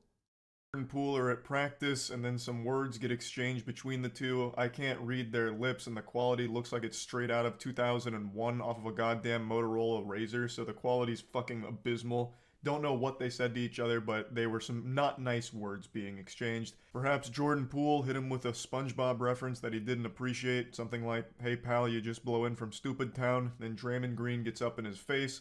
Jordan Poole pushes him off, and in response to that, Draymond Green fucking cranks a mean one and lets a go-go gadget extendo knuckle sandwich fly, absolutely blasting Jordan Poole. I don't think it was a full-blown knockout, but Jordan Poole did hit the ground hard. Like, he went down harder than the UPS delivery driver throwing my packages at the door. But this is where this fight started and stopped. The team separated the two of them, and the video was leaked to TMZ, and this became a huge deal in the entire sports world. Afterwards, Draymond Green did issue an apology publicly, saying he was sorry for the whole situation and how embarrassed he was by it. But clearly he wasn't embarrassed enough, because he decided to shamelessly make a documentary about this whole situation as well. The man made a full-blown, goddamn Michael Moore-style documentary on his punch of his teammate. It's so weird and goofy. I'm going to show that to you now, at least bits and pieces of it. But I also want to let you all know, if you're not familiar with Draymond Green, the guy has a reputation for being a bit of a douchebag. If you just type in Draymond Green hitting players in the nuts, you can watch full compilations of how many times he's kicked other basketball players in their ball sack. He's made a habit out of it. There's one player in particular, Steven Adams. I believe he's kicked him in his fucking jewels 3 times. 2 times in one game, if I remember it correctly. So he's got a reputation. People think they have tension because both are expiring contracts, don't like each other, and Warriors are running out of cap space. After the punch, Poole recently got a $140 million 4-year contract from the Warriors. Jesus Christ. Being a bit of a dirty player and a bit of an asshole. So this was just a nice cherry on top of that already pretty bad reputation. On October 5th, Draymond Green and teammate Jordan Poole got into a verbal altercation during practice. What is this documentary, bro? What the fuck? The incident ended with Draymond punching Poole in the face. Yeah, they pulled out all the stops for this one, all the bells and whistles. They got a professional voiceover here, making it sound very official, professional. And you would think most people in general would want to move on from a controversy like this. Just, apologize, put your head down and ignore it. So that way we'll hopefully go away faster. But bro, yeah, they got Kim Burns on it, dude. They got Kim Burns on the dock. On the punch. For some reason, Draymond and the whole team that put this piece together really like to roll around in the drama of this, making it a spectacle. I don't know what... Wait, is Draymond the one who has his own podcast? Draymond is also trying to be a media personality. Started a popular podcast recently. He's very good friends with LeBron and has the same agency as Clutch Sports. Wait, Draymond's the one that literally will, after like a shitty game, will go on the podcast and talk about it? Like they've made jokes about it. Right? I've seen it on sports Twitter where they like they'll he did an episode after every playoff game last year. I mean, that's smart, I guess. That's why I was wondering, why the fuck do you guys know whether he's like a fucking supporter of the IDF or not? Like, what NBA player openly, other than like Kyrie and shit, NBA players usually are not very open about everything. That makes sense. And no, I'm not saying Kyrie Irving is a supporter of the IDF. I meant he's just out there. Sports Twitter, holy shit, you're a white cishet himbo? Wait, why? What would NBA Twitter? A handsome one, though. Oh, thank you, Nay the Vampire. They thought was a good idea about this, making a documentary to explain the punch. It's totally unnecessary. I think everyone understands what happened here. Draymond got upset and punched his teammate. It's very simple. It's like the simplest story ever told. Yet they're making it seem like a very complex issue with very many moving parts to it that we don't fully grasp, thus need a documentary to explain it to our little idiot brains here. It makes no sense to me. They're just here trying to squeeze as much milk from this controversy as possible, just grabbing it by the tit to get as much juice from the squeeze as they can. I think you're initially upset, you know, pissed. Oh my God, look at the lighting, dude. He is, wow, this man is a media demon, okay? One look and immediately, I see, you show me this frame, it's like, it's over, okay? This guy, woo! Off, which new GDM video is crazy. Is why you have the reaction you have. You don't say. The reason you punch people is because you're upset and pissed off. Fucking truly groundbreaking revelations here. My third eye is open. My mind is being expanded. Just please slow down here, Socrates. We're tackling some very profound and deep things now. You're telling me there's a correlation between being upset and punching someone? No, what? Part of the process of why did this happen? And walking yourself through why. The different things that can get you. What is happening? You just punched someone. It's fine. Am I crazy? Like, yeah, punches are fucked up. Fighting is fucked up. It's not a good thing. But sometimes, you know, shit gets heated. I don't understand why everyone, like, goes absolute bananas over this sort of thing. Like, Draymond also put a dick pic on a Snap story. Jesus Christ. You to why what took place actually took place. It's not that deep. I wasn't even there and I could tell you why this happened. Because he hurt your feelings and you lashed out, you had a little temper tantrum and punched him. It's not a confusing situation that needs like a deep explanation. The only question I'd be asking is, why didn't you aim for his nutsack like you normally do? Now that you process what just happened, now you've processed. Is he trying to make himself cry? Why does he sound like that? Why? Now how do you feel? And what do you feel about it? What in the fuck are you even saying? Jesus Christ, you punched your teammate. That's it. I don't think after the punch you immediately went into a sensory deprivation tank to meditate on it and really dig deep into the weeds and figure out, well, why did this happen? And controversial opinion. I think making apology videos like this unironically makes the situation worse. Like, I feel like when you do this like self-aggrandizing, like, oh man, woe is me type shit, when you make apologies like this for something that is like a heated moment, I literally think you're drawing more attention to yourself in the worst way possible. You should just like this could have been handled with a twit longer. You know what I mean? Just like go up to the dude, apologize to him in person, obviously, and deal with it. And then fucking write a twit longer or a PR note and be like, yeah, we settled it.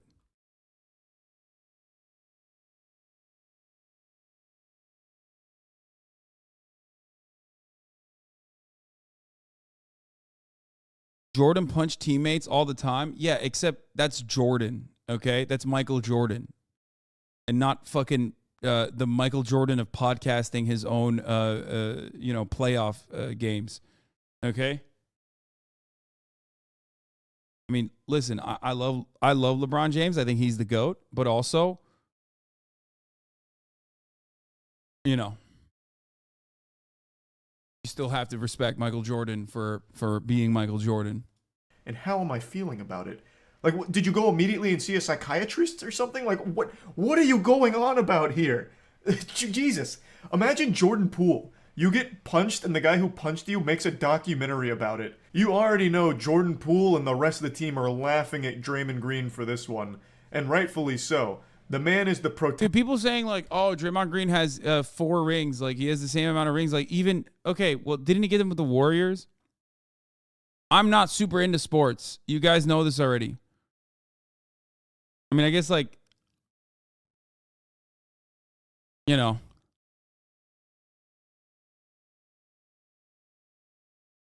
when I inevitably get to gold, I'm not going to run around being like, I'm a gold player. Okay. I'm playing with a bunch of, you know, immortal platinum carries.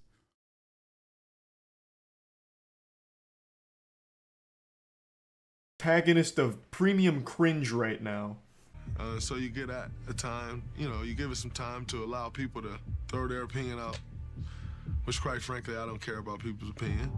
Yeah, this really seems like someone who doesn't care about people's opinion. He cares so little about your opinion that he made an entire documentary whining about the situation. That's how little of a fuck he gives about what you think about him. Now, please, shed some tears for this forgiveness documentary he's made. I don't spend much time, I don't really read many tweets at all. And so I was just at home chilling with my children. Bum, bum, bum, bum, bum, bum, bum, bum, bum, bum, bum. Bum, bum, bum, bum, bum, bum. What is happening is like slow motion hugging his daughter. What the fuck? This is crazy. Okay? This is actually insane. If you want me to be honest with you, I still don't know how. Draymond has been a key player in all 4 of his rings. To say he got carried is casual NBA fan stuff. Okay, I'm sorry. Yes, he's a great defensive player. You said it. How much the world may think it blew up. Sparked by the leak of the video, the incident did blow up. People get so mad. I don't care. I don't care. I have no dog in this fight. I literally don't care. Okay? I don't care. I don't care. Stop. Stop. Mickey Mouse rings.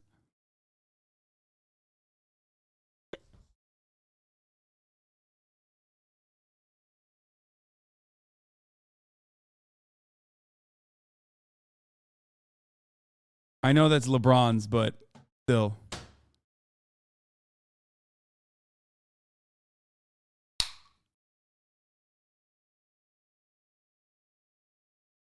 Attention, I didn't think it was a big deal. I was at home with my family being a loving father, and in fact, I'm one of the best fathers on the planet. I'm not a bad guy. In fact, I was just so preoccupied being the best dad of all time that I didn't even stop to notice that people were upset at me for a video that was taken or something.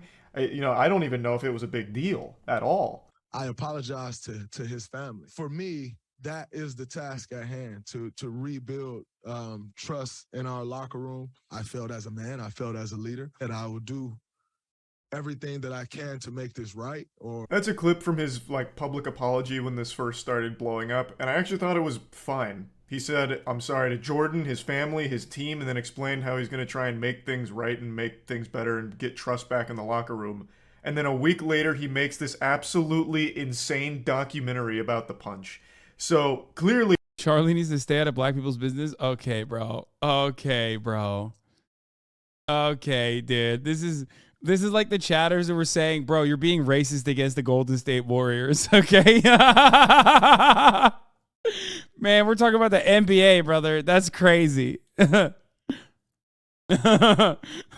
come on, dude. Individually. The race of the Golden State Warriors. Something went awry there. The first response he had, I think, was okay. He's just like, you know what? I fucked up. It is what it is, and I'm sorry. And now he goes full Hollywood here, sniffing his own farts, and makes a documentary surrounding this punch. It's on me to make sure we're headed that way. Time clarity, you know what it is, I know what it is. Continue to move forward, put it behind us. It helps, allows you to start the process. He loves LeBron so much he copied his hairline. That's crazy. And get back to business. That's where I go from here. That's where we go from here. Gotta love how this video is supposed to be like an explanation for why it happened and a little documentary surrounding it, but it doesn't even do that. It doesn't do the bare minimum. He just says like, well, why did it happen? And it's the process of understanding why it happened, but never even says why it happened. He never even explains why he did it. I mean, everyone knows why he punched him, like we all get it, but this whole documentary was built around the idea of, well, here's his chance to defend himself and give his side of, what happened here and how regretful he is. But it doesn't even do that. But you want to know the best part of this documentary? It says nothing. It doesn't even make a point. It's just like, hey, here's Draymond Green, he punched this guy, and here's him moderately reflecting on it. And then he goes back to practice and he says it's time to get back to work and he hopes he could lead the team better now. That's Charlie is out of his lane and depth. This isn't Rocket League. Dude, sports fans, man, you guys are so cute. I swear to God. You make it seem like this is incredibly complex situations happening here. Like that men really need to discover therapists. I don't know what men need to discover, but I love sports fans. I mean, you literally lose your shit over the most minor stuff. I get it. I understand. There's not much to root for in life, so you root for your team. Okay? I get it. And then you develop this like parasocial, deep, and oftentimes volatile relationship with your team. Okay? I understand. They don't know who you are. Let's be real. Just chill. That's it. That's the whole documentary.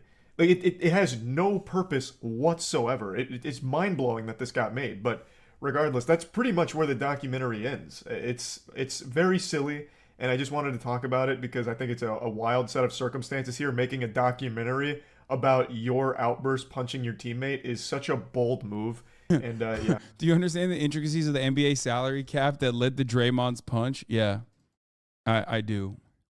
That's about it. So yeah. Sports and sports fans are easily one of the most gate-kept communities out there, and that's coming from a sports fan. Watch GDN's new video. I'm scared. Yeah, I'm just like Mike. I'm just like Mike. Why'd you hit him like that? I'm just like Mike. I barely hit him. Shit. This shit hurt. God damn. Why hit him like that, man? Come on. Coach, come on. Michael Jordan hit you, and what happened next? That's Michael Jordan. Y'all won a championship. They said the same Every year, thing. coach, it's all on me. God damn, that shit hurt. That's Michael Jordan. You can't be hitting us like that, man. What's up? I'll hit you next, Wiggins. But look, he probably just playing. He ain't sweet. Jordan, wake up. Come on, Jordan. Draymond. Knock this motherfucking ass down. Broke my hand. Chill, man. You need to stop doing this. Why you hit him? Steph, I'll knock your ass out too. Them threes don't mean nothing to me. Them threes don't. Coach, or what? I wish you would touch that. This whole Oh, come on, Steve. Steve. He good. Look at him. He getting up. All right, look. This not gonna lead to gym. They ain't gonna leave the gym. Y'all make up. You good? I didn't feel it. You felt something 'cause my shit hurt. Hey, wait. Good. Come on. Send that to me, huh? Nah, that's probably not gonna lead to It's not gonna lead to gym. Y'all supposed to be Draymond, man. you just need to go home, I think. Yeah, That's what I should do, Steph? Yes, that's not cool. Well, you the team leader, so I guess I'm gonna go home, y'all. What are you talking about? Just Steph. go. What, Wiggins? What? Hey, y'all tune into the podcast. I'm gonna be talking about that on there.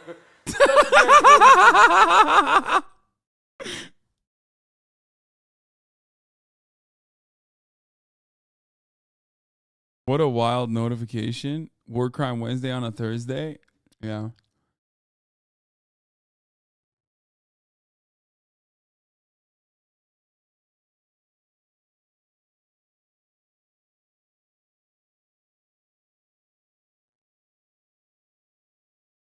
I'll replace all shirts with donations we have in our warehouse. I will not allow this community to be used and harmed. I promise you this. Kanye West's Why Lives Matter shirt given out to homeless people in Skid Row. Yeah.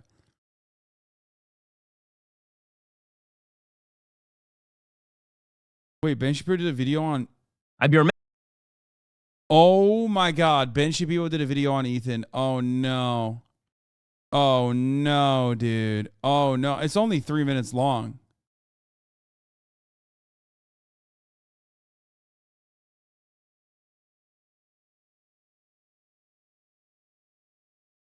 The reason they be punching each other all the time is because they black. You don't need to be a scientist to understand that, lol. Stabbing in the streets, very progressive, Lamau. Stabbing in the streets, very progressive Muslims. Bro, Ethan is so cringe. I think you're so fucking woke, but you're honestly unbelievably stupid. I can't believe it. Typical naive millennial.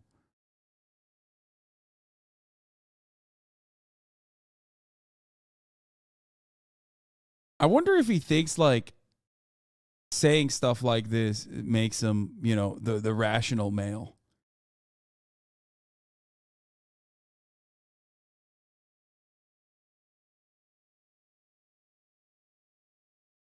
Who's an MGK fan too. 3-month sub. By the way, listen, some people catch strays and other people catch gifted subs. Okay.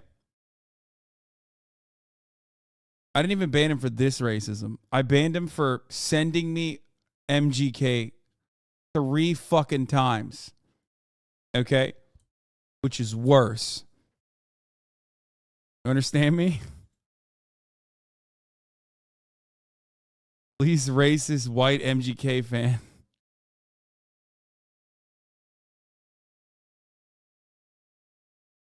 Like, listen, I'm so smart. Here, listen to this MGK music. Old school.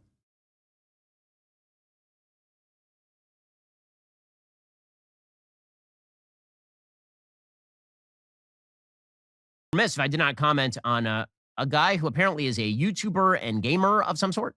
I will admit I have not followed his work at all because, frankly, it doesn't seem particularly noteworthy. He's a YouTube star, apparently named Ethan Klein.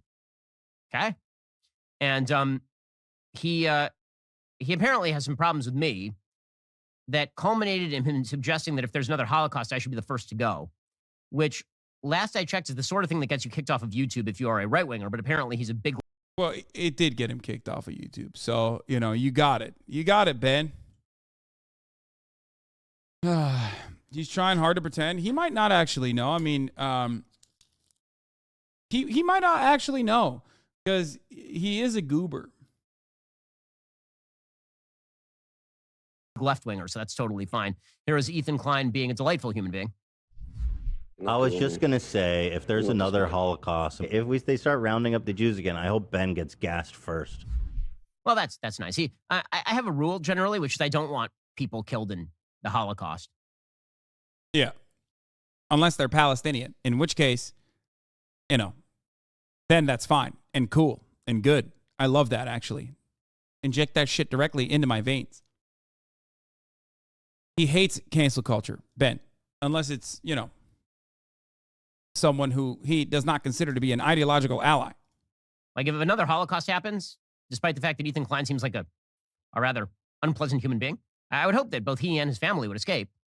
It seems like also worth noting here that Ethan Klein, who is chuckling about the Holocaust there, he seems particularly fond of Hamas, which is an actual genocidal terrorist group that wants to kill every Jew in the Middle East.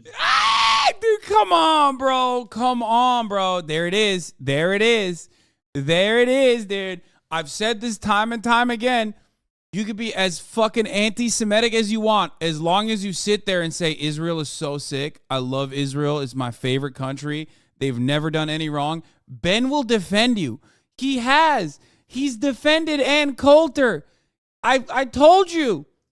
I told you. That's the only thing he fucking cares about. He's like, nope, that's fine.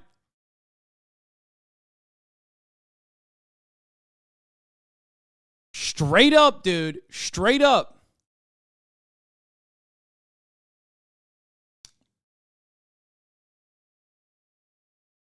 Yeah. He loves Hamas. That's why he said it. He wants the Holocaust to happen because he loves Hamas. He wants to hug and kiss Hamas. In 2021, he actually lied about the state of Israel and Hamas and basically soft-pedal Hamas's terrorism. He said the Israeli... That's not even true. Like, we had this conversation earlier today, for the record. We had this conversation earlier today on the Leftovers podcast, which unfortunately you will not have access to because Ethan took it down and then got suspended. So he won't even be able to upload it. Ethan is now suspended for a week because the immediate reaction campaign, the manufactured outrage from literally everyone that was defending Kanye West, or basically turning a blind eye to the anti-Semitism expressed by Kanye West, decided, oh shit, we gotta, you know, we remember, we care about anti-Semitism, and decided that Ethan Klein, who is Jewish and literally has an Israeli citizenship and met his wife in Israel, was actually, not trying to make a broader point about how, Ben Shapiro and Ben Shapiro's allies are unironically agitating for, unironically agitating for things like the Holocaust.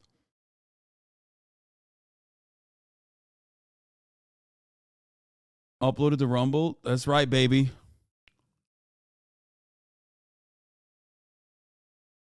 The government is making me sick. This is in the middle of the Gaza war started by Hamas, in which they were firing literally hundreds of rockets into the...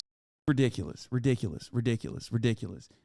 Okay, it was yet another Israeli campaign into Gaza as they were mowing the grass, as they call it, okay? Center of Israel. Even if Hamas is operating out of a civilian building, it doesn't justify the total destruction of that building. It's inhumane. It says, as a dual citizen, I love Israel and the Israeli people. They deserve a government that actually believes... Literally the fucking lightest criticism you can apply to Israel, like bombing the living shit out of one of the areas with the highest population density, with like the average is like 14, okay? Kids have PTSD. Israel bombs the Associated Press Al Jazeera building. And then, like, you criticize even a little bit, okay? It doesn't matter if you're Israeli. It doesn't matter if you're Jewish. Literally, you criticize it a little bit, Ben Shapiro will come for you, okay? He just turns around and makes that seem like that's not a big deal. That's not a problem. That's nothing.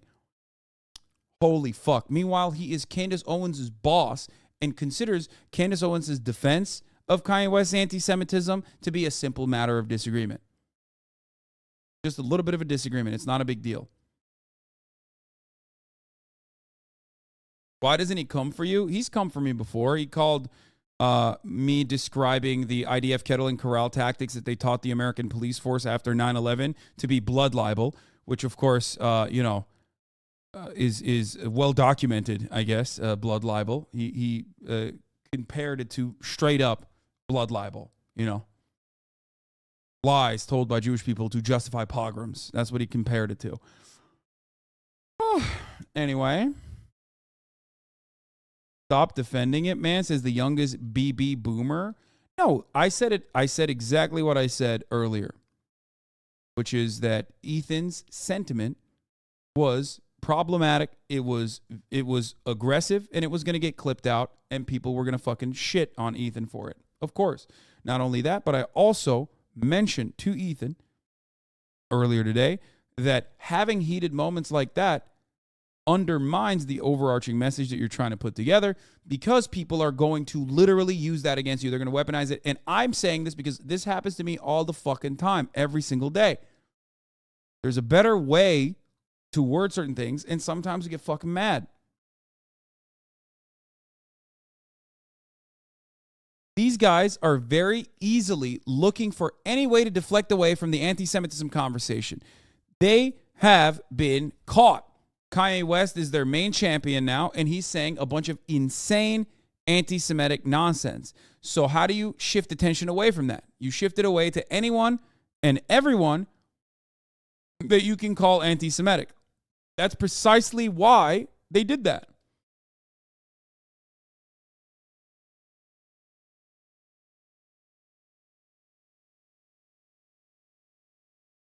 In peace and not force and violence. The ultra-right Jewish settlers are among the greatest provocateurs in the world. They're shameless and hateful, fueled by religious zeal enabled by the Israeli government. I wish the settling and repossession of Palestinian land would stop. I wish the bombing in Gaza would stop. Bro, he's more mad. Dude, this is so funny. He's literally more mad about Ethan's statements that are, like, I would say, on the lighter side with respect to criticizing Israel. He's more mad about that than Ethan saying what he said about the Holocaust, okay? Even though his overarching point was that, like, Ben is going to be responsible for the next one. That's fucking hilarious, okay?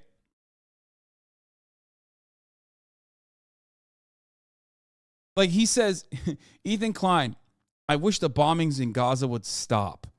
Ben Shapiro, this is literally a pogrom. This is the worst thing that Ethan Klein could have ever said. Significantly worse. Is the most anti-Semitic thing I've ever heard in my entire life. Ethan Klein, Palestinians are human beings. Ben Shapiro, do you see this? Do you see this? I cannot believe how unbelievably anti-Semitic this bad Jew is. Because that's what he's saying. Ben is saying that Ethan Klein is a bad Jew. Ben has said that there are such things as bad Jews, okay? He has said it time and time again. He calls anyone and everyone, I mean, this is his sentiment about, obviously, Arabs, Palestinians in general, okay? Hashtag settlements rock. But also on top of that, he has literally time and time again said, there are such things as bad Jews, okay? Anyone who does not subscribe to Ben Shapiro's monolithic approach Okay? To defending Israel unconditionally, regardless of how violent and how inhumane its treatment of Palestinians could be. If you criticize it, you're a bad Jew. That's what Ethan says. I know this tweet is also blocked in France and Germany, by the way, because, you know, it is a horrible thing that he said.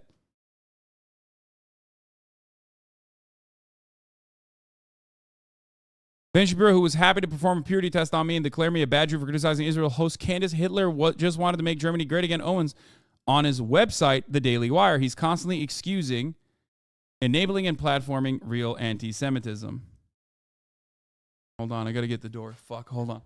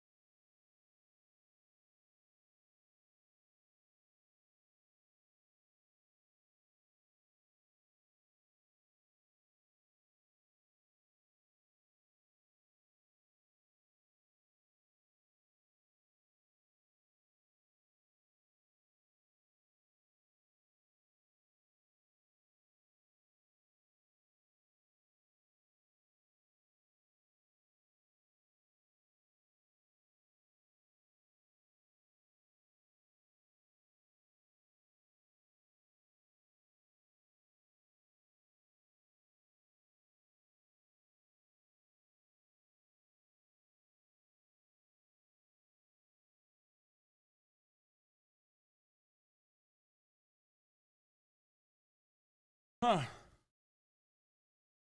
Sorry, I had to run to grab something that was being delivered. The joke that I made I was suspended for simply points out that Ben, who is desperate to be accepted by his Christian nationalist friends as white, will only ever be seen by them as a useful idiot and, sadly for him, a Jew. The people reporting me, except Ben, are tiki torch carrying white Christian nationalists. They do not give a fuck about anti-Semitism or Jewish people. They revel in the fact that YouTube and other institutions are so quick to act on bad faith and malicious outrage. It's true. This stuff is true. They're currently the greatest beneficiaries of cancel culture, identity politics, and moral outrage. It's incredible that they've become the party of free speech while decrying and lobbying for my deplatforming. They both condemn and defend cancel culture in the same breath. I, unlike many who would dismiss me as woke, have spent hundreds of thousands of hours actively fighting the strength of our First Amendment. Our first lawsuit against Matt Haas has been published on copyright.gov as a seminal case for fair use and is often cited in legal briefs. Our current lawsuit, Ryan Kavanaugh, seeks to accomplish the same. I will not back down or be silenced by bad faith provocateurs. I make no apology. As Ben Shapiro says, facts don't care about your feelings, if only he meant it. I, once again, humbly request that any and all naysayers, haters, detractors, and fallen fans alike suck my tiny Jewish dick. Thank you. So, while I do think that personally, he said things that Ethan said, something that like opens him up to a lot of criticism.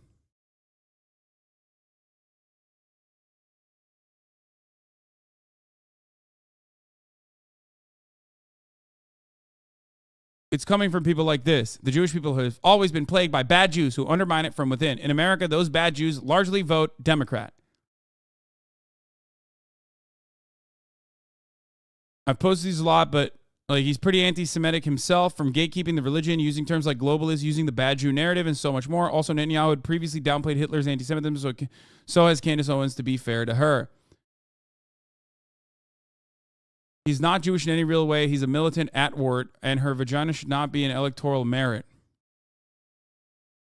I have no comment on the Jewish space laser. That, of course, is the first rule of Jewish space laser. The second is we don't roll on Shabbos. These are jokes, though. Like, these are literally fucking... Like, these are things that Ben Shapiro is allowed to say. I'm sorry. Like, those are things that he's allowed to say. The Jewish people... This, on the other hand, is a bad faith fucking thing to say. This is a bad and anti-Semitic thing to say. The idea that, like, all Jews are supposed to be fucking...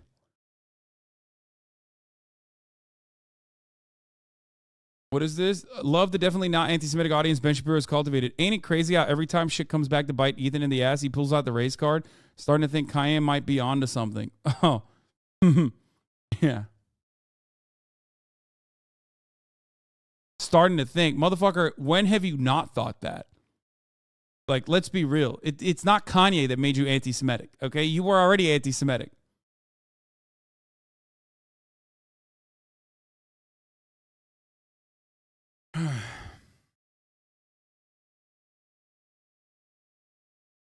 He's sounding like Kanye too. My next book will likely be about bad Jews, and the Jews in Hollywood play a prominent role. They didn't give me a job when I wrote an incredible play, and no one wanted to purchase it. That is why I became a white nationalist. Yeah. Anyway, so, you know, it's fucking ridiculous. Like, it's ridiculous. Deserve to live a life free of fear. For all of the crimes Hamas has committed, we must always remember they're not Palestine. The Israeli government holds all the power. It's on them to stop the violence and show a true willingness for peace. So, yeah, definitely soft pedaling and massaging Hamas in the middle of a war, while also chortling about which Jews should go first to the gas chambers. He seems like a really nice person, just generally speaking, very nice person. I will, again, just repeat that no matter who you are, I hope that you don't die in a Holocaust. It seems like the baseline of basic... Unless you're Palestinian, in which case it's totally apt and adequate. Human decency, but apparently not so much. Alrighty, guys, the rest of the show is continuing. Now you're not going to want to... Okay, that's it? God damn, he gave him 3 minutes? He gave more to my fucking house, dog. Holy shit. He doesn't even give a fuck about what Ethan Klein said, because he is aligned with people who say things like that on a daily basis about all Jews, okay? Not just Ben Shapiro, and it's not about Ben Shapiro's own culpability in the upcoming Holocaust slash race war slash whatever kind of fucking genocide these psychos, these right-wing nationalists cook up. Okay, that's why he doesn't give a shit about what Ethan Klein said. Okay, he probably hears it from his own side regularly. Do you think Shapiro even believes this shit, or is he adopting these views for money? I think that he believes a lot of it. I think that's, yeah.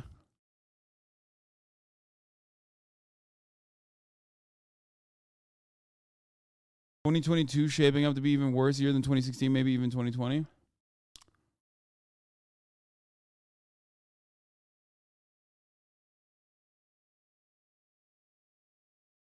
In fairness, didn't he leave Breitbart because of anti-Semitism? He did.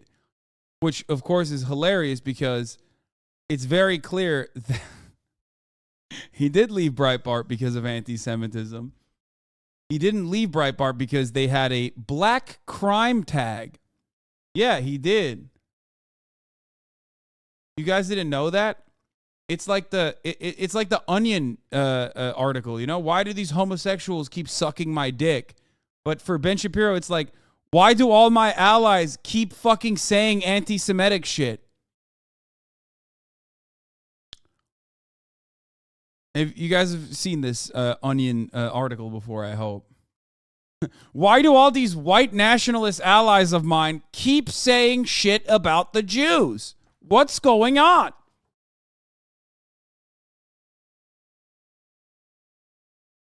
I don't get it.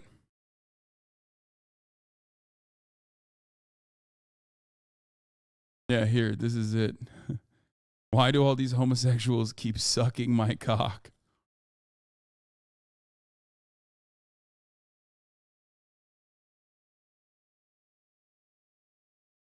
Ben Shapiro celebrating the literal Nazi mass murder and torturer-led effort to capture Che Guevara is the least surprising thing ever.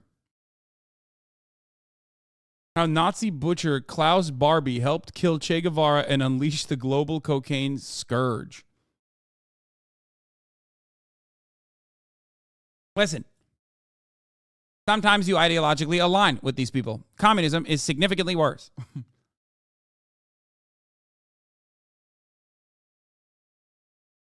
He's like the #1 target of anti-Semitic hate, largely from the right. I don't know how he justifies it.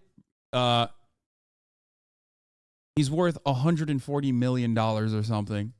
I think you can shove the money in your ears and not hear it coming from literally your own audience.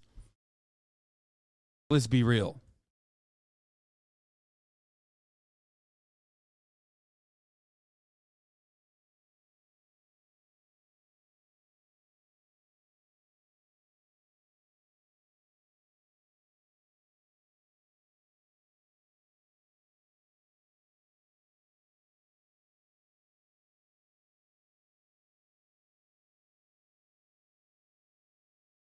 What? You shouldn't draw equivalencies between the settler violence and genocide in Palestine and the Holocaust. They aren't similar in many ways, and it's used to undermine and erase the Holocaust. Not drawing those equivalencies as being part of being pro-Palestine, anti-Zionist, and pro-Jew. Yeah, I mean, I don't think it's the same, and that is not my intention.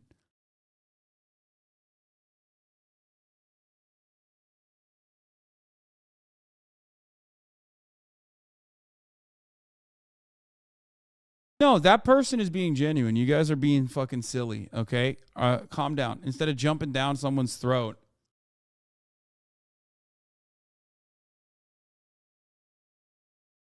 It's semantics for the most part. Let's be real. Okay? And I'm only using it in this respect because Ben's like, I would never want the Holocaust to happen to anyone, and I just added it on to the end part where I said, unless it's the Palestinians. But I see what the point is, what the perspective is. He's literal filth as a trash person as a person can be so uncracked he hit a headshot.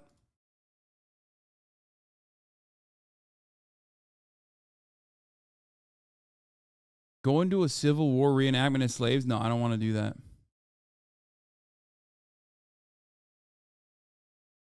No, you can make Nazi comparisons, I think. Like, Nazi comparisons can be valid, but directly stating that it's exactly the same as the Holocaust is not. I understand that, which is not what I was saying.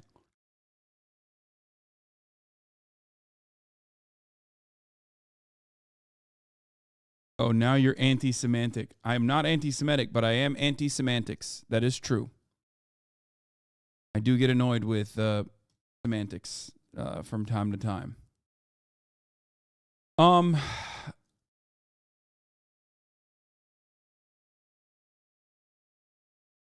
What was I gonna say? Pause, champ. You guys really want me to watch this? You probably won't make it there. They say they want smoke with me. You don't want to take it there. Whatever you say, master. I was good with y'all boys, man. So we just flew all the way to Kentucky because your boy is going to go to a Civil War reenactment. I want to do it with somebody, but I couldn't think of anybody to do it with. So I'm just kind of out here by myself. But hopefully I just. Oh shit! Yo, Brody, this is Canel Joseph, man. You want a picture real quick? Bro, like, take out your phone, man. I got you. Oh, no, I'm good. I need, like, my cloud up, so I need you to post it on Facebook. Can you hit him with, like, a story integration? I have a feeling I'm on some show here. I'm just going to make sure you get the clout. You know what I mean? No, I'm good. And so you're just going to ego me like that? Do you guys have, like, a... Bro, he's so scared. What the fuck? YouTube or something? I'm on Pornhub. Okay. What are we doing again? I'm not going to lie. Like, we didn't...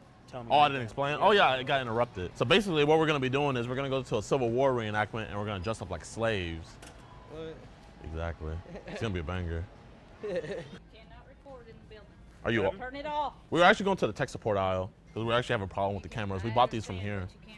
Like, they told us to do a couple laps around the Walmart, then go back up to them to show them. That's cap. Who warned us about that? I don't think they would have warned you because you're not a high... Bro, I swear to God, he's such a fucking menace that, like, everyone in Walmarts know him. There's a dude back there who's literally like, no, shut up. That's not real. They warned us about you. High-level technician. Come get him, Maui. Oh, shit. Oh, damn. We already told y'all to stop recording, and y'all still recording us. Yeah, we were just letting him know. Like, he's God at the bottom of the damn, I know you're dude. top dog. Holy shit. Maui came in like a fucking raid boss, dude. They should have... What the fuck? Dude. Where? Maui came in like this. Who warned us about that? I don't think they would have warned you. But you're not a high-level technician. Oh, damn. We already told y'all to stop recording, and y'all still recording. Yeah, well, it was just letting him know. Like, he's at the bottom of the totem pole. I know you're top dog. But you do me a favor, I should put both those cameras in. I mean, I have to do whatever you say, man. You're a big body. Really, I can call them, they can get y'all out. But that's the thing, though. Like, you don't have the power, though. He does. Even if I don't have the power, I can just call them. But he's top dog. Nah, man, it's just great talking to a dude with actual power. Yeah. All right, let's hurry up and get this stuff before we get kicked out. Because I'm not going to lie, we cannot handle that dude. All right, boys, man. We couldn't record us getting all the stuff, but Brody was like low-key like following us. Like, he's a really cool dude, but he's just too big to fuck around with. Like, him just grabbing the camera's gonna break it. That boy's gonna be like, oh, my bad. He's the type of person, like, he can tell the camera to turn off. The camera will listen. Can I get a picture, dude? Yeah, of course. Oh, you got an Android? Yes. But next time I see you, you gotta give me a Steve Jobs. What is it? If you had an iPhone, you would know. Do we have permission? How you doing, man? Luke. Luke? What's up, Luke? Skywalker? I wish. Can you like mind wipe him so like he can let us record? You wanna get choked? Oh, no. You can go ahead and leave, bro. Oh, out. Hey, whoa. Don't kick my man out. Out or I call the police. Bro, no. No. Matt, he was gonna force choke you, but I stopped him though. Do you want to join him? No. Stop recording. This is your final warning. The power's getting to your head. Okay, to be honest, like, dude, come on.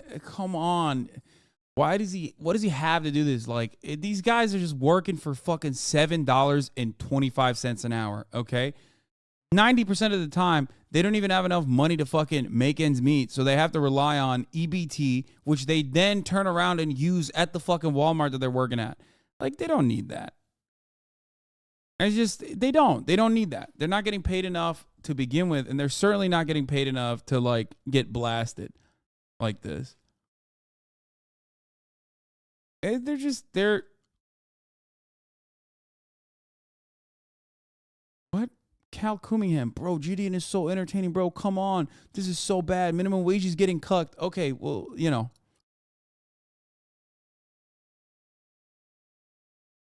Not true. Walmart at minimum typically makes $12 to $15 an hour now. My bad, guys. They make $12 to $15 an hour. They're doing all right. They're doing great. Never mind. They should be harassed, I think. Head back. Keep it off. No. Can you just kick them out? Like, they have the cameras. Every single one of you. I'm being a good boy, bro. I'm on your side.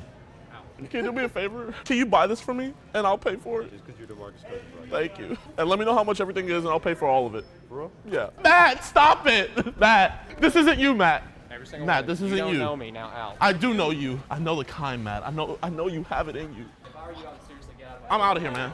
I don't want any problems. Fine, man. Like I said before, Matt, this isn't you. I don't care. No. I'm trying to talk you down before you do something that you're gonna regret for the rest of your life. Please don't hit a shut. Oh no, you shut it off. Fuck. Oh shit, big dog. Oh hell nah. Definitely don't want to mess with him. Hey bro, we surrender. We surrender, man. Special delivery? Thank you, mama. How much was it? I had to finesse the system. I'm sorry. Can we dap it out? I'll tell you what. Out. There you go, man. All right. Bye, Matt. Have a great night. Hello. How you doing? Historically accurate. What the hell? Ma'am, are you okay? Do you need my help? Oh, oh, oh, oh, oh, oh, oh, oh, oh. Y'all want next? Oh man, you're a little bit too late. You just shouldn't do it. No, but what happened? Oh, when I was getting in the head? Yeah, From the... you're a grown man. Well, you gotta admit, that was kind of funny though. Has anyone done that before? No, but we joked about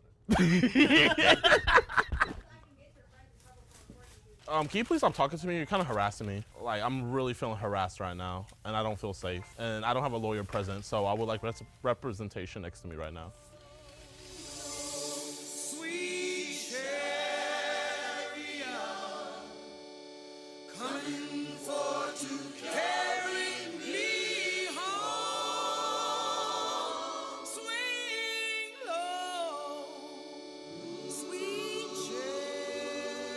I feel like I shouldn't be watching this. I know we watched like the cringe parts, and this is supposed to be where it like is the main point.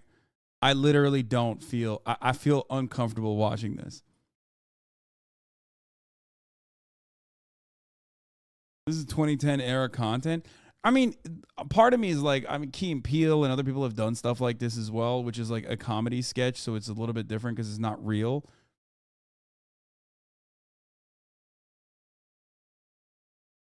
But also another part of me is like,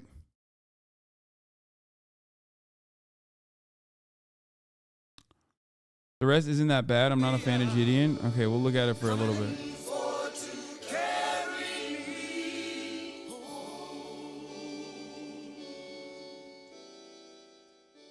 How are you doing, No, officer? It wasn't Key Peele. It was Eric Andre. I thought Key Peele did that too.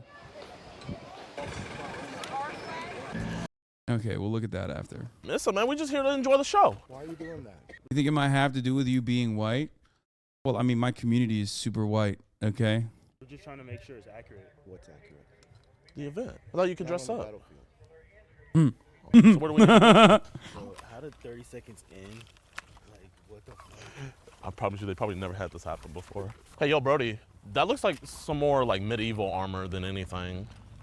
It's civil. I'm not gonna lie, bro. I'm a Civil War historian. Like, I know all the drip that they had. He did too. Where's the video going? Oh, this is for the History Channel. Okay. Do you know what time the auction block starts? They didn't have an auction block today. What they normally do? Wait, that implies that there are other moments when they have it. What? He said, not today, friend. You should have came on Tuesday. That's when we do it. I was trying to be the first overall pick. First overall pick. Whoa, why do we have to leave? You're in chains. What are we doing here, man? We're with the History Channel. Why is this? Oh, this was just the drip back then. Yeah. I'm sorry? This was the drip back then. We just want to be as historically accurate as possible. That's not.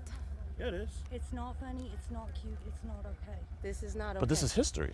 We have good, bad, and ugly. And was invited. We don't know who you are and where you came from. So anybody that came is, it said anybody could come. We don't represent this part of history. No, trust me. I wish I could dress up like y'all. If you want to be his. Okay, low-key, I'm sold on it, okay? Because, like, I'm sold on it. Because, like, they're like, we don't represent this part of history. What do you mean? You're doing a Civil War reenactment. What do you mean? This is not a part of, I mean, unironically, Gideon is not wrong. Not going about it in the best way, but. Historically correct. Let's show you how to do it, okay? We don't have any slaves out here in chains. You can't just erase history. Like, I'm not erasing history. That's a monarchy. Let's go get our books. Let's bring out the truth, okay? That's a monarchy. The truth set me free. I want to be free. Honey, come on. We're just trying to stay in character, you know? I understand that, but let's do it properly. I thought I learned this in history class. I learned wrong. Were there not any slaves? Do you see anybody else here dressed like this? Well, I mean, I don't see any other black people. Oh, well, we can work on that. Oh, we got You said we're working on it. Dude, what the fuck? I wonder why. Oh, that's funny. Okay, see, that's good. She's like, bro, fail RP. -1. Yes. Are they just like us? No, they're in uniform. Can I just get some, like, chitlins? Some pig feet? Ma'am, you're gonna have to get rid of that Mountain Dew. They didn't have Mountain Dew in the 1800s. They didn't have plastic chains either. I'm not gonna lie, I am kind of stressed. Do you think I can hit that? No. Bro, you're a color. You can't do that, man. Really? Yeah, that is definitely not historically accurate. He's not with us. He must have watched Django or something. That's make-believe. No, sir. I thought it was against the law for a nigga to be on a horse. Excuse me? Oh, can we not use it? Oh. I'll let you tell him that. Yeah, you tell him that, just like you said it. What the hell? I'm scared of horses. How you guys doing? Hi. Tell him what you just told us. Well, first off, what do you identify as? My favorite soldier. No, like, are you Caucasian, Asian, Whatever you Blasian? A certain period of clothes that you gotta have on. For instance, sandals and stuff. You can't. Oh my God. Are you fucking kidding me, dude? How? Oh, dude. Okay.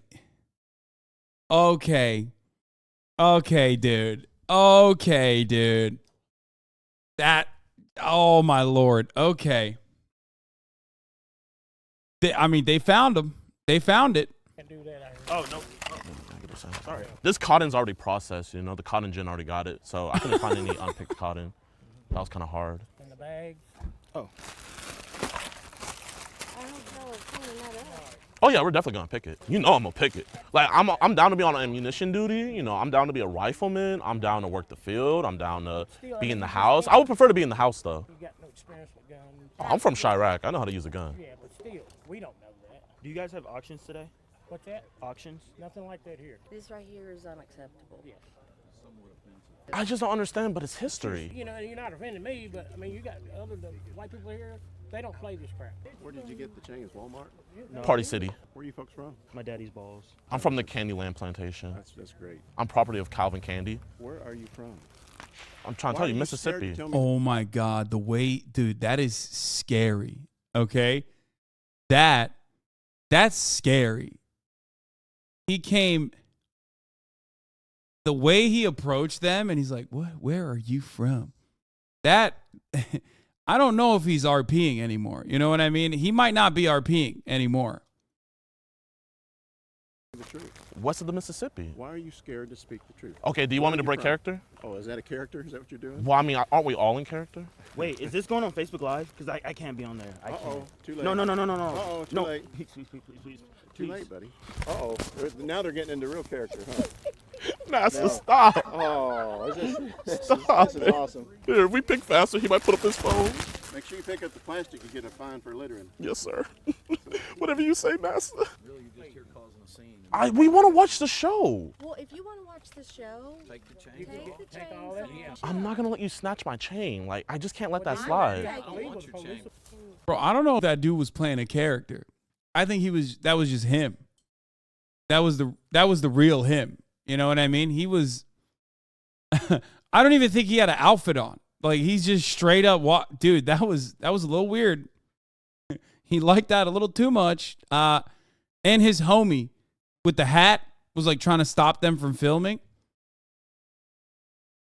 Yeah, I'll start picking. No. I want your shoes to be picked. No, you want us to start picking, right? Wait in the water. Imagine being so afraid of confronting your own history, you get mad at people ruining your romanticization of the era of slavery. Yes, that is the main point. That is actually that is funny. I agree. Wait in the water, children. Wait, why did that police officer pull up in a car? Cars weren't invented yet. Sure. What's going on, guys, man? Hey, man, we're just here to enjoy the show, and they just don't like our outfits. I think they're just mad because we're more historically accurate than all of them. You all can do whatever you want to on the roadway, but they ask you to leave. It's private property, man. Am I historically accurate? They're saying that we're not historically accurate. Man, I'm not a historian. I can't judge that one way or the other. I just don't want to get a whooping. I just can't take another one. Yeah. Apparently, they get whipped. They're slaves. We're in character right now, you know. I'm putting on a Oscar-winning performance. They're general public, just like anybody else. Exactly. And they are unauthorized filming. But they're trying to change history. I can't tolerate that. I like Django Unchained. I don't want to see Django recaptured. I'm not letting the sequel happen. They were trying to get people to fight with them and stuff. I don't know. What? Is this private? Why would we get people to Wait, did she make that up?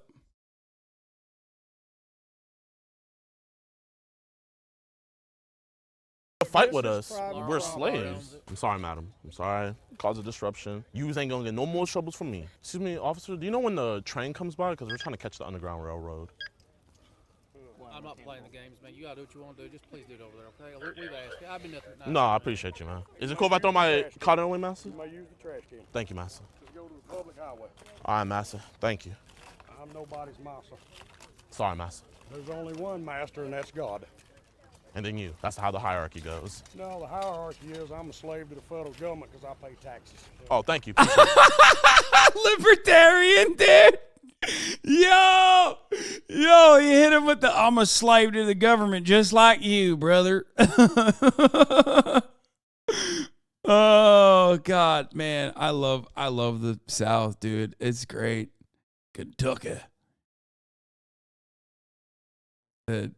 I'm a slave to the federal government. Half the motherfuckers you see are 3%ers. Oh, 100%. You can tell by how rotund they are. You know what I mean?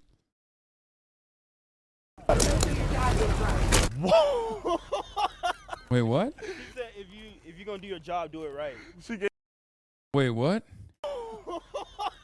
What did she say? Oh, the hierarchy. Appreciate it. If you're gonna do your job, do it right. your job, do it right. She gave him some of the cotton and she was like, if you're gonna do your job, do it right. That lady over there was kind of dissing my cotton picking skills. Can I go like show her what's up? No. Cause I can pick 12 ounces per second. Cause you know I have the fastest cotton shuttle time in the world. Oh ma'am, can you do me a favor? Think you just like karate chop elbow this? Yeah, right. I'm free! Nigga, every nigga for his own. We're not there to like call them racist or nothing like that. Like, I don't think it's racist to do this. This is just for good fun and everything like that. But it's just like, if you're gonna talk about history, it's like, you know, talk about all of history, you feel me? It's like talking about World War II and not talking about like what happened to Jewish people. Like, oh, we don't do that. yeah, we don't talk about, yeah, it's like, bro, what the fuck? It happened. I don't even smoke weed, but I feel high when I'm next to you, babe. Used to be my girl, used to be my boo thing. Now I'm telling everybody you my boo. Kentuckians love LARPing as competitors despite literally not being on that side. You don't know that. You don't know that. Nico versus the Prime Minister? What the fuck? Wait, what? No. Our country is being run by clowns, and the most recent clown lasted 44 days. Big Liz Truss has now resigned, and her legacy is impressive. She buried the pound, the country, and now the Conservative Party. And the Queen. Say it. Also, no, I'm not going to do COD tonight. I downloaded it, but I'm not going to do COD tonight. I think I'm going to do it tomorrow. I'm going to give it a good go. I'm going to give it a good go ahead, yeah. Oh, let's watch the Eric Andre version of this, by the way. He did this as well. The Civil War reenactment side was not as bad as I thought it was going to be. It was not bad at all, actually. Oh, Lord. Hide us, hide me, man! Hide me, man! Hide us, somebody hide us! Hide us, hide us, hide us, hide us! Don't forget them slaves! Why is everybody watching? You're not the boss of me! Oh, Lord!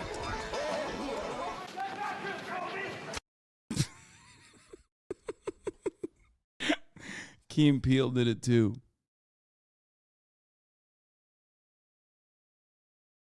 Oh my Lord. Gideon fucked up. You should have hired a white man.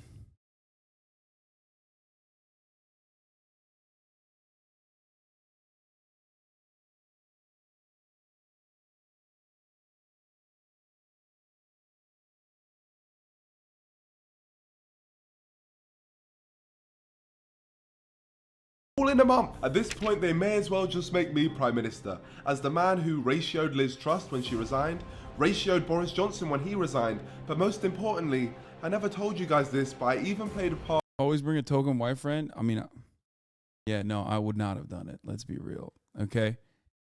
Especially because I would have gotten my ass ate, okay, so aggressively. Like, so incredibly aggressively had my ass ate. There would be no fucking charitability on that. There'd be no ha-has.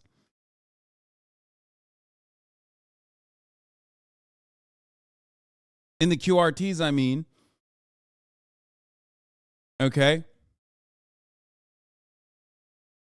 And I'd be the first motherfucker in line. Yeah. Well, you're the first motherfucker in line to see the top of the hour ad break. Boom. Blammo. Because at the top of the hour, there's a 6-second ad break. If you no longer want to see those ads, all you need to do is subscribe, which you could do for $5 or you could do for free with a Twitch Prime. By connecting your Amazon Prime account to your Twitch account, you get one free Prime subscription a month. Use it on your favorite streamer. Hopefully that's me. Or you can get gifted a sub as well. Here's the 1-minute ad break now. Boom. Blammo. Kablammy. In getting Boris the sack, and I'm going to tell you exactly what happened. It all started 8 months ago, directly at the gates of Downing Street. I'm about to do something the hood won't rate me for.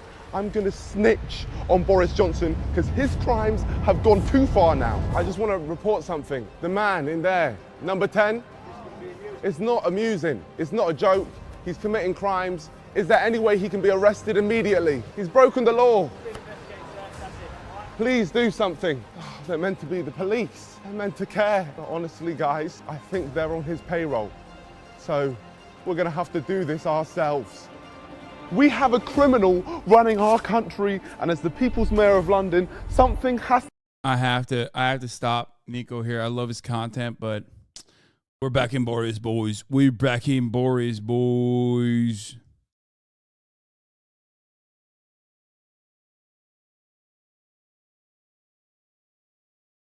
to be done about this.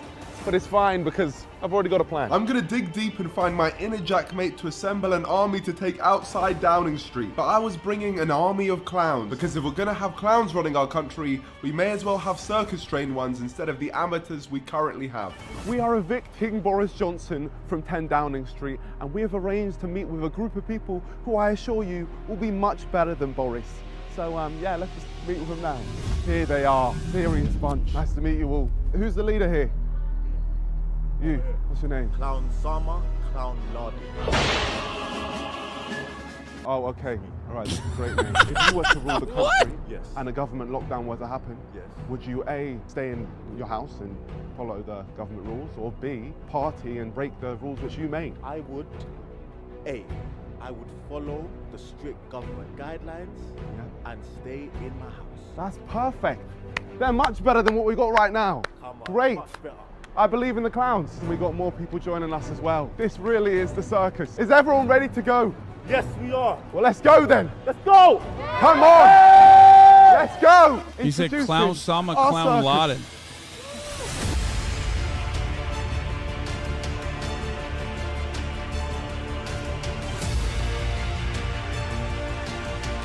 Look at all these clowns. They are hell-bent on taking over. The circus has come to town and Boris is going to get overthrown by his brother and sister clowns. But there was one more important thing that we needed to do. I was in those streets, yes. I was walking those streets. Boris's notice of eviction.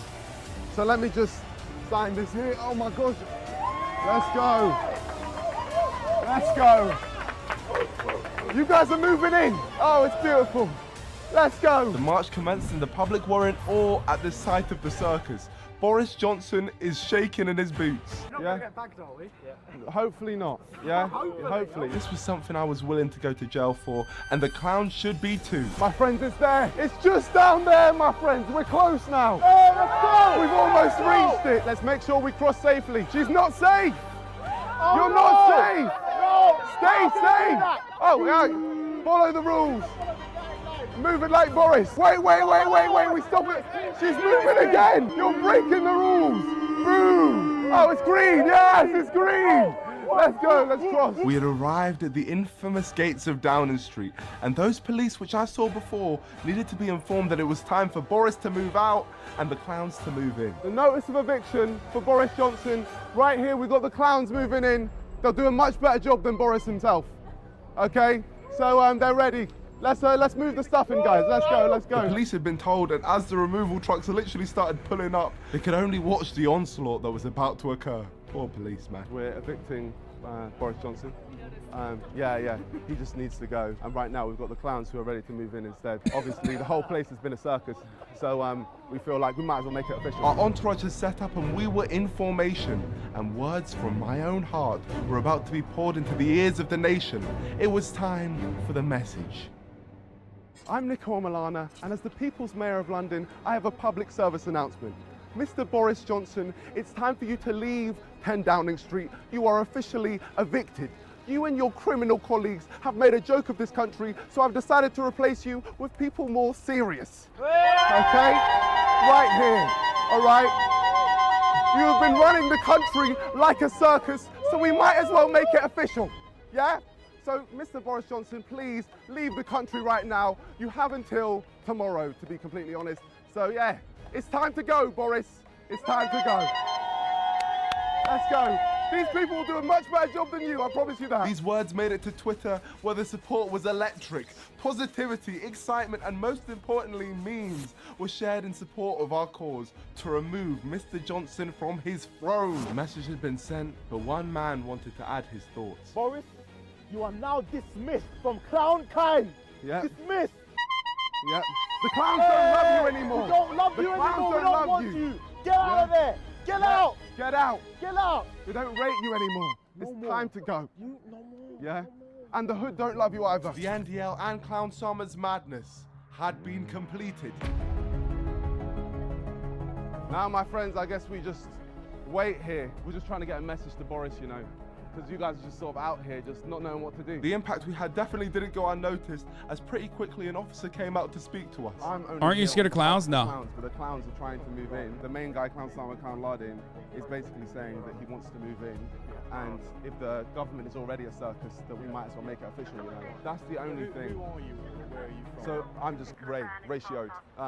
But these guys, they're clowns, and they're from the circus. Poor clowns all want to move in, obviously, as well. He did more than find out, because clearly this man felt the wrath of the clowns and had no choice but to radio Boris to evacuate. Guys, Boris is coming! He's coming! Everyone move to the side, he's coming, he's moving out! Finally, he's actually taking this serious. Bye, Boris! Bye-bye! Get out of here. Ciao! See ya! Adios! There he is, he's in there, he's in the back! Get out! We can move in, guys. Let's go. Oh, no. Aiden is getting an STD test on stream? What the fuck? Oh, they've locked us off. Okay, maybe that wasn't Boris, but more police poured in, but not because of our protest, because our group was growing. Excuse me, my friend. Excuse me, please join us. We're going to move you into Downing Street. I beg you, join us right now. Your brothers and sisters are over here, and they need you to join the movement. Parla italiano. Parlo Italiano? Okay. Giuseppe Rossi. Mario Balotelli, Bonucci. So if we just go here, just join us, please. Money? Okay, 20. 20. All right, my friends, we've got another clown to join us. He's joined the show. There we go. This one is for Boris. Let's go. No threats, no threats. The police are here. The news of our violent riots had spread into the heart of Downing Street because a news team came forth to report on the wildfire. Excuse me, my friend. Excuse me. Are we ready? Sorry, I'm on air now. Oh, you're on air? Yeah. Hi. Hi, guys. We've got the clowns here as well. Everyone's here. His new GD video is really weird. Okay, clowns are not happy. Clowns are getting restless. Don't mess with the hood. Get on with your interview, man. Or else. Social media is one thing, but now we had the opportunity to get our cause global. But as we waited for the broadcast to start, an interesting character showed his face. An op from the EDL. Oh, Tommy! Oh, I might as well put this through your heart right now. An op live in the flesh. You get off our streets. It's time to go. For you two. Who do you think you are? All right, yeah. Now skedaddle. Are you here on behalf of the EDL? There's no EDL. There's no EDL number. What do you mean? So we destroyed the EDL. You did. I did, yeah. I was the man who destroyed the EDL. You just told me that the EDL... Bro, how do you... dude, it's just like... You can always tell. Oh, the L is EDL. There's nothing. There's no England to defend, yeah? Oh, the L is EDL. You always got that fucking ACAB assigned cop at birth skull. You know what I'm saying? It's always like that. Why is it always like that? EDL are gone, and I'm the man to destroy it. So the EDL are gone. The EDL don't exist because I destroyed them. Yes, I did. So you were part of the EDL and then I made it disappear. I'm sorry, man. I'm sorry that I made the EDL just disappear. All right, well, I'm not a clown, but the clowns are behind me. They are behind you. Yeah. Behind me they were, but there was also a news broadcaster, and I wasn't about to let some rogue EDL member ruin that for me. The message was about to be shared and I was eager to start. How much longer, sir? Almost about to slice your head off. اهتمت الصحف البريطانية بمصير رئيس الوزراء بوريس جونسون. ينضم إلي عمر بشير مراسل الغد من لندن. عمر، إذن هناك تعديلات يقوم بها جونسون في فريقه، ما تفاصيل ذلك؟ حيث نقف هنا في 10 داونينج ستريت هناك يقف بعض الرافضين لإجراءات التي بإقامة عديد حفلات بمهرجين، لذلك هم يرتدون مثل هكذا ملابس ويوصلون رسائل إلى رئيس الوزراء البريطاني بوريس جونسون المطالبة بالاستقالة. It's time to go, Boris. Boris, shush now. Shush, quickly. You have your eviction notice. Boris, it's time you shush forever, all right? Please leave. Your eviction notice, Boris. We want you out. Out. You have until tomorrow, Boris. I know you're watching right now, and I want you to know that the hood don't rate you. He needs to leave right now. Seriously, he has done a terrible job.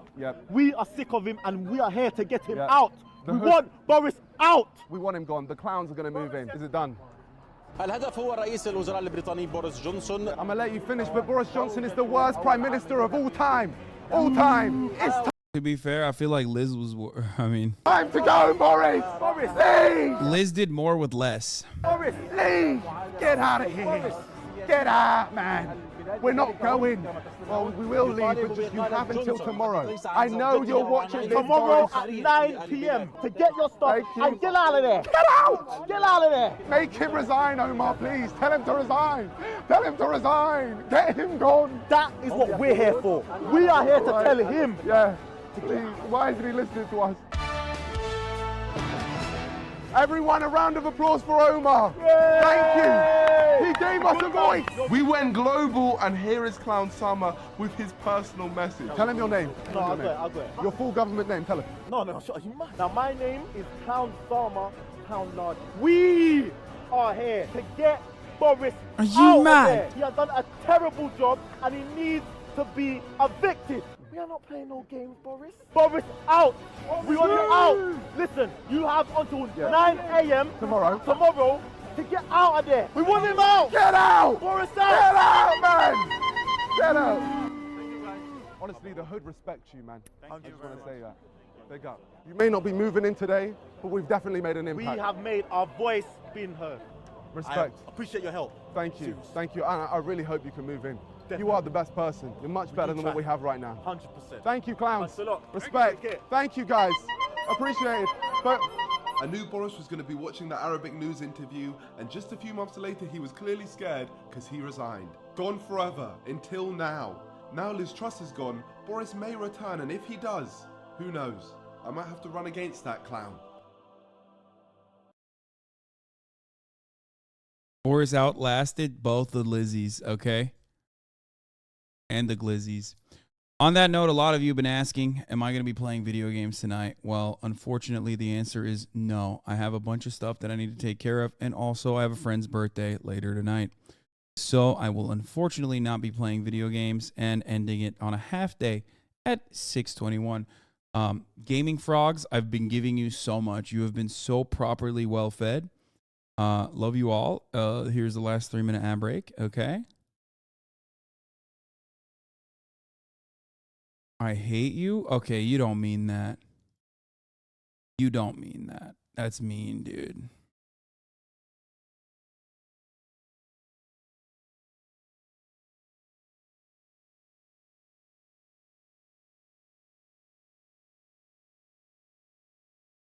You don't mean it. Anyway.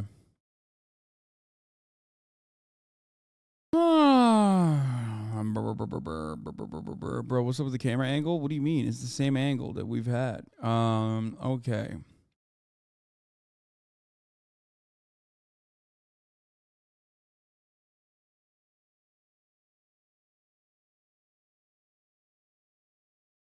It's literally the same angle. That's what's funny, is that motherfuckers are like, bro, what's up with this angle? It's like literally the same angle. Stunning lo-fi introduction, starting off the Anyway, that's all I got for today, boys. I will see you tomorrow for the Call of Duty campaign. Maybe Gotham Knights, don't know yet, but you know, we're gonna do a bunch of cool stuff, fun stuff. Anyway, possibly War Crime Simulator, where I hunt down this Hasan guy. Peace.